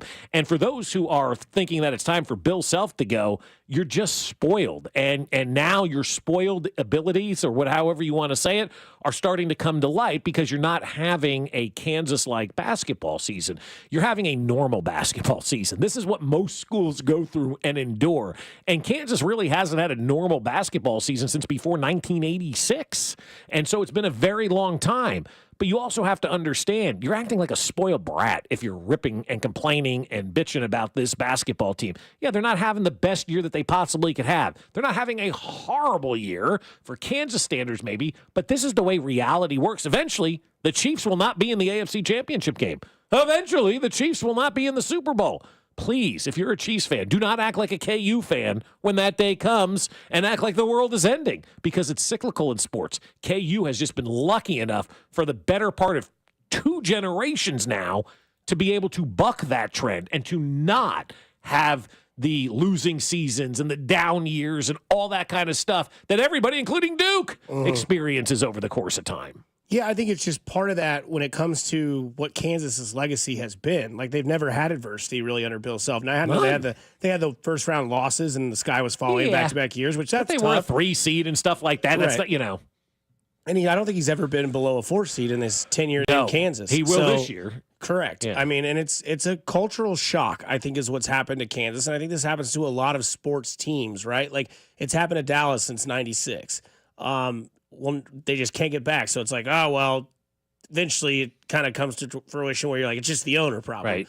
But with, like, Kansas, look, there's no secret. Like, everybody now can do what Kansas has been doing for years, get the players. But this is also a team that won a national championship in 2022. We're not talking about like 30 years, you know? And since then, the complete atmosphere of college sports has changed. Yeah. It has shifted. And in the last 2 years, they have not been Bill Self years, which is insane because a Bill Self year was like, you know, you lost once at home, maybe. Because what was it? He had more conference titles than home losses at one point in his career. Yeah. And you see this happen, and you think, not to us. Like, this doesn't happen to us. And, like, you will see this also happen to, you know, Chiefs fans, because the standard with Patrick Mahomes is AFC Championship every year. He's not made it as a starter for the Chiefs. And if he doesn't make it 2 years in a row, it'd be like, are we seeing a regression in Patrick? You're going to see some of those fans do that. Now, some people might call that spoiled. Some people might call that, you know, not used to the norm. Like, imagine being a 14-year-old kid watching the Chiefs your whole life, and then all of a sudden a year like 2012 happens again, where you're like, we only have 4 wins, and I know they had less than that in that year. But again, you go back and you look at that, and you're like, there's 2 different aspects. Like, there's the people that go from where we were to where we are now that are like, hey, I mean, shoot, 19-win season, still good. Now they have 2 tough games. They play at Houston tonight. They're 8.5 point underdogs in that game, and then they play Arizona the last game of the year. So possibility they could be 19-12 going into the Big 12 tournament where, oh my God, they're going to play on Wednesday? Yeah. Or they're going to play on Tuesday? Yeah. And it's Whenever like, that yeah. starts, yeah. You can go see KU and Oklahoma State Tuesday at 11 o'clock maybe at T-Mobile. $6 gets you in the door. Why not? Right. You know? And so I think a lot of it is this isn't where we normally been, tied into what the game is becoming, also tied into the miss on Hunter Dickinson. He was the number 1 transfer player that year that he left Michigan. He goes to Kansas, and you put these sort of, maybe not aspirations, but you put these expectations that, like, hey, this guy's going to be double-double every night. He's going to be the guy that everybody's going to fear in the Big 12 because he's a big man. He can play against Houston. He can play against these guys that are big teams in this division. Now, the thing, too, is that the expansion of the Big 12 didn't help KU either. Not at all. You bring in Arizona, you bring in Houston, you bring in BYU, and these teams are all better than Kansas this year. And spending more money to BYU, you know? $7 million on a player that, come on, Dusty, how'd you not know that? And KU right now is 6th in the Big 12. They're not the mecca, the top dog in this division. Houston has been that guy. Houston's been that guy since they come into the Big 12. And look, that's okay. You got to adjust and you got to change with the times and things happen. But having a season like they're having right now should not be cause for people to react the way that they are. You can be like, oh, man, this stinks. But then, you know what, you move on because, again, sports is a form of entertainment. And if you're not being entertained by it, feel free to find something else that's going to entertain you. And I know the older I get, the more nostalgic I get, the more you look to the past and realize what's been accomplished there. That's where I am in my sports life. Hey, are they having a great season? No. But you know what? Bill Self has probably brought more joy to this part of the country than anybody else outside of Andy Reid and Patrick Mahomes. And so he's done so many great things, and it bothers me that people are immediately forgetting it. It also bothers me that we're giving credence, yours truly, to social media and what people are saying on X and other places where they can vent, and you only hear from the vocal minority. And I think the common sense fan understands, hey, it's a little bit of a rough year. Okay, so what? Does Bill get a free pass? You better believe Bill Self. Bill Self gets as many free passes as he wants for what he's accomplished at the University of Kansas. If you're one of those folks that's upset with Bill Self or mad at Bill Self, maybe you're the one that needs to be checked a little bit and go, are you truly a fan or are you just an aggravated human being? Somebody says from the 816, as a Kansas fan, I'm embarrassed by the comments and the threats made. It's it's disgusting, terrible. disrespectful, and absolutely ridiculous. Yeah. So again, yeah, I mean, this is a year where, like, your expectations aren't Final Four, I don't think. I think your expectations this year are, can you make it past weekend 1? Yeah, can you get to the second? If you get to the second weekend, it's a good season. You become one of the top 16 teams in the country, it's a good season. And, you know, Bill Self put his chips in the table, and those chips went to, you know, Hunter Dickinson being the guy, Juan Harris being the captain of the team, being the point guard, the quarterback of the offense, and then also KJ Adams. And, like, that just, I mean, KJ had a really good game against Texas Tech. He looked like he was that guy for the most part, and then they just kind of fizzled out towards the end. And I think it's how they're losing. They've lost a lot of games where they've either blown a lead late or they're losing to teams like West Virginia at home, which you don't see that very often. So all these little things kind of tick the brain of a Kansas fan where it's like, this didn't happen before, now it's happening. Is it my team just isn't as dominant anymore because our coach is now human, or is it the game of college has changed and they're not adapting yet? Because it's been 2 years of cultural shock at the University of Kansas. There's a couple of things like you can point to, like paying these kids now. What's their incentive to get better? What's their incentive to get better? They've already got their NIL money. And if you give somebody $1 million, and this is not just college sports, but college, I think, is a lot more difficult because you're dealing with 18, 19, and 20-year-olds who are having the most money they've ever had ever in their entire lives, and they're seeing that money roll in. What's their incentive to get better? That's something that big league general managers, NFL general managers always deal with. If we pay you, will you continue to get better, or will you just sit back and rest on your laurels because you've already got this money? For a college kid, if you give somebody $1 million, and we're just using that as what's that man's incentive to get better? He's already got that money. What's his incentive at 19 years old to get better, right? He's got money for life at this point in time. So you could look at that as the NIL kind of factoring in a little bit. We've always talked about Bill not being great with the one-and-done type player. He's a guy that's going to, mold these players. What's the kid's incentive who's getting $1 million from the NIL deal to listen to Bill Self and do what he wants him to do? Hey, man, I've already made $1 million. So I'm going to sit back on this chair and do whatever the hell I want to do. So you've got that factoring in as well. So there's a lot of different factors in college sports right now that we're not used to dealing with. I think it's a big reason why you're seeing a lot of these coaches say, see you later, I'm done. I'm going to go find something else to do because they just don't want to deal with it. So you have that issue that you have to deal with. Everybody else has gotten better. Different players are out there now in the college like BYU. Whoever thought BYU would be a player in college basketball? But they're a player in college basketball right now. So the landscape has changed a lot, but it doesn't mean you sit there and you just destroy Bill Self or players on the program because they're not doing exactly what you want them to do. They had a down year, and when somebody has a down year, you want to come up and saddle up alongside of them and love them up and give them encouragement, man, instead of making them feel worse than they already are. They don't want to go out there and lose basketball games at Allen Fieldhouse, and then people acting the way that they are on social media. It's disgusting.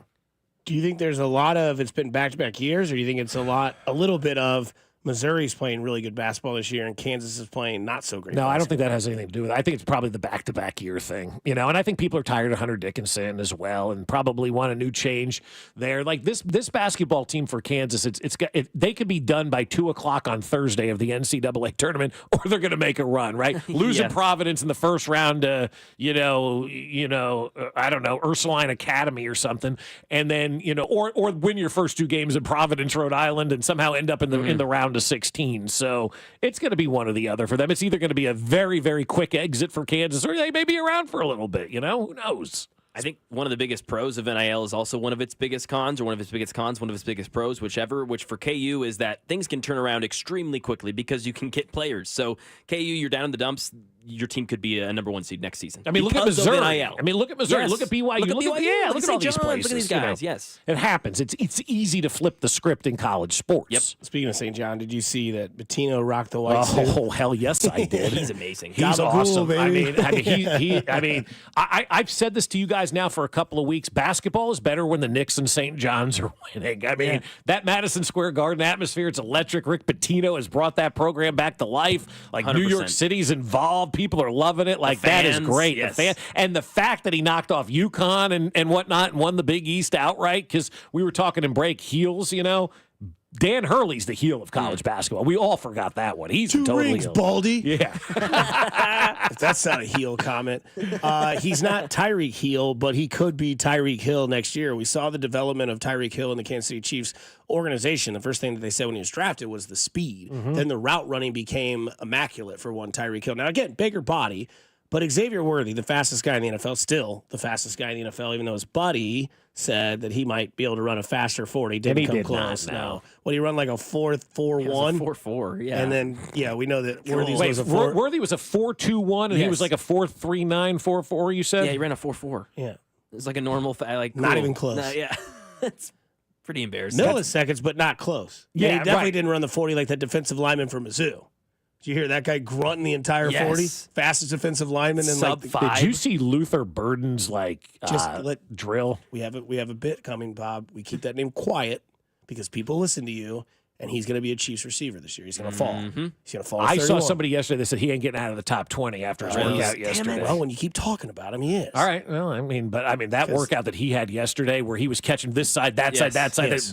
I'm like, oh, God. That's the receiver core next year. Is you're going to replace a Mizzou guy with a Mizzou guy. You're going to lose Nick Bolton, and you're going to gain Luther Burden. I'd like that. Yeah. And you'd also like to have Hollywood Brown back. Yeah, I would. Wouldn't you? I'm okay with it. Right? It's going to be a 1 year, $9 million, not even that. Yeah. Not even nine. Nine's a huge jump. I think that's a big number. Yeah, I was thinking like 5. One for Yeah, 2 for 10, 1 for 5, something like that. Yeah, I'm all in. Something small. DK Metcalf is not an option. We were told earlier this morning by a source. So Hollywood Brown is a guy that I think is going to be kind of on the radar, if you will. I don't know what I'm trying to say there, but like get Trey Smith signed, get that taken care of, and then I think Hollywood Brown just fits this organization right now for where they are. He's a nice player for them and knows the system obviously, and is a veteran presence, and you can pair him nicely with Rashee Rice and also with Xavier Worthy. I think Hollywood Brown would be a nice pickup for them, but they've got to figure out that left tackle position right now, because if you want a guy like Xavier Worthy to utilize that speed, you got to give Patrick Mahomes time, right? And I think that's why it's so important to solidify that offensive line. Did we really get an opportunity to see Worthy show that speed last year in the passing game? No.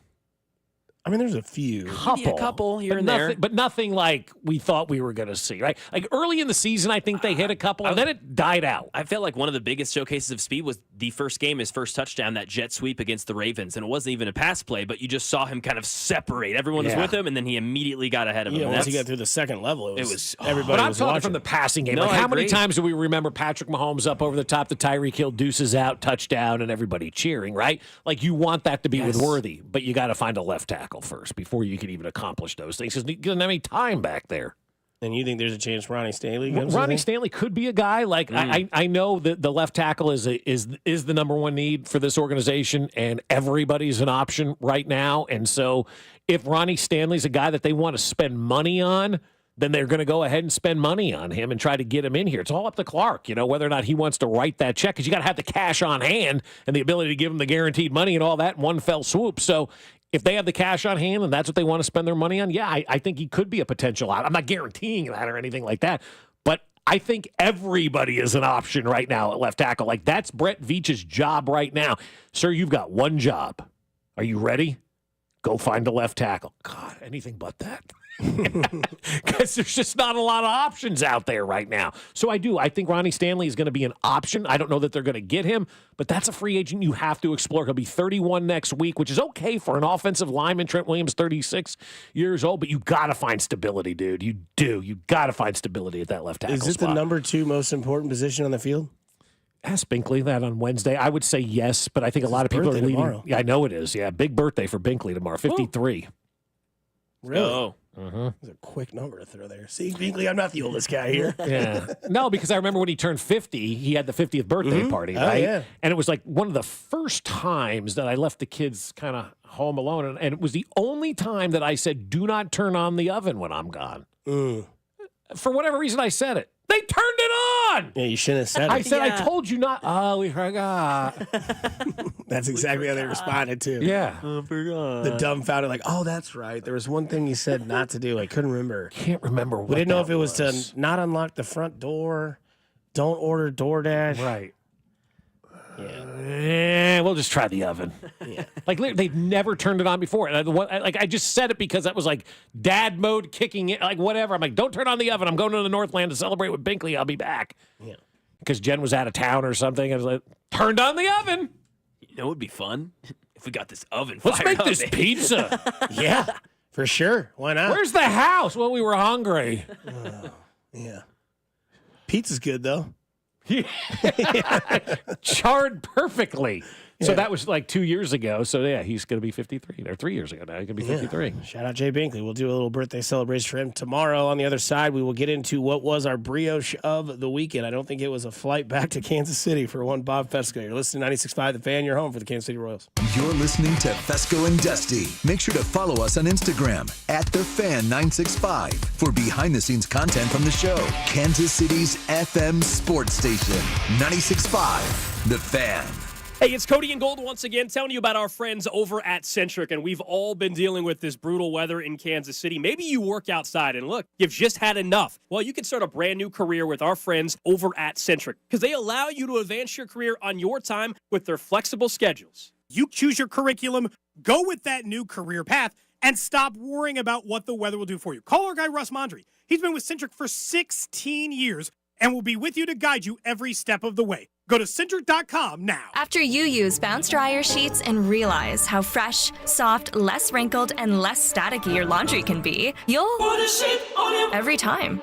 Like those socks that smell like they've been through a marathon. Put a sheet on it. Or that blanket that's got wrinkles on its wrinkles. Put a sheet on it. Maybe even your chatty coworker who keeps distracting you.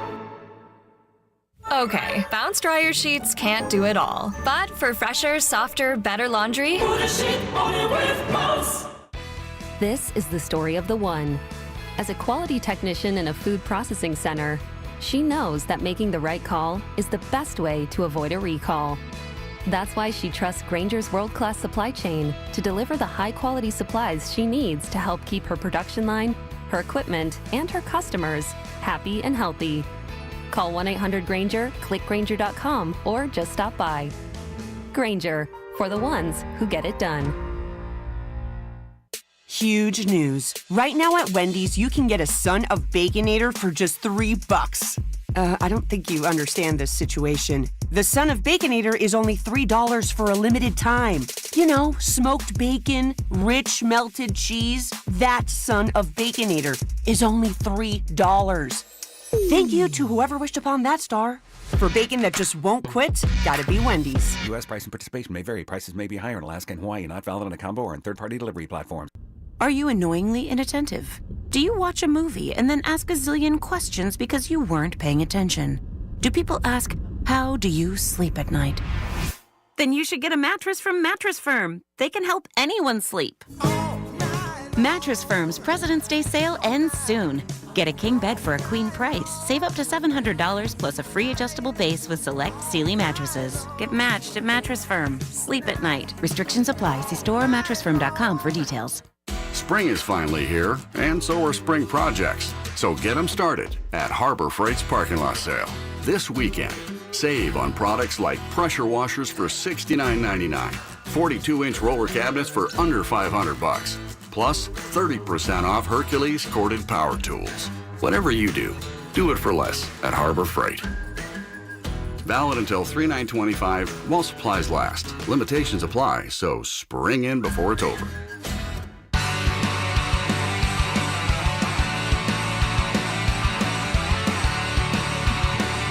We're back for the obvious brioche of the weekend here in a second. According to Pro Football Talk, if the Jets are truly taking calls about Davante Adams trade, the calls could be going like this.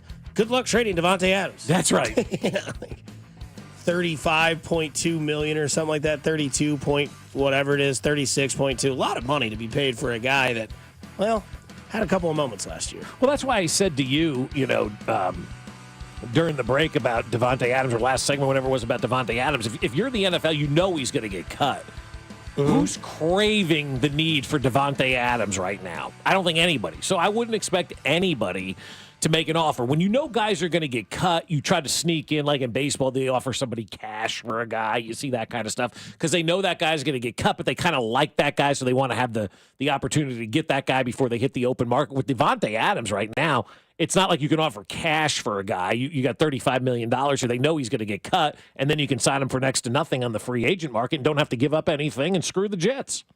Yeah, I mean, another year, another Jets demoralizing franchise that nobody likes to root for except Fireman Fred, in my opinion. Not necessarily. Well, I guess we can get into the brioche of the weekend. Sorry, Mac. Brioche of the weekend. Big brioche guy. Love that. Yeah, good take. It's no surprise. By the way, if you want to watch the TGL, it's probably not going to come back for season 2 because their ratings suck. Really? Yeah, it's I terrible. thought they did good. When Tiger plays, welcome to golf. So it's like basically the WNBA when Caitlin Clark plays. Tiger does it. Everybody tunes in.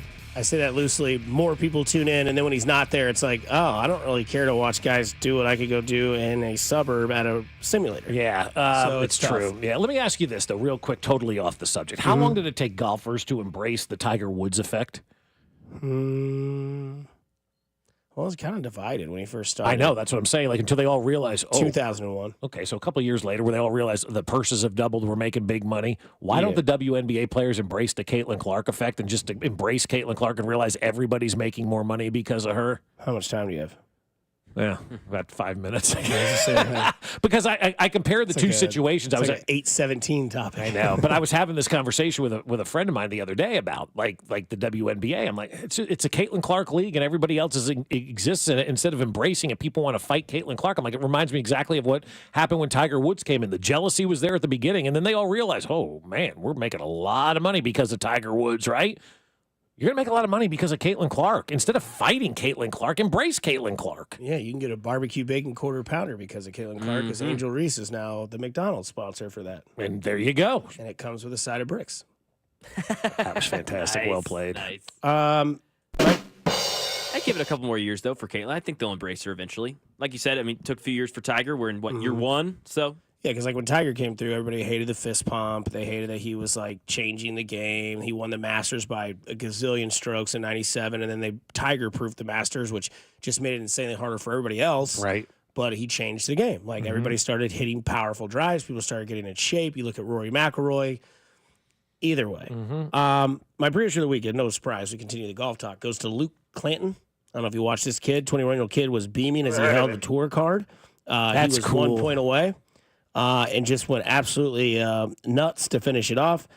He ran off 4 straight birdies on the front 9 at the PGA National, the last one by holing out a bunker shot as his father captured it on the phone from the gallery and closed with a birdie for a 5 under 66 to easily make it to the weekend.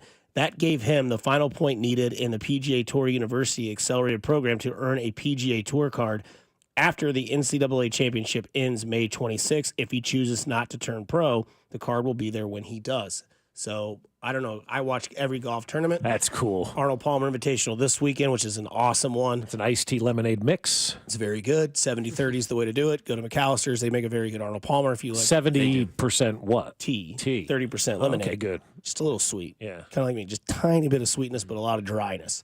But it was awesome. He's like literally just emotionally just losing it because he's now gained his PGA Tour card. Now the whole thing is, can you keep it and make some cuts and win your money? So, yeah, my prediction of the weekend goes to Luke Clanton, who won his PGA Tour card, making the weekend tournament and only needed 1 point in the accelerated PGA Tour program to gain that. So after March 26th, he can say, deuces to being an amateur into college. I'm going straight to the pros. sick. Here's my card. Well, does amateur exist anymore in college yeah. with the NIL? I mean, that's interesting. You know, you're paying these guys anyway. So They'll be can an they, amateur at the Masters. They always invite 5. One. no, but I mean in college anymore. Like once you get your tour card, can you still play at college if they're paying you the NIL money? Yeah. Yeah, because John Daly's son was Hooters. Yeah, so you can still play. You're not, it's not like that amateur status anymore. You're still getting paid. That's really cool. You see these guys in sports, no matter what sport it is, work so hard to get to that final, that highest level. And his dad gets to have it all. Oh, it's awesome. Yeah. It really is like goosebumps thinking about that. My brioche of the weekend is going to be pretty simple. And I'm going to give it to American Airlines because we sit here and we complain about airlines all the time, right? That's all we do. Everybody complains about airlines, complains about the flights, complains about this. They got us into Phoenix almost an hour early. And yeah, it was outstanding. So I just want to give credit where credit's due. Every once in a while, like the airlines aren't all bad. All the people working there aren't bad. So just a little shout out to them. Give them a little brioche of the weekend because you did something good. You deserve to be recognized for it. And nobody likes the airlines. Yeah, it's so easy to do the other way, right? Oh, this sucked. This was terrible. We love doing that. But hey, give them the other side too. Yeah. That was good. It's like officiating. Hey, good call. Good call. Yeah, I didn't know this was a huge debate, but I follow Bob Does Sports. They're like another golf thing. And he's got a guy on his squad named Fat Perez. Because there's a Pat Perez, and he's Fat Perez. He's actually really good at golf. Oh, yeah, like our friend Fat Mahomes from back in the day. And he's hilarious. And he was upset because he's caddying for him in this tournament. And on the way to their flight, some lady has her seat completely reclined. Yeah, into that's a his D lap. move now. Okay, anymore. I didn't know you couldn't recline anymore. I didn't know that was a thing on airplanes. I saw that online as well. I did not know that. I was, but didn't recline on the way to New Orleans because I got that vibe that we were done reclining. But I used to be Normal recliner. Now on they planes. give you fold seats on the sides. Yeah, you put your thing, you bring I it. like that. I have a neck pillow I carry, for something like that. I just don't do it because I don't want to be somebody that's like, it's crowded enough on an airplane. And then you put that seat back. I know they allow it and it does go back. And so it's my seat. I'll do what I want. Well, then I'm going to kick the back of your seat the whole time. Yeah, I felt bad because a guy that I used to work with, Ron Slay, who works on the SEC Network. Oh, Slay, yeah. Good old Slay. Yeah. He's 6'8", and he was right on a plane this week. He's like, dude, this sucks. Oh, I'm like, I would hate that. And then somebody's back in your lap and you want to give him a shave? I mean, come on. Yeah, this Bob Doe sports guy said, I asked her not to recline. He's got a big tournament this week. And she says, well, then maybe you should start thinking about flying first class. And she proceeded to stay laid back and see. He goes, so we disagree, but let's have a good weekend. Damn. Yeah, but like even if you're up there, it's still a tight fit. Yes, and he's a big, I'll have to show you the picture. He's a big dude. He's just cool. He's like sitting there sleeping in his chair, and she's completely reclined in his lap. Oh, I didn't know that was frowned upon. I'm like, damn, you can't recline anymore? Well, I mean, you can't pick your nose anymore? Yeah, it's kind of common. I view it as common. I won't do it because I don't want somebody doing it to me, and I wouldn't feel right doing it to somebody else. Is there a certain level you can lean back? Can you go back like a little bit? Well, that's all it really goes back anyway. It's not like we're reclining and it's, oh my God, I'm so relaxed. About 2 inches. It goes like, doot, doot, and it feels good. But it does. It feels nice. a little bit different. Yeah. Get up and walk up and down the aisle a couple of times. You'll be fine. Who's your brioche of the weekend, Mac? Pasta. Here we go. And here we go. Well, they turned down Gainey. Now Meshack's got to go. He will fire.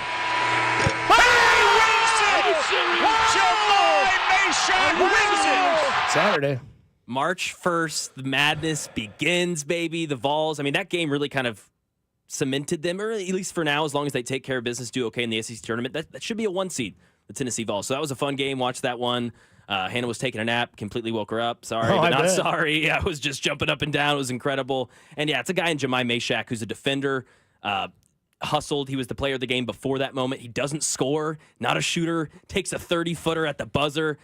Junior or senior, has been there for a long time, so that was awesome. Definitely brioche. Who were we talking about last week that blew the game because they're launching 3-pointers? Oh, didn't Tennessee do something like that last weekend too? No, it was a couple weeks ago. It was Michigan State and that's right, Michigan State. Michigan State and Maryland. Yeah, Maryland had 8 seconds left and shot a 3, and Michigan State got the rebound, went to half court, blasted. Yeah. March is here, man. March is here. I love the small school tournaments. I think they start getting going kind of this week, maybe, where you see, the CAA or schools you've never heard of, and they make their first tournament, and the college radio guy loses his brains on the air. Awesome. It's awesome. That's what sports are about. It is, and we have created such a negative atmosphere around sports with social media, and that's why I'm just not a big fan of it. I'm not. It's toxic. It's very toxic. And what sports was about is what Dusty talked about. That kid getting his PGA Tour card.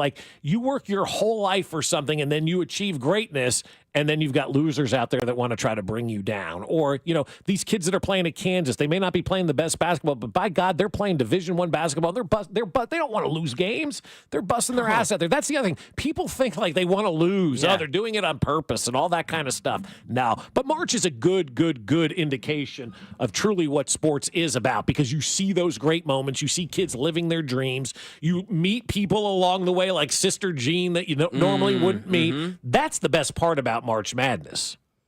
From the 913, how was the spring cleaning this weekend, Dusty? Fantastic. Windows were open on Friday night, all day basically Saturday. Then we had poker over. That's miserable. Some guy lit up a cigar in the kitchen. That's That's all right. What's an expensive cigar these days? We had some cigars over the weekend. They're like $40 a piece. Is that expensive? I don't know. I don't like cigars. My dad's a big cigar guy, but I couldn't tell you. But he's big cigar guy. They're okay. In 5. Yeah. Did you spring clean or did you pass? Did spring clean. Felt good, didn't it? It was awesome. What did you get rid of? I mean, you just moved in. So you clean the house, you open the But I mean, you just moved into the house. Yeah, you clean the house, clean the drawers, wipe the floors, and you stand tall.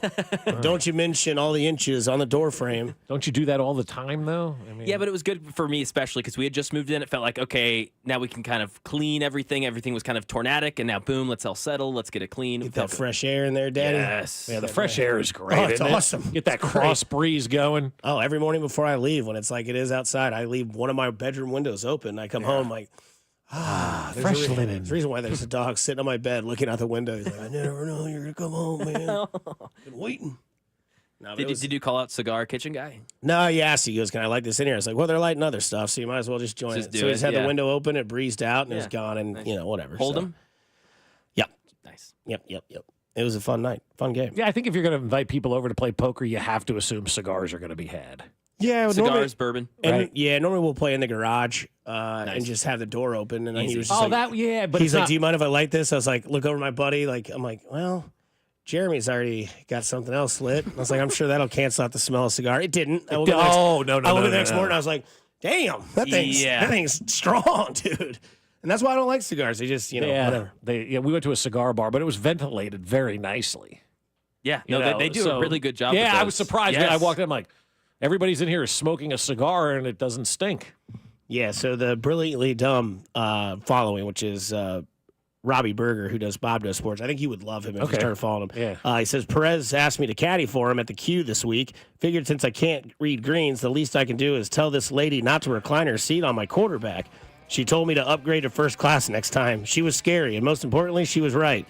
Guy's going to have to deal with it. Let's go low this weekend. So. Yeah, but you know what? Have a respect for your fellow man and say, man, hey, all right, I'm sorry. I don't need to. I see you're struggling here. I'll be okay. I mean, but we don't have respect for our fellow man anymore, so. But you can go out and do something nice for somebody because you never know. It could change their day, week, their month, or their year. Kansas City is simply cool to care. Stay kind, stay safe. You got Cody Golden Drew coming up next on 10 to 2 from here on 96.5 The Fan. Your home for Kansas City Sports.